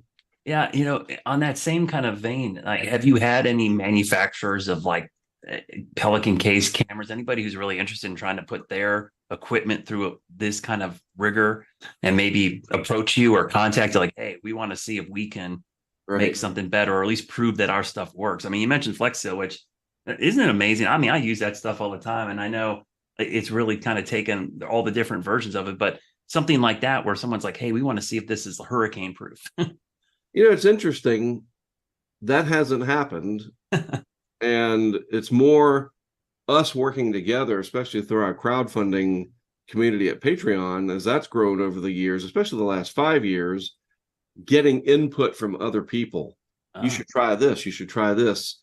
And it's the old Occam's razor, right? That this, all things being equal, the simplest solution is usually the correct one, or whatever it is, close to that. And you just have to try not to over-engineer things and overdo it. And so just working through when we have a failure and just try to determine what caused this. And like I said, usually it's water intrusion, and then how to mitigate that. And I mean, like the shot there, all that ocean water coming in from Cedar Key, that box did just fine, but you have one somewhere else where the rainwater will just kind of seep in there. And it's so frustrating because we don't know when that's going to happen. But, simple solutions, like, again, we set that box up, have some clear Flex Seal, put it around the top because we figure it's coming down, gravity's taking over. And just simple things like keeping the batteries with these things here, the inputs or whatever you call them, up inside the box. So if water does get in, they're not down like this in the water. We discovered that. We had a camera in Ian at Marco Island, and it was extraordinary. The surge was coming in. It was beating up this dock in front of it. It was a great live shot, and it just went out, and it was so frustrating.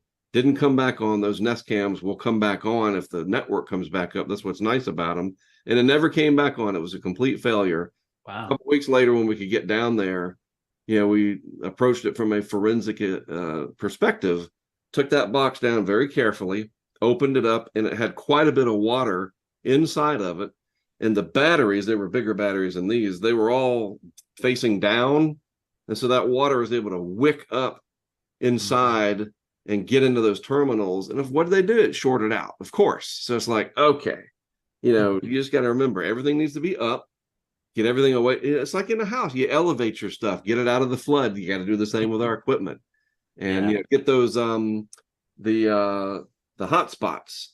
We use Velcro and we put them up on the top of the case because the case is sitting up kind of vertical, and so just everything needs to be elevated or facing up. And if any water does get in there, but it's weird because something will get knocked off, like during Hurricane Ida, an entire case got torn off of the column of this restaurant that we had it on.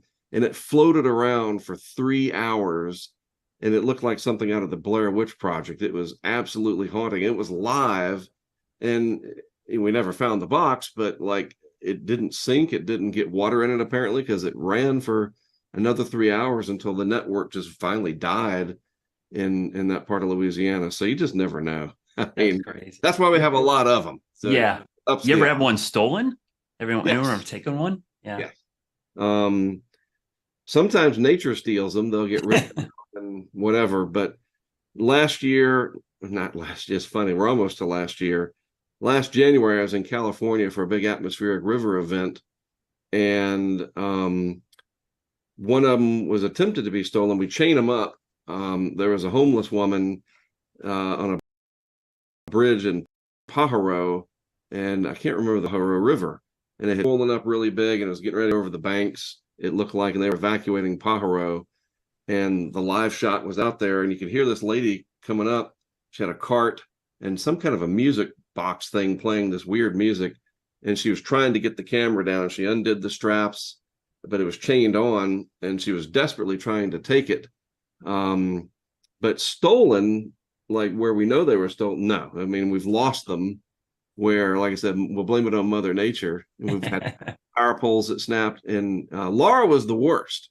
We lost several during Laura because all the power poles that they were attached to down in Holly Beach, as an example, those snapped and then they washed away in the surge. We searched for 2 days, drone, did a grid, the whole bit, and you think that yellow box would pop out, but it's a needle in a haystack, and we lost those. What would you say is your most memorable storm that you guys have caught with cameras, but also you personally have been in? Michael, I think, is definitely the number one. It was because we were in Panama City for the landfall, so we were on the Western Core, and it was very violent, and we were at a Hampton Inn, and it got torn up pretty bad. But then we were able to make our way through that day and into the evening. I don't know how, but we did. We got to Mexico Beach, and then we walked about a mile and some change to where that box was, and got it that night. And it was still running. 17 hours it ran until we turned it off. And I thought, because Katrina, 13 years earlier, it was a huge defeat. That was the very first time we had done this, and we lost all 3 boxes. And one of them I found, but I had hit, long story short, I recorded blue screen for 9 hours. It was my fault. I screwed up.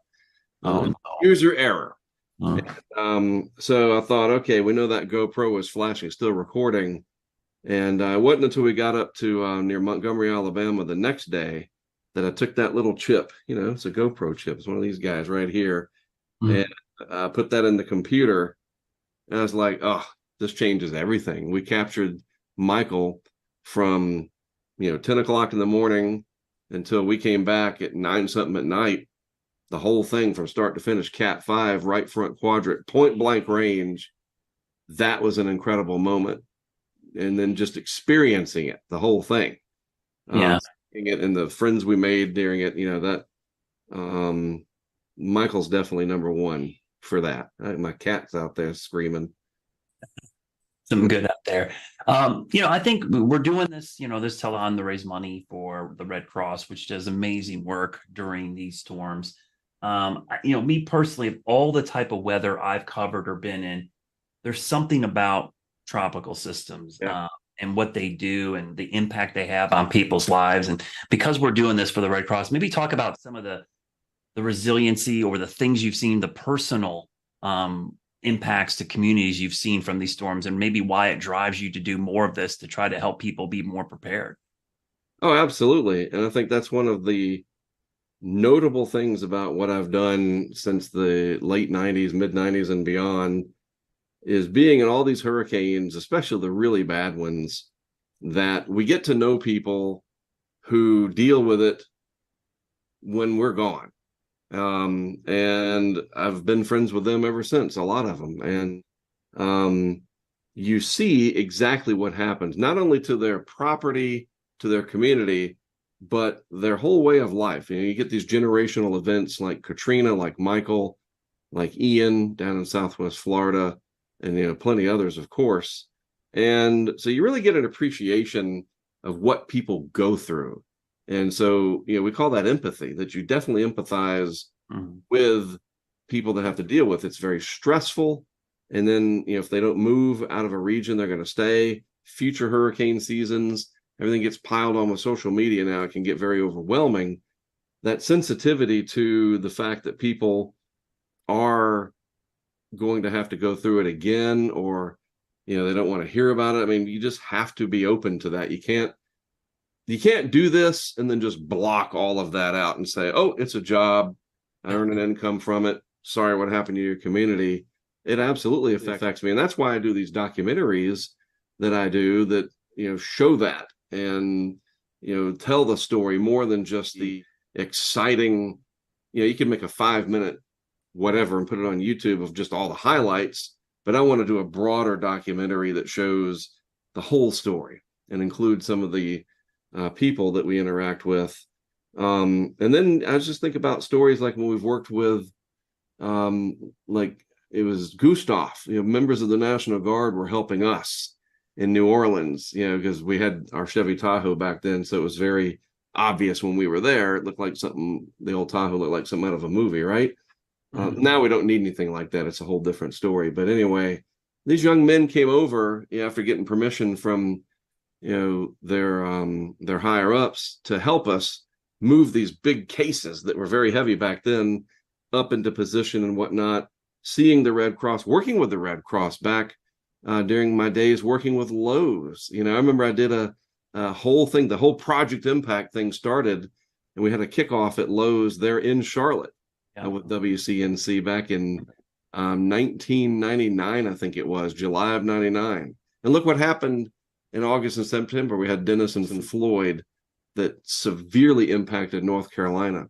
So those tie-ins, working with companies and the Red Cross, and you never know who you're going to meet out there. And then the people, we meet these people, and that impact that they went through stays with me, and it helps to motivate me future endeavors. It does.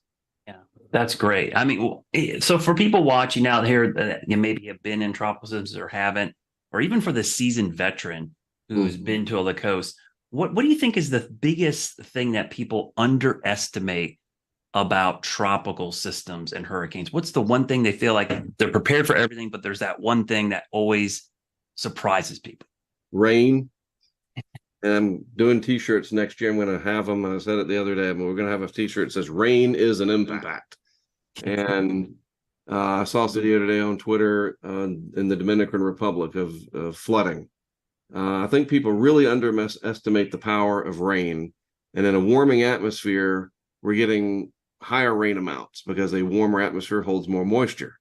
And that, I think, is what people underestimate the most. And look at what happened with this no-named mesoscale convective vortex. Oh, wasn't that crazy? I mean, that actually had wind damage with it too. Right. And then I just think generally people not understanding, and I can't blame them because not everybody is a weather geek. A lot of people might be into the weather, but to really get invested where you fully understand how to read a radar image, what that hurricane structure is like, or this tropical storm is very slow moving, you're probably going to get 30 inches of rain. There's a lot to digest from the public side, but I think that mostly people just underestimate the rain. I give you one quick story how I saw it right in front of my eyes. Like, I've driven hundreds of thousands of miles, literally chasing storms, for the lack of a better way to put it, and find some wood around here. And I've never had an accident.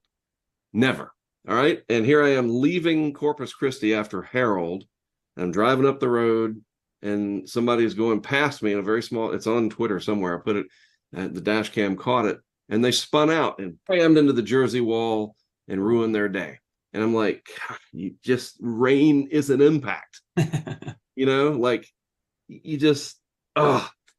think they were injured or whatever, but I think that's the biggest thing. And then rain can lead to these epic floods. Yeah. We see, and people hear wind 150 miles per hour or whatever category. It's like the rain. That's the one that's really sneaking up on us, I think, from a damage perspective in the last 5 to 10 years, maybe longer. Yeah. I mean, obviously in the Western Carolinas, we deal with that quite a bit. And it is hard sometimes because there's so much focus on the coast before the build up to these systems. And people think, well, all these live shots and here's Cantore at the beach, right? And here I am in the mountains or some valley in the western part of the state. What am I worried about? And then that's where we end up having the biggest loss of life, or these flash floods. So it is one of those things that I think we still have struggle with. And then when you get into the amounts, I mean, I know during Harvey, that was the way it was like 30, 40. The public doesn't even grasp what that means. What's 40 inches of rain? What does that look like? They think 40 inches of snow, it's going to be like this 40-inch depth, and that's not what it is. Right. So the visualization is really hard for people to grasp as well. So yeah, I totally agree. I think the rain is a big issue.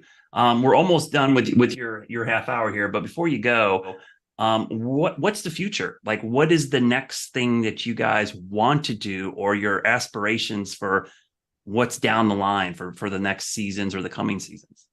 So in the hurricane world, just more equipment and continuing to work towards getting it in the right places. We think, looking at the patterns for next year, it should be a very active season. We can see that kind of stuff pretty far out in time, the big puzzle pieces, as we call it. And then in the severe weather world, we're actually going to start working on studying hail, a project that I'll be announcing more officially, I guess you could say, in January. I just don't think there's enough emphasis on hail. And for that, we're actually going to go right into it. It's a whole thing we're working on, but really studying and emphasizing and shining a light on hail, because it's causing more and more damage. And in fact, this year over last year was, if I'm not mistaken, 200 and something% increase in large hail reports. I saw some tweet about it several months ago. I was like, really? And so hail research and observation, and just, when they say DVD size hail, like what do we do about that? And I know it doesn't occur in the Carolinas as much, but hail, like heavy rain in a warming environment, is getting to be more prolific. So we're going to, sort of my midlife crisis, I'm going to move to hailstones and throw that into my portfolio along with the hurricanes. Yeah, my days of chasing, that was the worst thing, of being in a hail shaft, and there's nothing more helpless than being in a car just getting obliterated by baseball size hail, and it's worse. Yeah, I know the Insurance Business Institute down in Chester, South Carolina, that's a big thing they work on, because it is a big driver of insurance claims. I mean, it is so much roof and vehicle damage. Yes. It is. So it's that's great to hear. So tell everybody where they can find you, and if they want to follow along, or maybe they're interested in your work, where can they find you online or on social media, so that they can maybe follow around in the future and see some of these videos. Fortunately, since the late 90s, Hurricane Track, just Hurricane TRACK, the .com. We really don't do much with the website anymore. I mean, who does? It's usually that's sort of a billboard or a front door, I guess you could say, but I call it Twitter. Anybody else can call it whatever they want. I'm with you, Mark. It's still Twitter to me.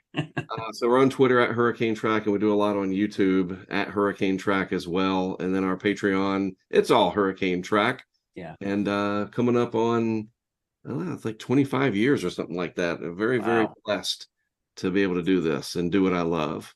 Yeah, well, that's awesome. We really appreciate you coming on, and I'm a big fan of your work. Obviously, been following you for a long time, man. Yeah, like I remember you coming to Charlotte to do your little Lowe's store tours and stuff with the Tahoe. That was a great time, and it's really cool, because I think it is a great illustration. Your storm surge cameras are amazing. They just really illustrate to what's happening, and I'm a big fan of getting people out of there and letting the cameras do the work. There's no reason to put all these news people out there and have them stand in the middle of this stuff. What are you proving, right? It's right. Better that the cameras can do it for us.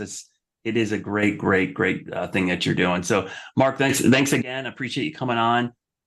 This has been great. And if you enjoyed Mark's work and you enjoyed hearing that, what Mark does is an amazing thing, and it helps illustrate some of the dangers of tropical systems, hurricanes, and now looking at other severe weather. But the Red Cross is there after to help, as you heard from him, help people get back to their normal life after they get devastated by one of these events. So we're going to show you a little PSA about how you can help and where your money's going to go if you can donate to the Red Cross and get those numbers up on the bottom of your screen. Here's more on what the Red Cross does.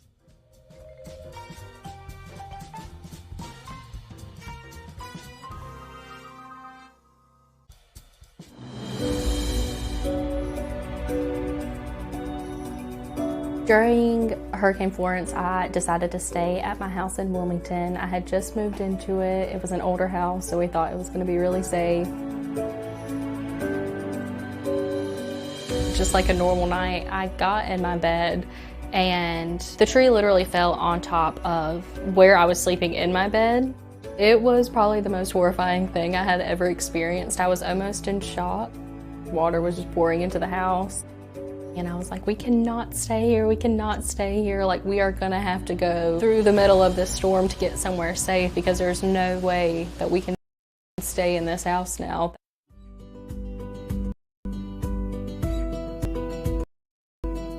I called my mom crying. I was like, you're never gonna believe what just happened. Big struggle after the hurricane. I had just lost all of my furniture. Literally everything that I had got ruined. It blew my mind to think that so many people got affected by it and that they could help me so much. Jessica, I'm Cece with the American Red Cross, and this is my husband, Dwayne. I used the money from the American Red Cross to get into my house. It helped me with my deposit, with getting my power cut on, really with everything, because I also lost my job during Hurricane Florence. So it just helped me be able to pay my car payment, get myself groceries. It literally helped me with everything. I had never been more thankful for the American Red Cross and all of the help, because I had never needed the help before Hurricane Florence, and then afterwards I really needed help and I didn't know where I was going to get it from. It was honestly very humbling. I'm not one to ask for a lot of help, so whenever somebody reached out to me to help me, it was awesome. It was really great to know that there are people out there that can help you and that do want to help you. So I just want to say thank you to the American Red Cross.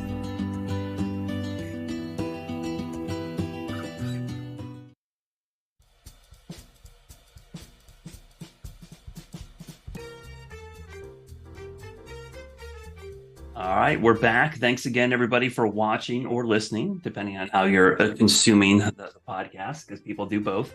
Yes, we're trying to raise money for the Red Cross. This is our 24-hour telethon we're trying to do here to raise some money. We just had Mark Sudduth from Hurricane Track. The next hour, we're going to bring on all of our guests. We got a bunch of hosts this time. And we're going to be talking ham radio. For those that aren't familiar with ham radio, amateur ham radio out there, it still exists. I think a lot of people think it went away. And believe it or not, even in this day and age, our guest, Jim Reed, could probably attest to this. Ham radio might be that thing that saves us when we get that giant solar flare and all of our cell phones go away and we lose all our communication. We might end up having to revert back to ham radio. So Jim Reed, welcome to the show. Maybe you can introduce yourself and tell everybody what you do and what your title is in the group that you're associated with. Hi, Brad. Thank you. Good to be joining you today. So my name is Jim Reed, and I'll give you my call sign, N4BFR. I'm a licensed amateur radio operator, and I've been doing that for about over 15 years now. As part of what I do, I'm a retired corporate guy. So in my spare time, I work for a company called Ham Radio Prep, and we do license education for people who want to get their ham radio license. There are 3 levels of license. We have courses for all 3, so people can go and watch and learn and get on the air quickly. Yeah. I also work for a group called Amateur Radio on the International Space Station, or ARIS, is because everything in space has to have an abbreviation. Oh, so, we know in weather, trust me. Oh yeah. So we're ARIS, and we've been going almost 23 years. Last week was the first contact from the space station. The ARIS radios, the ham radios on the space station, were put on there one of the very first things during Expedition 1. And part of that is because it is a, if all else fails, way for astronauts to talk to somebody on the ground, and that is still used today. So that's a really cool thing. Now, what we mostly use it for is teaching kids science. So ARIS pairs up kids and schools with astronauts, and about 40 times or so a year, kids get to talk to astronauts from their school as the space station is flying overhead and ask them science questions and get inspired by science. And that all dates back to, even before that, there was the shuttle amateur radio experiment. And a guy named, I'm rambling on, sorry, a guy named Owen Garriott, an astronaut, took a ham radio up with him on an early shuttle mission. And in December, we're going to celebrate the 40th anniversary of that first contact that Owen made from space to ground. So it's really cool because it's opened up not only the emergency contact side, but it lets kids get inspired. And it's a way for astronauts to talk to their family. I mean, back in the day, there was no pick up Skype and call my family down on the ground. They used ham radio to keep up with their kids and what they were doing while they were in space, either on the shuttle or on the space station. That's amazing. Yeah, you're making me feel old because I remember that, and my birthday's tomorrow. So it's like, it's crazy. But let's start with the first part of that, because I'm going into this. I was telling you how when I was in high school, I got my novice license, and I had to go through, you had to get so many characters of Morse code correct to pass the test. What is the process now? What is the level of licenses, and what is the process to get an ham radio license now versus when I did back in the late 80s or early 90s? Well, the good news is at all three levels, there is no code required. So you don't have to learn Morse code to be a ham anymore. What the FCC has said is they want people to learn, obviously, the communication and licensing part of it, but they want them to have some electronics background. So the mission for ham radio is to train communicators and people who can have some electronics background. So there's three levels to that. It starts with the technician level. That's the most basic entry level basic entry level. That's where people start off, and that is really all. There are some electronics elements to that. I like to tell people, if you can tell the difference between a resistor and a capacitor, you're probably good to pass that technician license. And if not, there's lots of good study places online to do that and to learn that. A lot of that other is communications, learning what's the International Phonetic Alphabet, never transmit at high power near somebody's face, all those safety kind of things as well. So you take a 35 question test, and if you pass that out of a set pool of 450 or so questions, if you pass that, you have your license to talk on ham radio. And at that level, you can use handhelds, repeaters, mobile radio. So think like GMRS style radios to talk around. When you go up to the next level, which is the general class license, more science, more electronics. So learning how to put together a circuit, learning to tell the difference on this circuit will do X versus Y. But once you pass through that, you're allowed to have a broad spectrum of HF. And what HF is it's the ability to send a signal via the atmosphere. So instead of just going point to point, like at the technician level license, the general level license allows you to bounce signals off the D&E layers of the atmosphere and back down to the earth, which means those signals can travel thousands of miles, and you can sit in your basement and with as much power as it takes to light up an incandescent light bulb, be talking with someone in Europe or Asia just by bouncing signals off the atmosphere. So that's the general level. For those who were really into the electronic side of it or really into wanting to travel and do ham radio internationally, there is the extra level, the amateur extra level, and that's the highest level. So obviously, a lot of people that get into hams, I think, are kind of like us. There's a lot of weather people that do it. I think there's a lot of engineers, a lot of tech savvy people. Part of the reason I got my ham license at an early age was for science reasons. But as I become a meteorologist, ham radios and ham operators were like our number one source for spotting severe weather information, because that was the way we communicate. We actually had a radio in our weather office at the TV station so we could communicate. Now, a lot of it's done via chat, which is kind of third person, but there's still a lot of communication. I know James wants to ask you a little bit about the weather nets and how weather's been tied into radio operators and how important it's been to severe weather safety. James. We can't hear you, James.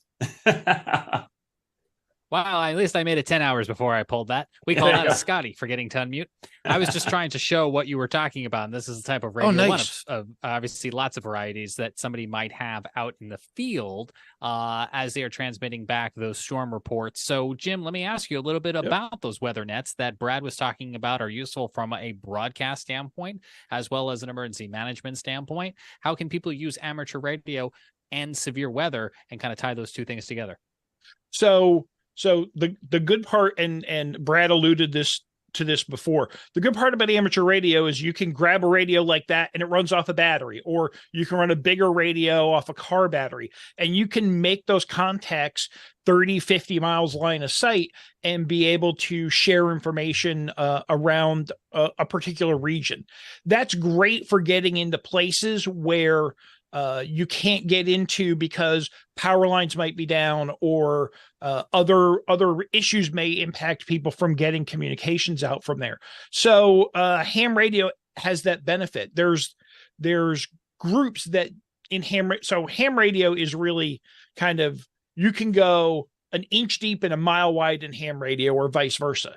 There are groups of people who are dedicated to storm spotting and dedicated to emergency communications, and they spend their time planning things out. So here I'm in the Metro Atlanta area, and we have something every week called the Southeast Repeater Net that just practices for connecting up repeaters in case the National Weather Service here in Atlanta needs to talk to somebody in Soddy Daisy, Tennessee. We can make that connection even though it's 150 miles away, because we've practiced linking up those repeaters every time. So the Weather Service guys are really a big fan of that Skywarn service, as we call it. And it's more or less intense depending on the regions of the country you go into.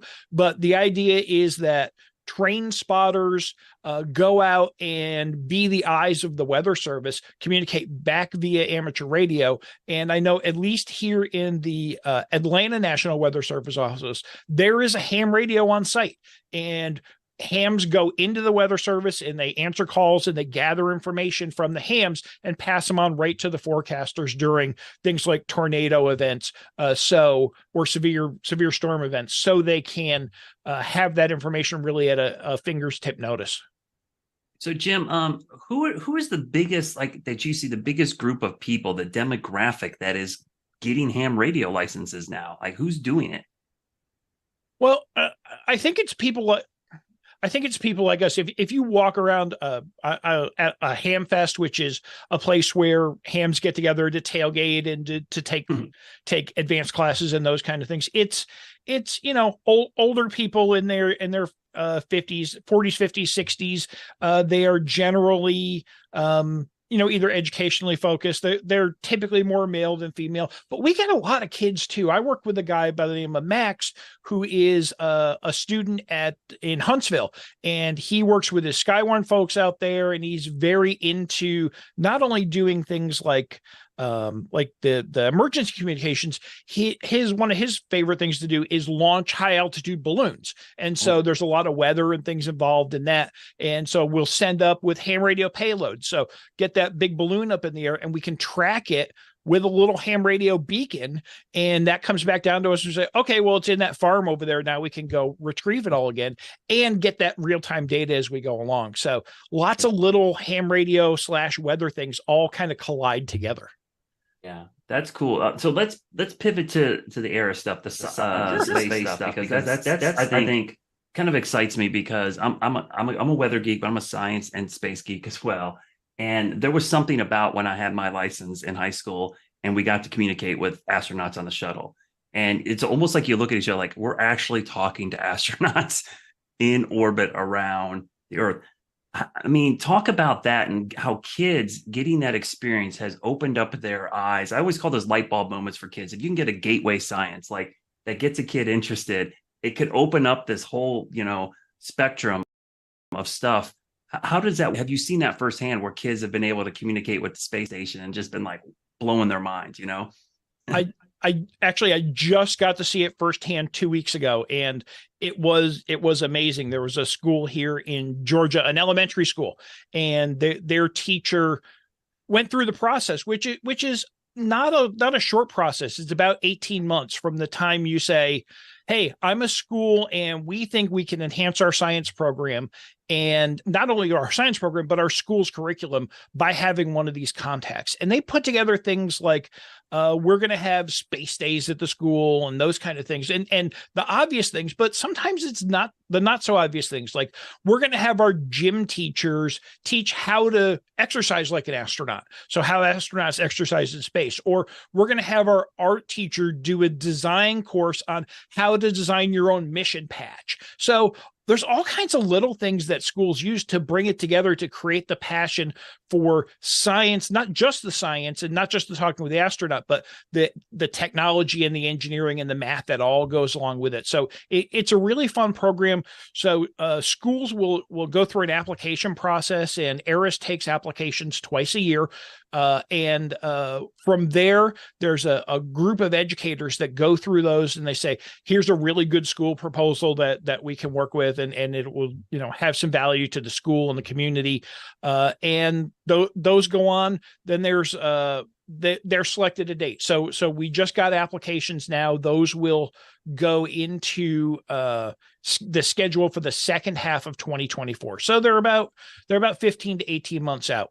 Once those are selected, the school starts working on the curriculum. It's a build up until you have that day when all the kids are in the gymnasium of the school, and they're lying cross-legged, and the band sings, and the band plays, and the cheer team cheers. And then the kids get to actually ask their questions live and hear the astronaut give them their answers about things like, interesting things like, what's the first thing you want to do when you get back? And lots of times an astronaut will say, well, I want to take a shower. We don't have a really good shower up here.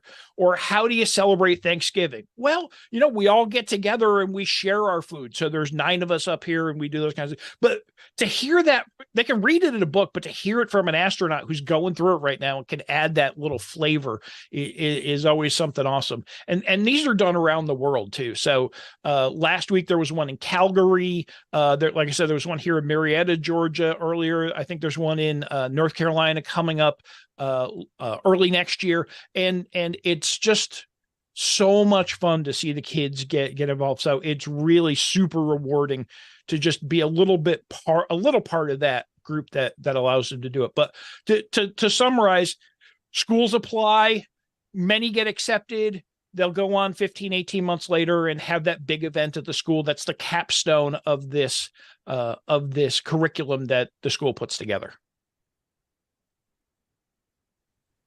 So, Jim, I have a question for you to ask more about getting started in ham radio from someone who's kind of interested in it on his own. What kind of investment are you looking at, both in terms of time to pass the test that you need to pass, but also in terms of money? What was the ballpark figure for a starter type setup to explore ham radio? I would say you could probably do it all for about $250, and that includes and maybe a month. So first thing you're going to do is you're going to find a way to study for the course. And generally you can pick up study materials, whether you go through the folks I work with, hamradioprep.com, or pick up a book or a manual for around $35 or so. So that seems to be the going rate for instructions and license information. Once the next thing you have to do is actually go and take the test.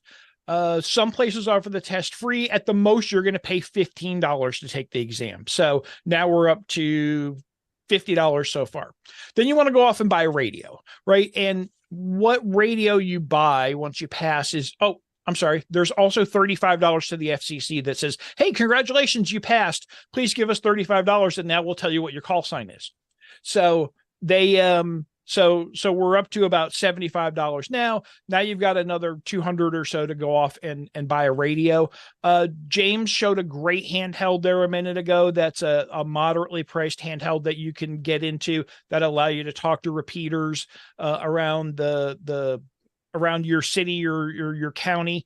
If you want to get further distance, you may pick up a mobile radio for a couple $100 to go into your car.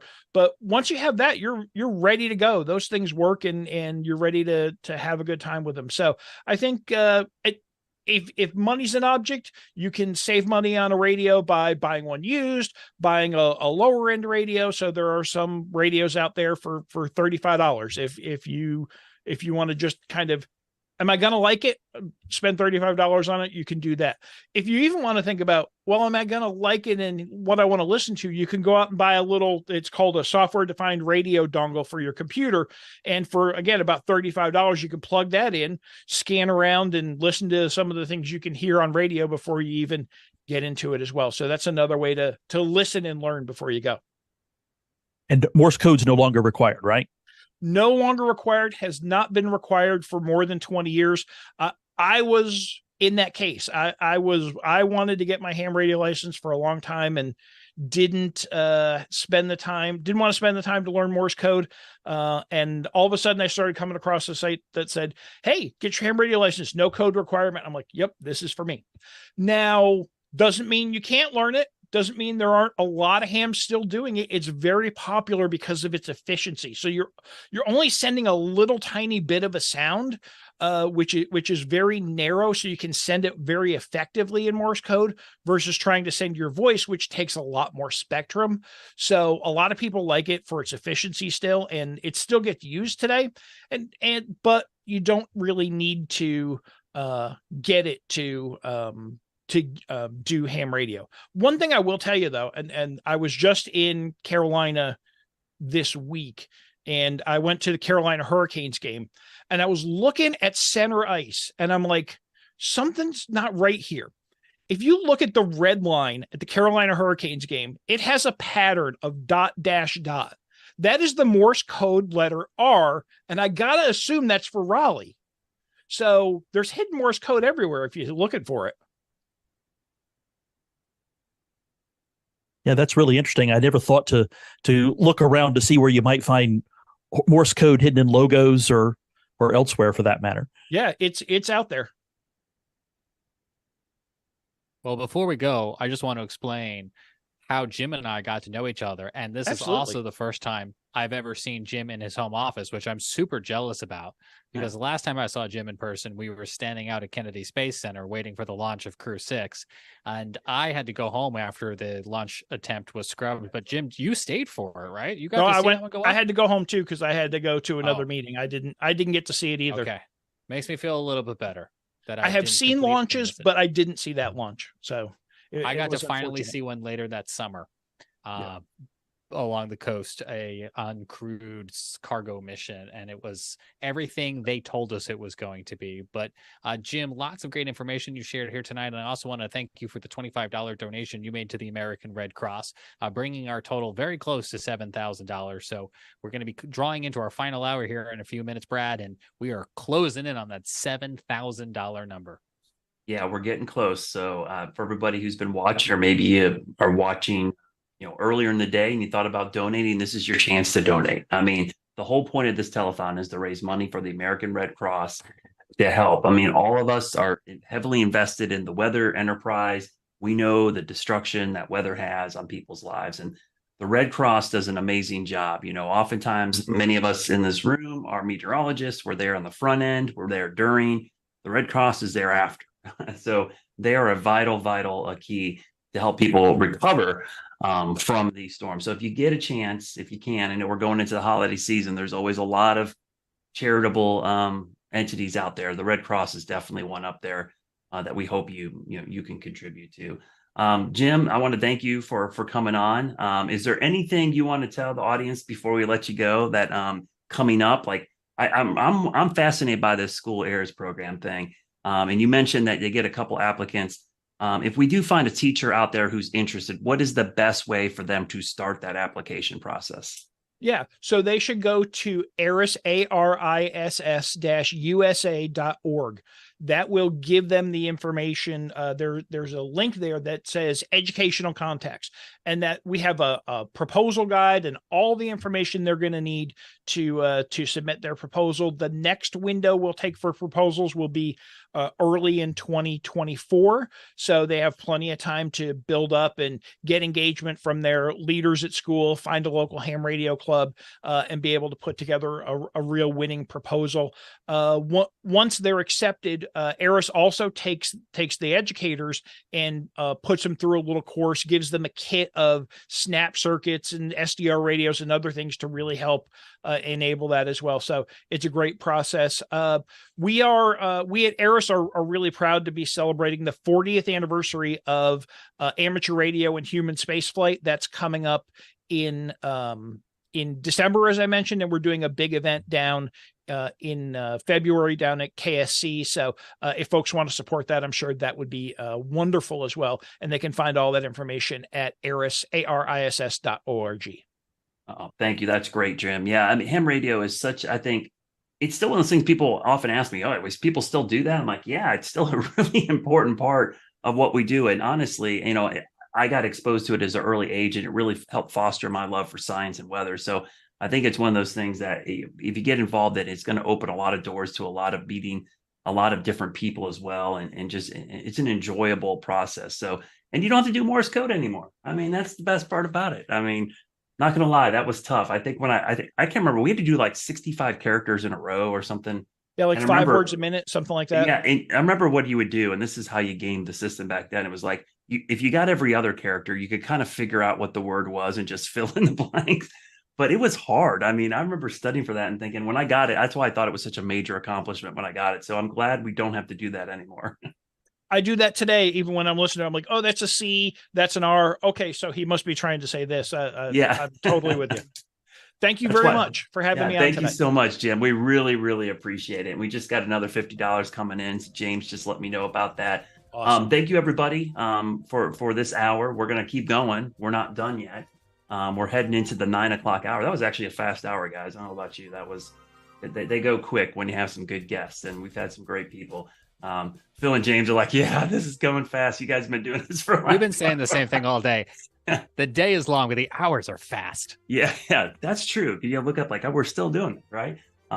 No, it's been great. I've been following along on social media, so it was kind of cool to get involved here at 8 o'clock and kind of see, firsthand. And I loved how all the guests and different people have been tweeting and posting stuff about it.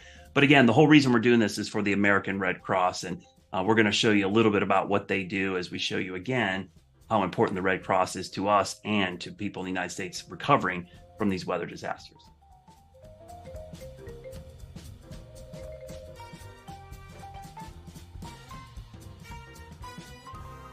When natural disasters like Hurricane Katrina or Sandy happen, Red Cross emergency response vehicles and volunteers make the news. But rarely shown is the fact that on average, Red Cross workers help a family affected by a home fire or other disaster 180 times a day. The Red Cross is there for nearly 64,000 disasters per year throughout the U.S., helping people like Gene Welsh of Sioux Falls, South Dakota. A smoke alarm installed by the Red Cross saved Gene's life, going off just in time for him to escape only moments before flames engulfed his house. The Red Cross helps people like Gene and communities all across the U.S., maybe even people you know. Generous donors make this work possible.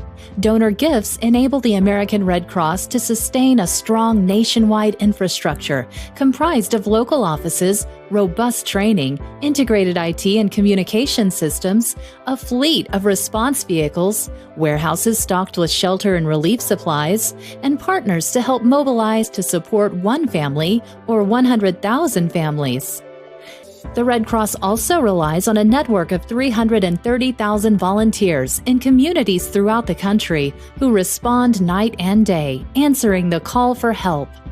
So when you hear stories about people like Gene Welsh, you may realize that the Red Cross is your Red Cross too, a local charity staffed and supported by your neighbors, making a difference every day in your own community. You can make a difference in your community too. To join the mission to help people affected by disasters, big and small, visit redcross.org/give. On the next Stormfront Freaks. But it's our job to tell the story. People expect me to be out there and tell the story. So that's what I'm going to do. I'm going to get our team in the best position to do that. Through the day, when the roller coaster hits, because it's inevitable, I do this question to myself every time. Something will really piss me off in the show, inevitably, 3 out of the 5 days a week. So when people see the tornado when you're up close, you know, a big factor is how close you're going to get is what's going on over your head. You know, like I try not to ask too many questions that are all sciencey and inside baseball, but you know, what would my kids ask? Honestly, that's what I think most of the time. That was a lot of fun with Phil and the gang. They do a great job over there. Him laughing is funnier than anything. I don't understand what happened. I really don't.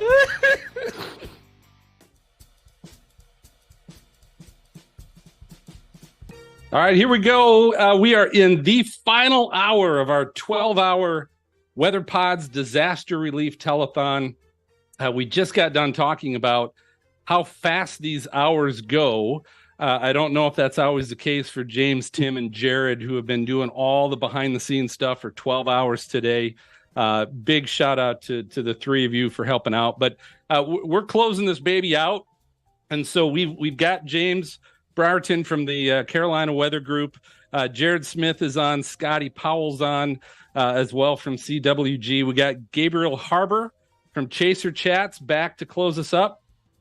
Bill Murray from Weather Brains is here, and of course Carly Sisson, who's been a big help with us not only all day but planning this thing as well.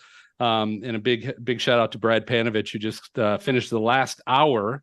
But folks, I'm telling you what, we're closing this out. We are driving to $7,000. We're only a few $100s away already from that goal. So it's so important, as Brad mentioned last hour, if you've been kind of waiting, maybe you've been watching us, throwing us a little bit on in the back, keeping an eye on things, but you haven't pulled the trigger to help, whether that's as little as $5 or $500.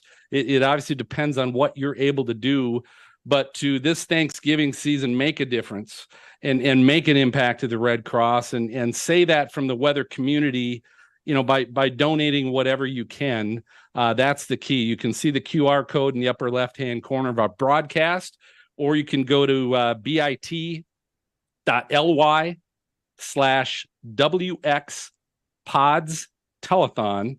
Either one of those, you're going to hit our Red Cross page and have an opportunity to donate. And we're going to be keeping an eye on this last hour as we drive to 7,000 and beyond. And I know Carly's going to interrupt us if needed as those donations come in.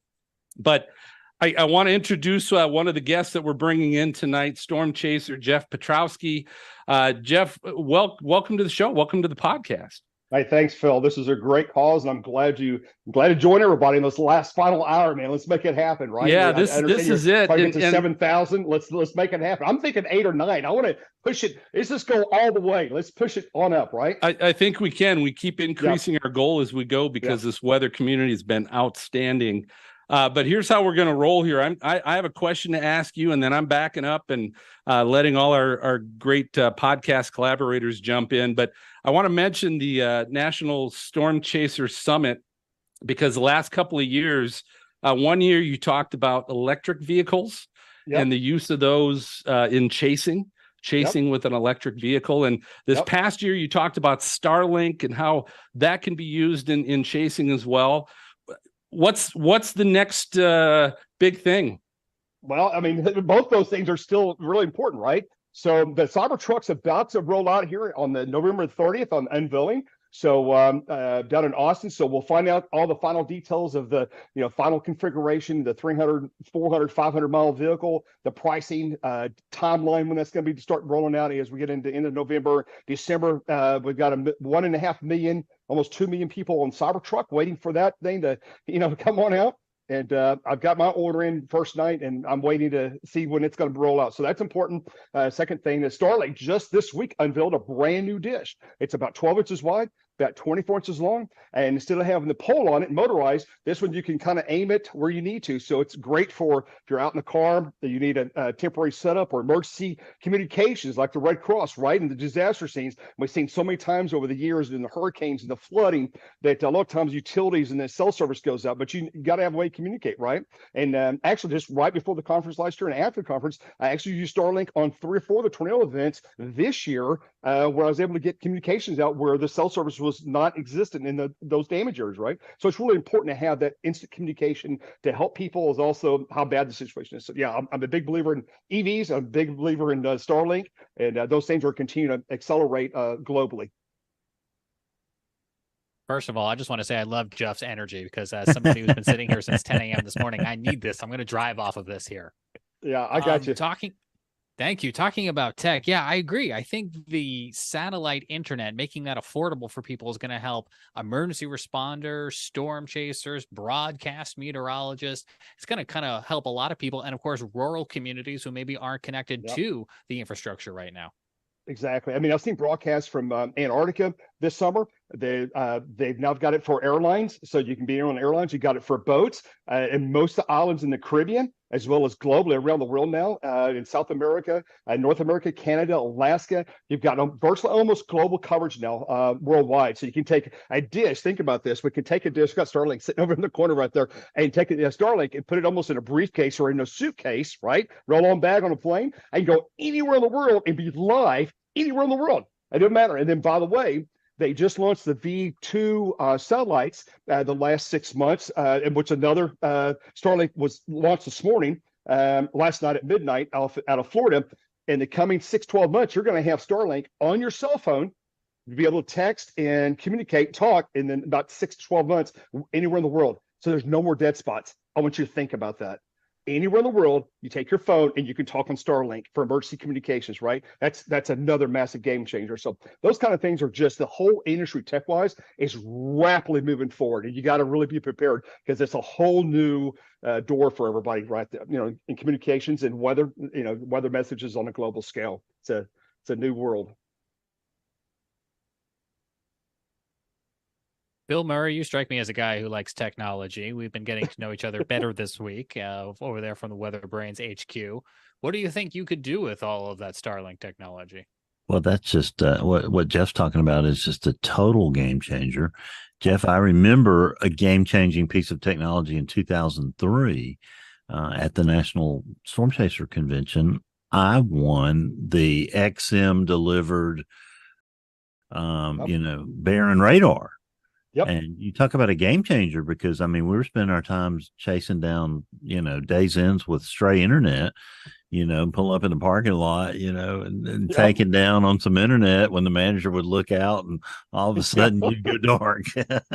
Local library, right? Yeah. So you got the XM on the burn side, even, aviation, mobile, marine. It's the XM was a massive breakthrough, and it still is, right? Because when everything else fails, you can count on getting that data, and a lot of times it's critical to have that piece of information when you're in the middle of Montana or Western South Dakota, and you're in the middle of nowhere. Having that data, man, whether it's winds or the frontal position, or is it storm severe, is it tornadic, and having that, I'm telling you, in all events, just like, for example, Joplin comes to mind, any of these historic events, weather disasters, a lot of times it's having that crucial piece of data, just 5 minutes of data, and right before something's about ready to happen, and it changes the whole picture on how you respond and what's going to happen. Where do I need to be? What's going to happen in this next community? And it's critical. Yeah, having that critical data at the right time. When you have communications, it's really, really important. But yeah, the Barron side of the house, yes, that's been a massive game changer on the XM side for sure. And well, it was interesting listening to Brett Adair talk in the 5 o'clock, I think 4 o'clock hour. Because he had a close call in Hurricane Michael. Yep. And he's really getting into putting instrumentation cameras in front of landfalling systems. Of course, Mark Sudduth has been doing that so successfully, and he always recovers and the vehicles and gets these fabulous videos. Like the video from Michael, to me, is one of the most shocking things I ever saw, because I got to see what a Cat 5 hurricane looked like.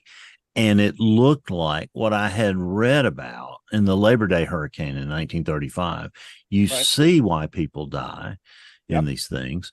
And, to do anything that shows that to, our population, in Florida, that, a lot of our elderly folks lost their lives in Ian, when maybe if they had, experience something like that virtually ahead of time, they may not have stayed.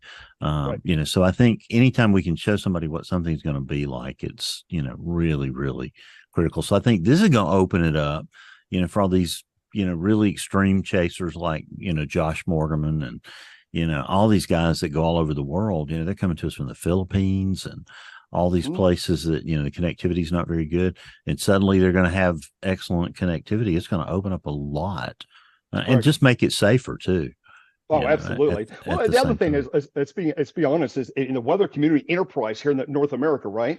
We're so blessed between having NOAA and private vendors and access to massive amounts of data, right? A lot of times it's data overloads, we all know. But you go outside the U.S., guys, and it's very slim pickings, right? So, yeah, having that extra data and having extra communications, it also helps the emergency managers and people in disaster recovery. I want to go into details why and how it happened, but I've had even military contact me in those situations when you have a critical situation happen, and they'll say, "How bad is it? Can we get a plane at the airport? Can we land a plane? There's debris off the runways yet."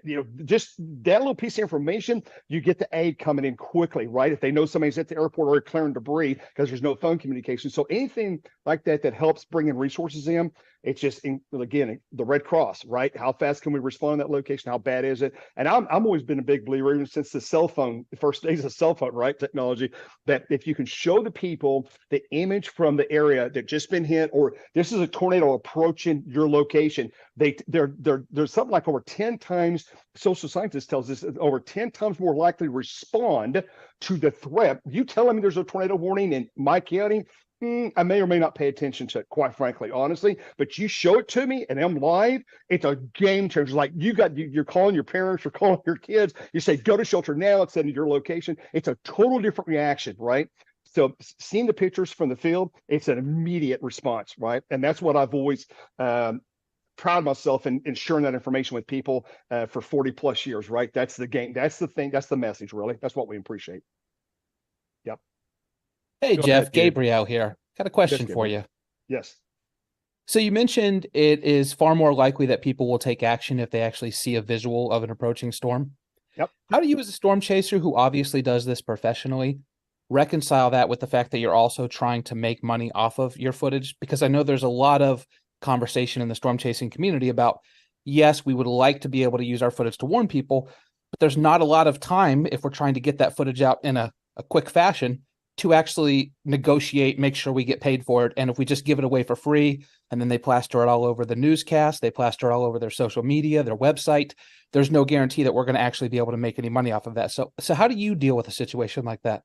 Well, in the early days in storm chasing, back 20, 30 years ago, I did a lot of that, right, on the TV side of the house. Today, most of my stuff I shoot, I do it for archives and for historic and kind of like documentaries production. So it's not spur of the moment. I've got to do all this other stuff because it takes away, my experience a bit, it takes you away from focusing on the storm and the damage and the continue of the chase, right? And there's times where it's so bad you have to stop chasing, right? You got to start helping people, right? So every chase is a little bit different, but I don't so much worry about the now or the sale right now. The more important thing is document it correctly, do a really good job with that, and everything else will take care of itself.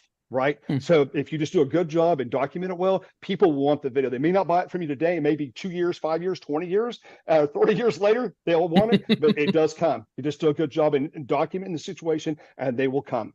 That's how business is. Jeff, what was your season like? 2023. How was the chase season? Incredible, full throttle. I filmed Perrington. I was in Perrington when the city basically got leveled, and the Texas Panhandle was a huge day.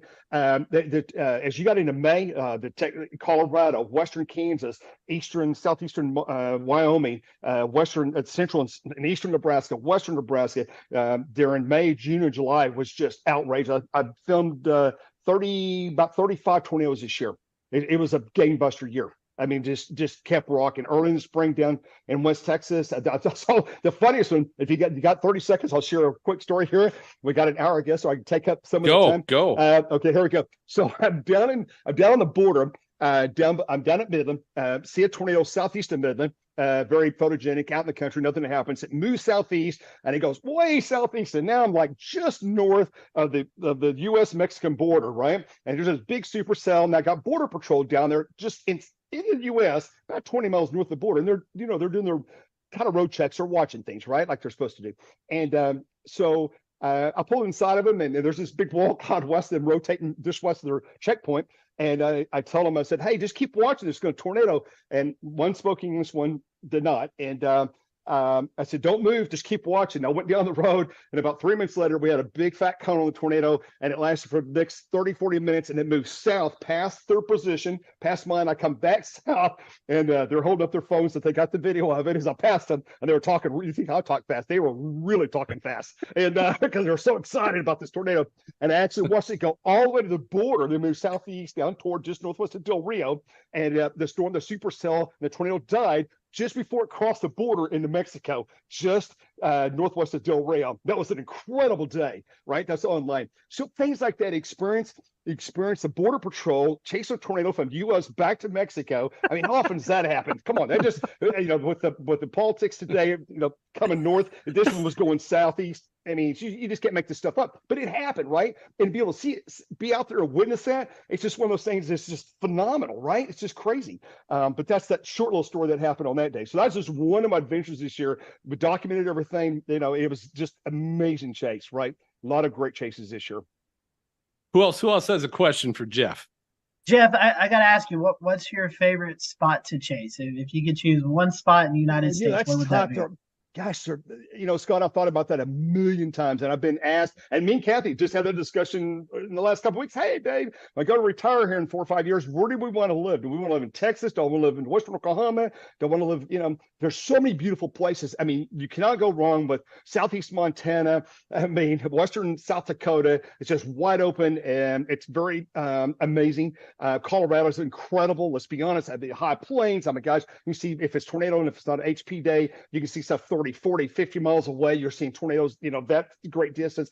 New Mexico, incredible. Oklahoma, Texas Panhandle, incredible. I love the upslope in the Texas Panhandle. It was game buzzers this year, Rupp. I love upslope events. A lot of times the Texas Panhandle makes its own rules. I love the days when there's not any risk and there's a boundary out there. There's a little wave coming by and it explodes and goes crazy, right? And it wasn't even a risk. Those are my favorite days, right? So yeah, I love the Texas Panhandle. There's not a favorite. To me, it's like, where can I get a decent hotel after a long chase and a hot meal if you can find one at midnight, right? We've all been on the roads. And where can I see something really pretty and have a good road network to get you there? Nebraska, Central Nebraska is a little bit tougher up in Cherry County. Valentine roads are 50 miles apart. You get out by Enid or Woodward, they're like every a mile or 2 or 3 miles or 5 miles. I've got a good paved road I can stay on. So yeah, I like the paved roads, and where you have a grid every mile or two. Those are the easier type chases, right? And it's safer that way. Honestly, let's be honest. Yep. So Jeff, I'd love the story you tell about you and Brian Sturtz, Edgar, Nebraska. Yeah. Go through that story. I don't know how much time we have, but with your high level energy, tell us that story, because that's an all-time classic. So I back in that when the Edgar, Nebraska happened, I had just recently, like a couple of weeks before this event, I'd had my van. I had a car, like a conversion van. I had the usual. So I'm always big on maintenance, new tires, belts, hoses, the drill before this spring. And this was a triple point day, kind of west-north of flow, triple point just west of Grand Island there at Edgar, and about 5 o'clock in the afternoon. We get up there, pick up Brian, we're chasing. I'm going down this country road, 40 miles an hour. The storm's only like 25 miles west of me. Big barber pole. It's moving east southeast. Had a tornado warning on it earlier, producing baseball sized hail. And all of a sudden, we're going up a little bit of incline, and we're in the middle of nowhere. There's this corn as high as it's like 8 feet high on both sides of the road. We're in the middle of nowhere.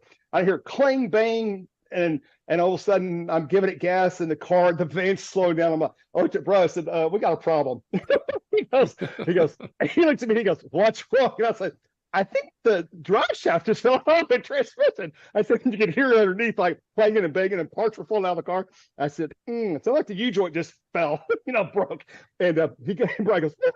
And I go, well, I think the bigger question is, there's a half-mile tornado on the ground to my northwest. We got to figure out, are we going to start running? What are we going to do? At that exact second, when I stopped on the side of the road, right, just pulled over the side of the road, my phone rings, and I'll reenact the deal for you. I've never done this before. Hello, hon. Babe, what's going on? I got something real serious to tell you. Well, the car just broke down. There's a half-mile tornado about a mile and a half from my northwest. It's coming at us. I don't know if we're going to make it or not. I hear on the other side, Jeff, quick kidding me. What are you guys doing? Do you see anything yet? That was the call. I said, I am not kidding. I got to go. We're running for our lives. And I'll hang up the phone. So anyway, my next call was 911 and to the county fire dispatcher. What's funny is This is funny. There's several 911 offices where 911 dispatch, especially in some of these rural areas, they may be there for 20, 30 years, a long time at those offices. So sometimes, even if I don't talk to them for 5 years, they may recognize your voice from a previous call from 5 years ago on the last disaster, right? So when I called, the county guy goes, 911 operator goes, "What's your emergency?" I go, "Tornadoes on the ground. Tell Grand Island Weather Service near Hastings that there's a tornado on the ground. It's about to hit Edgar, and here's where we're at, and it's a half mile wide. Get a tornado warning out." I said, "Okay," and I said, "We're going to try to run to this house. It's to my northwest." He goes, I said, "If I don't make it, this is my name. Here's my number. This is my wife's number." And that's what I told 911 because I didn't think we were going to make it. It was coming at us. And so Brian goes, "Jeff, there's a farmhouse over about a half a mile." He goes, "I think we can make it." And I'm like, "Oh my gosh." And so we get out, we start running up the hill on that pavement. Then we have to peel north and go on the ground, kind of the gravel road up to that farm. And it's uphill. And while we're running, the winds are about 70, 80 out of the east, southeast, going into the tornado back to my northwest with baseball hail falling. You hear it going by, over our heads. And I think me and Brian may have broke the all-time fastest half-mile run in history, that event, because I was hoofing it. I mean, Brian was carrying the camera, and I remember passing Brian about halfway up the drive. I'm like, uh-oh, because you can hear the roar coming. I mean, when you hear the roar coming, you're in the suck zone. It was pretty bad. So we get to the front porch. I saw the lights on at the house, and I knock on the storm door outside, and the lady opens the door, and she goes, "What do you need?" I said, "There's a tornado coming. Do you have a basement?" She goes, "Why do you ask?" I said, "Because there's a tornado in your cornfield, literally. Now it's closing in about 100 yards, and I could hear you hear the roar, and things are getting louder, and her front porch has these railing. Farms have those little rails, little decorative rails on the front porch that hold the front porch up. Well, those are whistling like winds are about 90, gusting 100 down the front porch. They're screaming like a hurricane. They're going, because the wind is going through that metal right on the front porch, and they're screaming. And I'm like, and then she hears that, right? She's hard to hear. She hears that noise. She goes, "What's that?" And I said, "The tornado's about to get us both. We got to go now." She unlocks the door. She has a flashlight because power's out. She unlocks the door, throws the door open. Me and Brian rush in, and Brian trips on the front seal of the farmhouse, and they got a little 2-inch riser. He face plants with that and the camera. The camera still rolls. You hear the audio. And about that time, the boards are blown into the west side of the house. You hear boom, boom, boom, boom, boom, boom. The boards are impelling the house. The roof is coming off the house. And all I see is I see her take off the kitchen that way, and I'm like, I just start following, and I got Brian up. I grabbed Brian. We ran to the back by the kitchen. There's a staircase out of the kitchen down in the basement.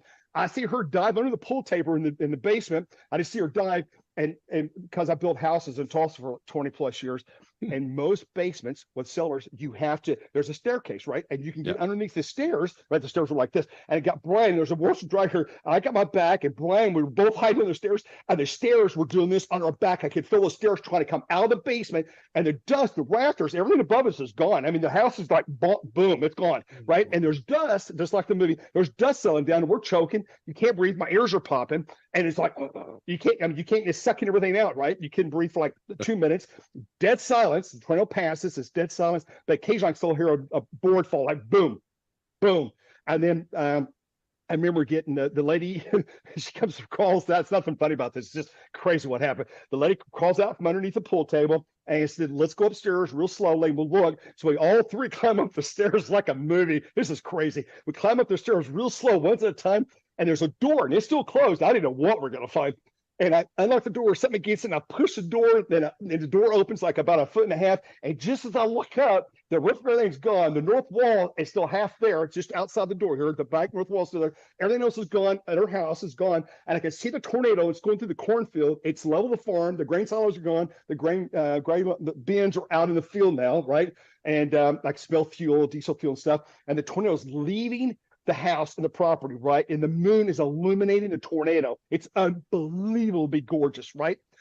There's a rotary dial phone on that wall right in front of me, like a foot in front of my face. And I'm like, I wonder if it still works. I grabbed the dial phone, and I picked it up, and there's a dial tone because the lines were buried underground. And Oh my gosh, call 911. They go, what's your emergency? I go, this is Jeff.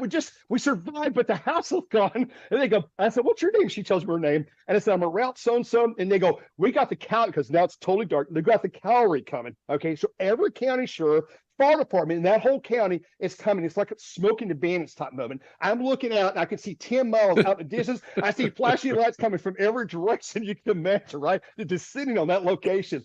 So they get there.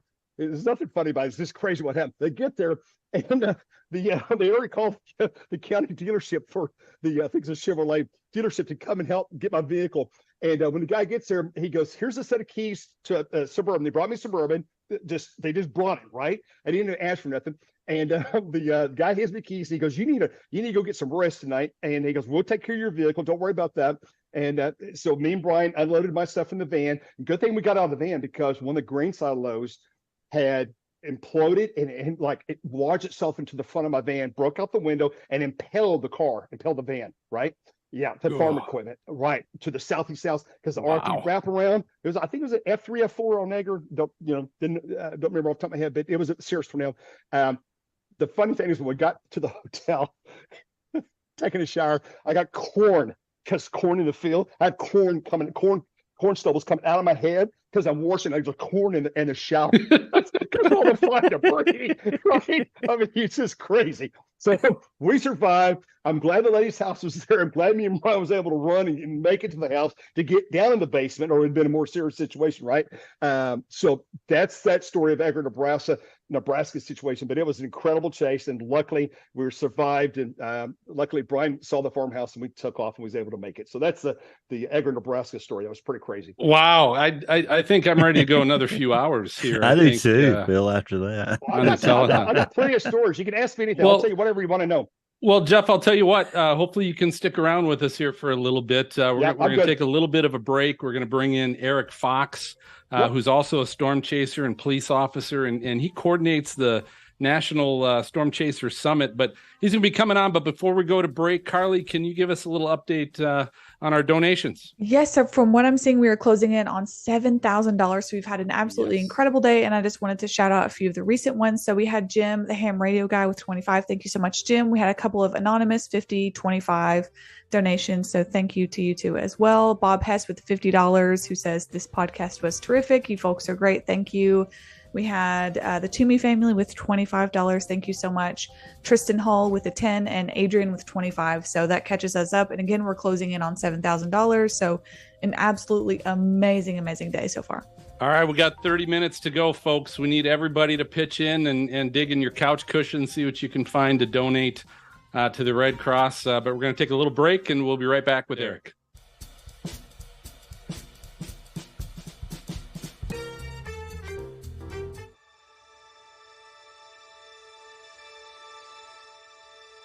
With the wind force, they said they were going to have like a category 4 or 5. It was really traumatic. We panicked, and it just started raining and storms, and it really did a lot of damage out here in Florida.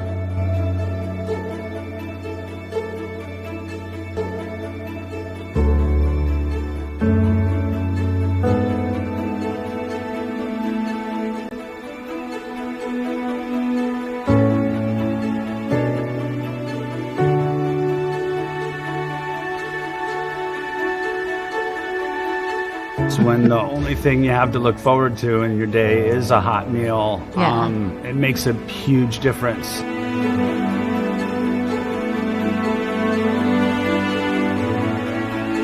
The American Red Cross shelter, when they took over responsibility for here, it was like home.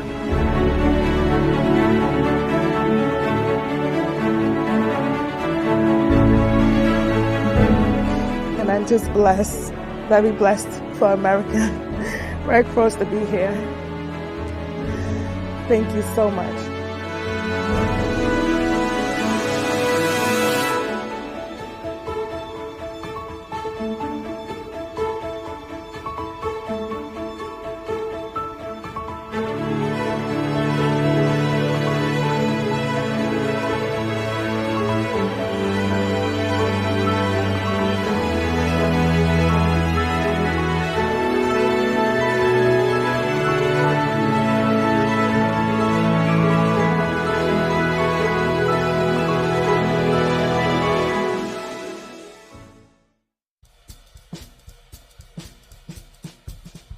All right, welcome back, everybody. The Weather Pod's Disaster Relief Telethon. We are rolling on, but we only got about 30 more minutes.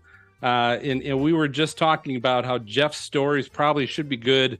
Bill mentioned this, should be good for at least $2,500. So that would definitely push us over the $7,000 mark, which we just did it. We just crossed $7,000. Oh, okay. Awesome. So now it's 8. Yeah, we just had one more donation from Jessica Woodall for $75. So thank you so much, Jessica. We really appreciate that. Thanks, Jessica, for putting us over. Now we're going to 8, folks. We got 30 minutes 8, to get to 8,000, and we're going to recognize everybody that contributes, even if it's $5. We're going to recognize you. So jump on in. I've got the pleasure. So I'm here, and I mentioned we've got all of our podcasts being represented. Of course, I'm from Stormfront Freaks, but we got James Brierton from Carolina Weather Group, along with Frank, Scotty, and Jared. So again, it's great having you guys on. We got Bill Murray from Weather Brains. We got Gabriel Harbor from Chaser Chat, and Carly Sisson, who's been a big part of our planning group. Jeff's sticking with us because I think he wants to heckle Eric a little bit. But Eric Fox, welcome to the telethon. Welcome. I love what you guys are doing. It's so awesome to hear how much you guys are raising. It's amazing to hear. All right. So to introduce Eric, I mentioned already. So he's a police officer. He's a storm chaser. He's been doing some work for what's the channel that you've been doing some? That's my full-time job. I am a field correspondent meteorologist for Weather Nation TV. Weather Nation TV. Okay, that's what I thought. I didn't want to misspeak. But he's also the coordinator for the National Storm Chaser Summit. So Eric is highly involved in the weather community. Eric, I've got one question for you before we kind of turn it over to the group. You and I, we've talked a lot about storm chaser safety. You've made that a big push at last year's Chaser Summit. And I want to find out from your experiences chasing this year, what have you seen? Do you think it's been improving, getting worse? What are your thoughts? I'm going to say it's probably a wash.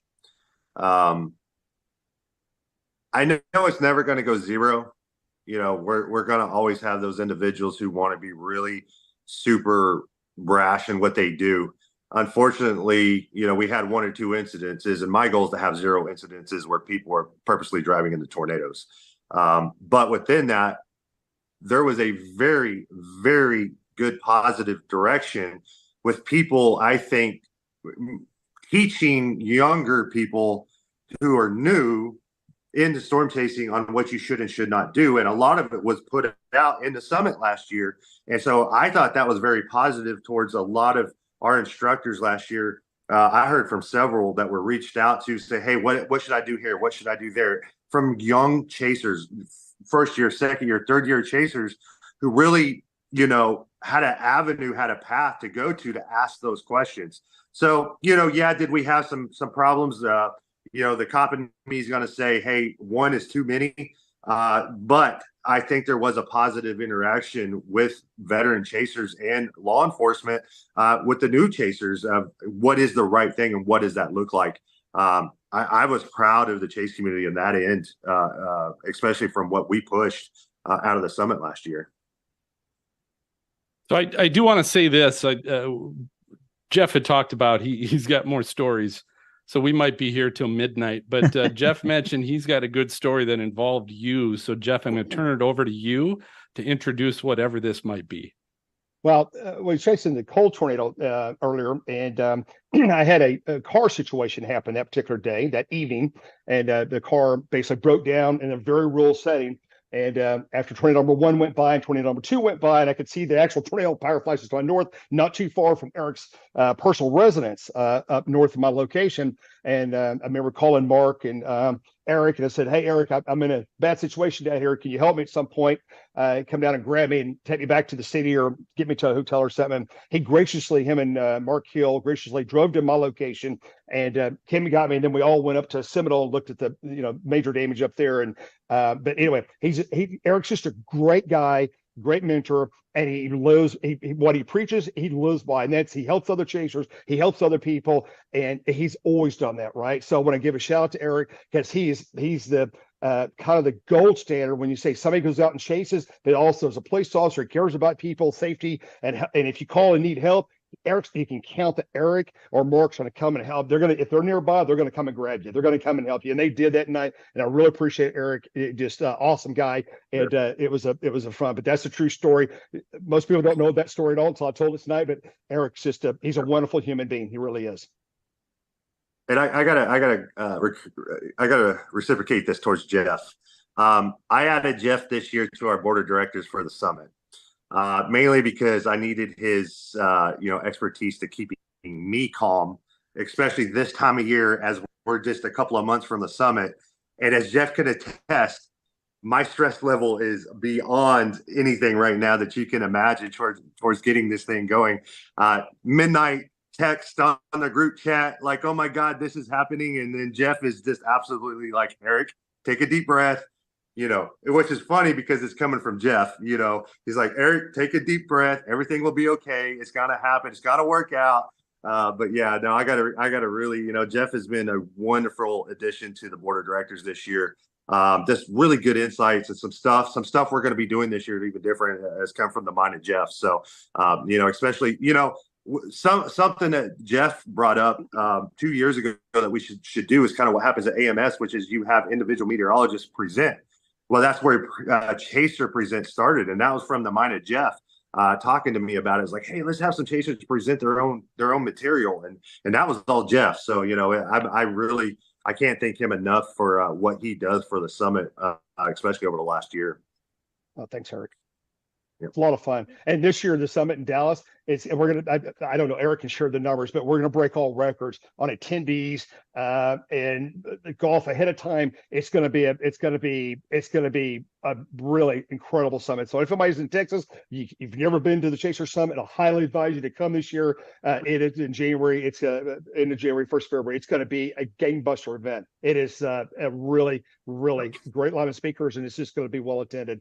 I think we're going to break records as far as attendance. Yeah. Yep. So Eric and Jeff, is this the same event that's evolved over the years from the National Storm Chaser Convention that I went to in 2002 and 2003? No. Yes and no. Let me go back to this. I'm just going to give a quick history of what happened here. I went to the same, Chasercon, right? The Hills and Tim Samaras put that on forever, right? 20 plus years. Roger and I had a conversation at one of their last years of doing it. He was ready to give it up. And myself and James Menzies had talked about like, hey, I can tell you that where I am at professionally, and my best friends in the world are because of Chasercon. I did not want that to end, but I wanted it more because I got tired of seeing my friends killed, hurt, people not knowing what to do in natural disasters.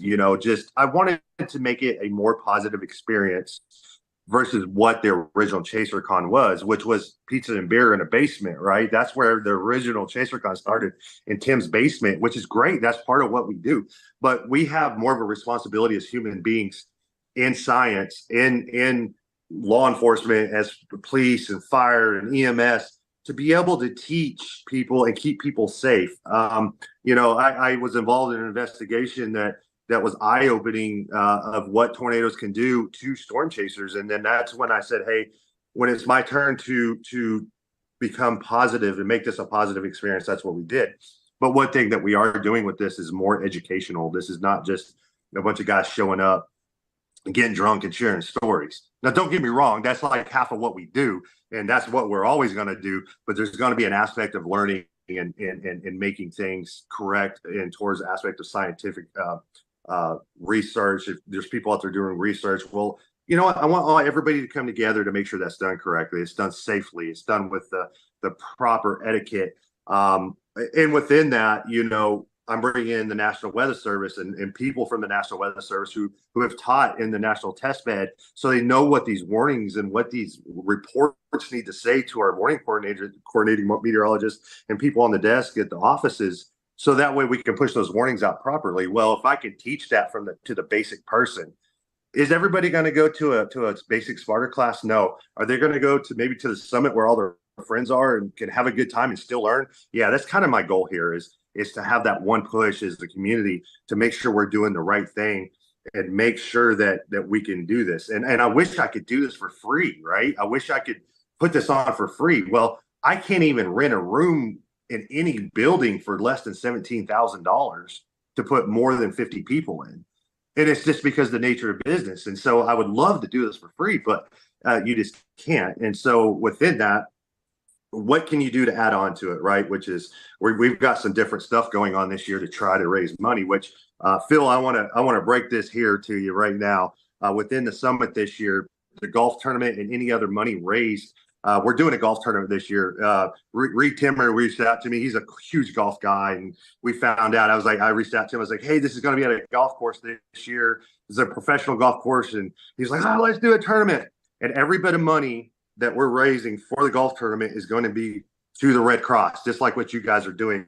And what I want to do is take the money we raised here and attach it to y'all, and we'll donate as a summit to your effort here and whatever we gain in towards giving to the Red Cross. That's great, Eric. That's great. Thank you so much for doing that. And this the thing too is this donor drive that we have and the link that we're promoting and on the QR code. If you're watching this telethon after the fact, this will still be active. This is going to be active for a number of months.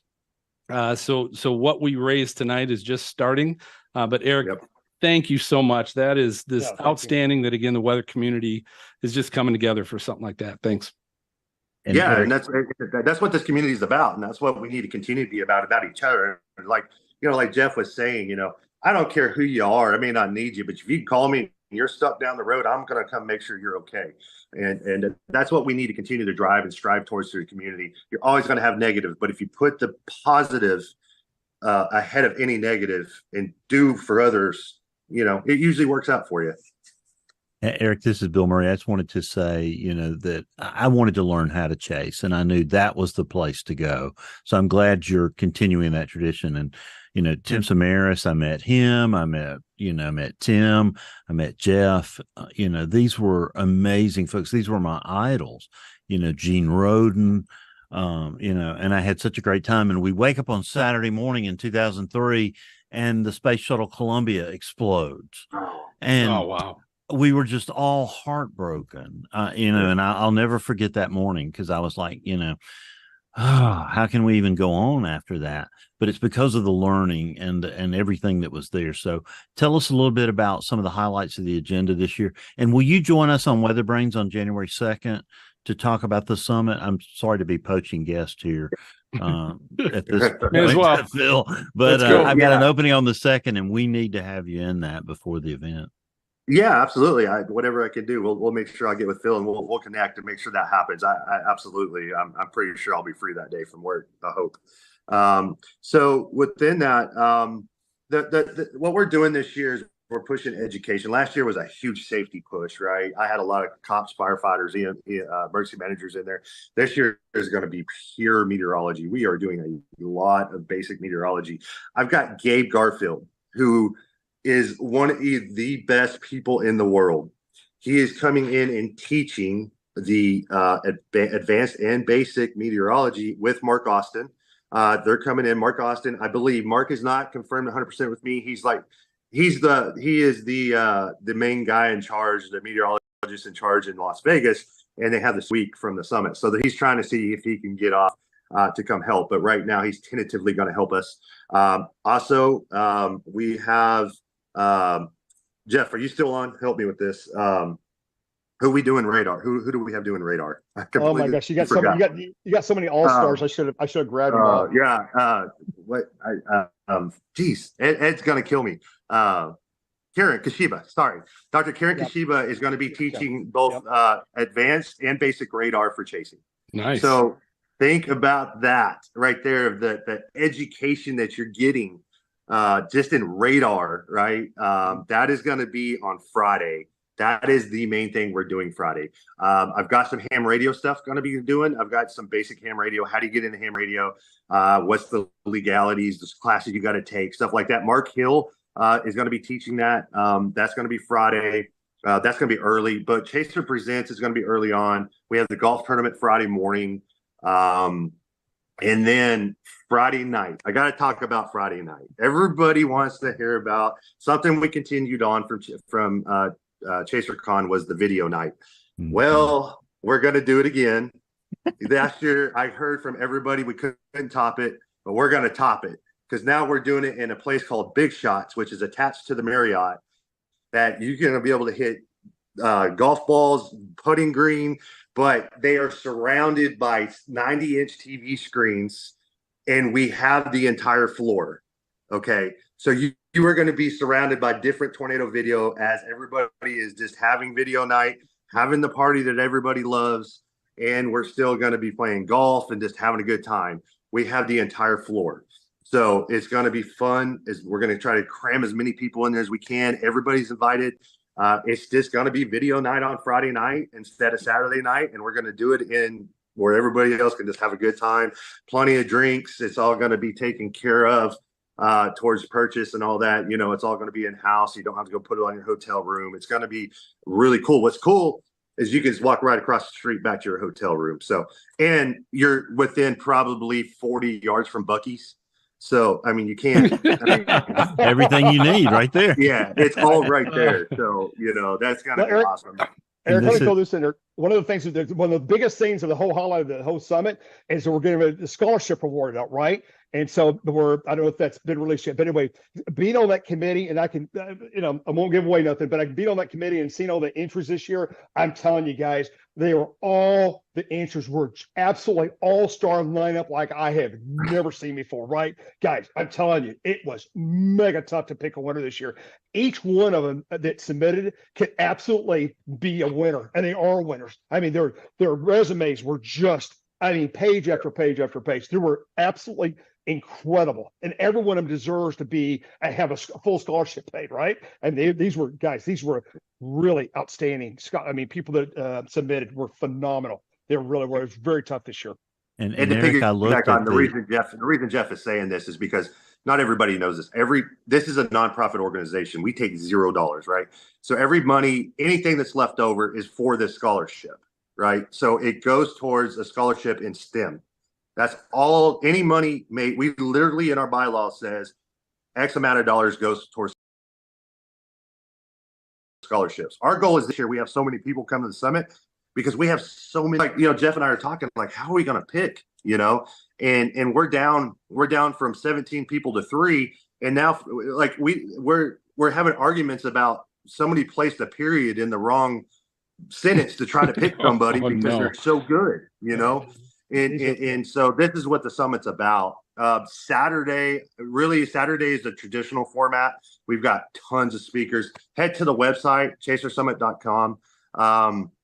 That'll give you kind of more of a speaker list. We are going to release the preliminary schedule with right after Thanksgiving before the 1st. Make sure you try to purchase your tickets before the 1st. We're going to have a bump up. It's just because I have to pay for food December 1st. And so anything I add after has a little more money for the food for Saturday night's banquet. So that's the only reason for the uptick on that is because, people, these banquet halls, they don't care. They want their money. So, and Eric, I thought that was a misprint on the website. $106. That's amazing. Yeah, it really is. Like I said, and we don't make money on this. This pays for what it costs to put on, and then on average, you're paying maybe $5 to $6 towards the scholarship, and that goes towards the scholarship at the end of the day. And then on Saturday night, we're going to have the award ceremony hosted by Tim Marshall once again, the Vortex Awards, and as everybody knows, nobody knows what's going to happen in the Vortex Awards. So yeah, it's awesome. Yeah. We already talked to Tim a little bit today. He didn't really give much of a sneak peek to much. So, I know what's coming, and trust me, it's going to be anybody who went to Clovis this year should have an idea. Oh, good. Okay. All right. Hey, Gabriel, you had a question. I want to turn it over to you here as we head down the stretch. Yeah, Eric, how's it going? Gabriel here. Good. How are you, Gabe? I'm doing all right. Thanks for joining us, buddy. Yeah, no, I'm glad to be here. So I just wanted to know if a person is looking at their chasing budget Because obviously this is a hobby where people have to usually set aside a specific amount of money because it's so expensive. What would be your pitch to them for why they might want to consider putting aside some of that money for the Chaser Summit instead? Maybe list off some of the speakers that you've had before in the past, and also some of the specific skills they might be looking to gain. Yeah, so you cannot put a dollar on safety or education in what we do, right? You can't put a dollar on it. If you literally remember one thing that Karen Kashiba puts out, Dr. Karen Kashiba, who's, if you know anything about Josh Gorman and the radars and all that stuff, she, that's hard too. If you can learn one thing that saves your life by looking at something on radar and learning the motion on radar versus what you're seeing in real life, like, and or basic meteorology of how it all comes together and you're chasing and you remember that and it saves your life, and you can't put a price on it. And so that's what we're pushing. And that's what like Friday's about, specifically, is just teaching that safety of, hey, we're not going to get into, some of it will be like, hey, this is a wall cloud, this is a tail cloud, this is an updraft. No, this is going to be more driven towards, hey, you have a storm motion one direction and then you have deviant motion in the hydrograph. Well, yeah, they're going to teach you what they're talking about. They're going to teach the terminology. They're going to teach you like, you probably don't want to be in the middle of that core on a north moving storm, stuff like that. And they're going to teach the basics. So like, if you know that and you can go out and be safe and storm chase, your family's going to care. Your family's going to be like, hey, you spent that extra dollars and learned and it saved you. That's one thing I could say towards saving that little bit of money or coming up with that money for the summit. Right on. Thank you. Yeah. Anybody else? All right, Jared, I was leaving it open. I think you had a question. Yeah, I was going to I was going to hit space to unmute, and then I realized that I had my cursor in the type message here and it just started typing spaces. So yeah, it's been a long day, but a great day. Jeff, I got to know, have you checked in on the Blue Shed? Yes, I have. They're still intact, and the owners are doing well, and that's another whole story in itself. But yes, Blue Shed. That's don't forget Blue Shed. And I will say one of the things real important about knowing the summit. And I'm an old codger, right? About 30 or 40 years ago, I've been going to AMS, NWA, NAB, the Storm Chaser conferences, and I can honestly tell you, every year I attend a conference, I learn something new. You learn new techniques, new Doppler techniques, new terminology, new discoveries in modeling, new discoveries in severe weather. And I can tell you, just in the last, couple of years, it is rapid. It's rapid fire. It's like trying to ingest 10 fire hoses at one time. And our best days are ahead of us. And that's the number one reason why you need to attend these conferences, not just the summit, AMS, NWA, and your local chapters at the Weather Service, and get involved in those organizations, because you're going to learn something every time you go. And somebody's been in business a long time. I learned something new at every conference. And I'm not kidding. They're incredible amount of knowledge you're going to learn at these conferences. Right. And it'll it'll help you professionally, and not only chasing, but also in your, med degree or whatever you want to do in your life, right? On the weather side of the enterprise, it'll always help you. Right. Well, Jeff and Eric, both, thank you both for taking your time tonight to kind of help us close this thing out a little bit. Jeff, I'll start with you. Where can our viewers and listeners find your chasing and find your stuff? Yeah, choicerchasers.com on Choicer Chasers on YouTube, and Jeff _Petrosky on X, and most people know how to find us, right? So we're all good. And like I said, I'm really looking forward to 24. I think it's going to be a fabulous year for weather, and it's going to be gangbusters. I'm really pumped about next year. Awesome. Thank you so much, Eric. What was that? I said, thank you for the invite, and thanks for the wonderful program you've done today. It's just awesome that we've brought all this weather community together and to raise for a great benefit of American Red Cross and the wonderful things they do all over the world, right? So it's a great cause, and I'm glad you was part of it. Thank you so much, Eric. Yeah, our community really came together today. Eric, how about you? Where can people find you? And again, mention where they can register for the summit. Yes, so for the summit, Chasersummit.com is going to be your best thing. Also, we got some links on Facebook and X Just type in National Storm Chaser Summit, and it will take you right to the page. So for me, just on X mainly for my weather stuff, and it's Eric with a K, ERIK, FOX 2000, and that's it. That's how you find me on X. Well, again, thanks for joining us, Carly. I'm going to jump to you here as we kind of close things out and give us an update on where we are and where we at least ended up after 12 hours. Yes. So I can't see the full total, but I will shout out the last 2 donations we had, which was Tropical Troubles again. So thank you. I know you've donated multiple times today with $10. So thank you. And they also say thank you so much to everyone. This was fantastic. And then we also had Dan Wallace with another 10. So I don't know if one of you can see the running total, but I know we've done an incredible number so far. Yeah, Jessica with that $75 during this past hour, along with Adrian, $25, Tristan, Tommy, and an anonymous $50. We started off the 9 o'clock hour real strong too, with several donations, one from Bob for $50, and that really helped put us over the $7,000 mark and counting. We've got T-minus 2.5 minutes if you want to be a part of the grand total coming your way in just 2.5 minutes. Or as Phil has been saying, this link will be active. So if you're watching this telethon later, there is still time to give. Phil? And I see Megan Phillips at $50 just donated. Jared Smith. Jared, thank you. Got that in at the last minute. 75 from Jared. So thank you. I want to go around the horn with our collaborators here and kind of get a recap of the day. James, I'm going to start with you only because you've been going all day, 12 hours straight, and I'll let you. Maybe you can go to bed when you're done talking. I don't know. We'll see. But how was the day? Recap. I don't know if it's staring into the lights or just being in one place all day, Phil, but I think we could go for another 12. What do you think? Mm-hmm. Okay. Hey, honestly, if you're saying that, if you and Tim and Jared say that, then I think the rest of us would easily tag along. My biggest takeaway from today is not only the generous financial donations of our viewers, but also the folks who came on to talk with us and share their stories and their livelihood. That cost them time. And so many of them also made donations that was unexpected and very much appreciated. Very good. All right. Gabriel Harbor, what's your thoughts on the day? Recap. I just thought it was a really great opportunity to get to know so many different people in the weather community. Obviously, the donations were first and foremost, and helping out with disaster relief is the top priority. But it's just really awesome to get to hear from and meet a lot of people that I haven't had an opportunity to interact with before. Awesome. Bill Murray, Weather Brains.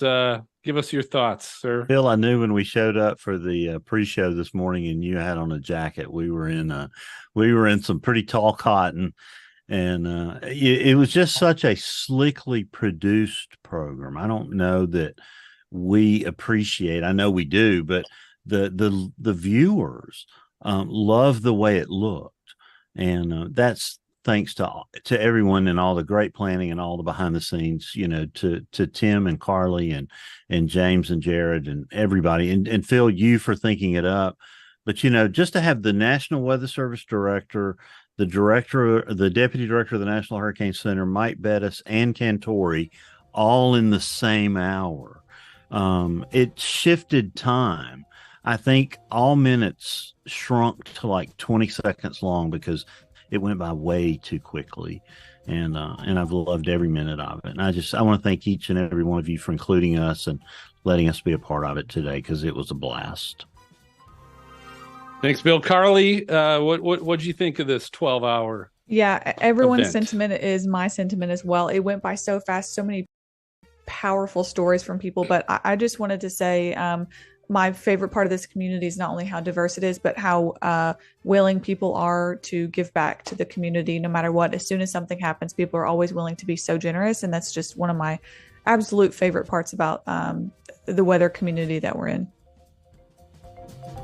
Okay. And it looks like, I'm just getting word, we're now at 7,160. We got Brandon Jarvis also threw in $10. So thank you, Brandon. Thank you to everybody that gave today and helped donated to make the Red Cross and help the Red Cross understand that the weather community is here to support, here to provide, and for all of you to certainly make a difference for a lot of families that are going to face a lot of still weather disasters and natural disasters that are going to be coming. So thank you for showing up and making a big deal out of this. I again want to thank James, Gabriel, Bill, Carly. It's been great working with all of you planning this whole thing. We've been planning for over a month, getting together every week to figure this out, what we want to do, how we want to do this, because let's be honest, I am certainly not aware that a 12-hour telethon in the weather community has ever been done before to bring all these people together in a matter of 12 hours to chat and support. So great job, all of you, for doing that. Again, special thanks to Brad Panovich, who came on and helped give an hour.